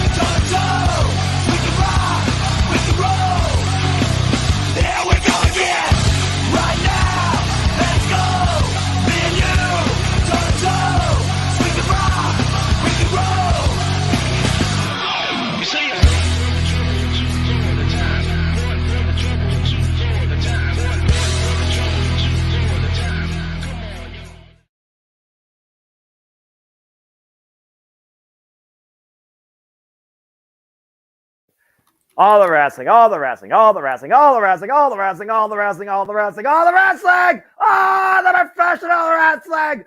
Damn it! There you guys go, ladies and gentlemen. Very good show. Really crazy. Thank you all once again for tuning in. And again, you can catch us on all those watch-alongs that appeared on screen before you. Real quick thoughts before we get out of here. Walter, what did you think of tonight's presentation of TNA? I think this is the first TNA watch-along you did color commentary for. For the whole thing, you did a great job. And I jumped up to see you again. Yeah, definitely the first one. But yeah, this exceeded my expectations. You had goofy parts, you had train wreck parts, you had everything that it takes to be a professional wrestling. Damn it. I loved it. I loved Under Siege, and I'm looking forward to the next time TNA is on TV, because where do we go from here? Because some of these finishes really surprised me. Yeah, I agree. Noah, what did you think, good sir? Good event overall? And like I always say, TNA truly has been that one true original stand to the testament of time alternative in professional wrestling, and they did again tonight. Sometimes unpredictability is not a bad thing, and boy was it that across the board. Boy did I mess with a lot of my predictions tonight. Oh well, I absolutely enjoyed it, and at this point, only one question remains: what can take down the system, if anything? Exactly. Who's got the virus that can finally take the Trojan virus that can take down the system? Yeah, now they hold all the gold, quite literally, except for the Knockouts World Championship. But Alisha is now a champion. There you go, ladies and gentlemen. We will find out when it comes to the next TNA watch along. But until then, tomorrow will be our next watch along coverage. Noah Foster will be back on call with the Renegade of Wrestling, JJ Williams, for Backlash in France tomorrow. 9 o'clock a.m. for that poor fucker at Pacific Standard Time, and 12 o'clock p.m. Eastern Standard Time for Noah Foster, a more reasonable time, because East Coast time is the best time. Sorry, JJ. And we also have another special. We have a special between JJ, Noah, and I. Depending on when Backlash end, but we are going to predict the future of each the major titles of each company. So just stay tuned for that as well.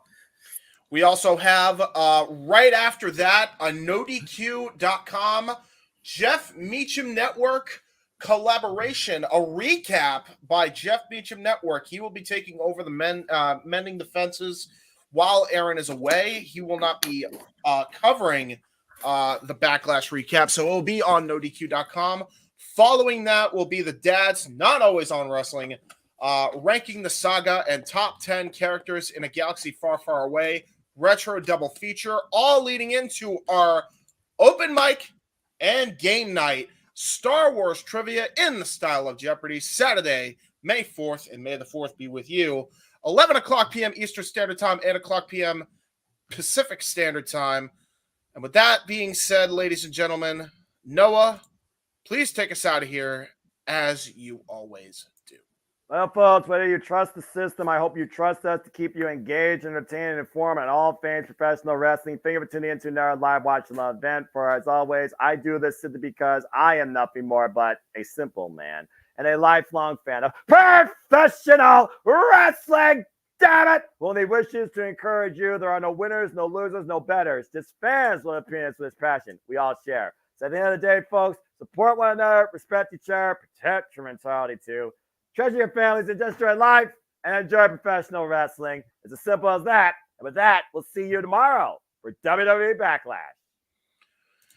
And with that, for the simple man, Noah Foster, for Mr. Reliable Walter Cruz, for the Ranger of Wrestling, Datila, for the man who's on the marquee, the West Coast Professor, Jeff M.F. and Meacham, for the Renegade JJ Williams, who happily produced the 30 minutes I wasn't able to be here.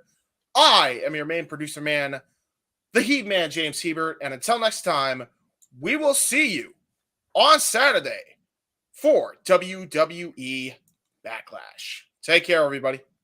May the 4th be with you. Have a good night, folks. The Jeff Meacham Network's Multiverse of Media. For over 15 years, the recognized symbol of excellence and the standard bearer in coverage of sports and entertainment.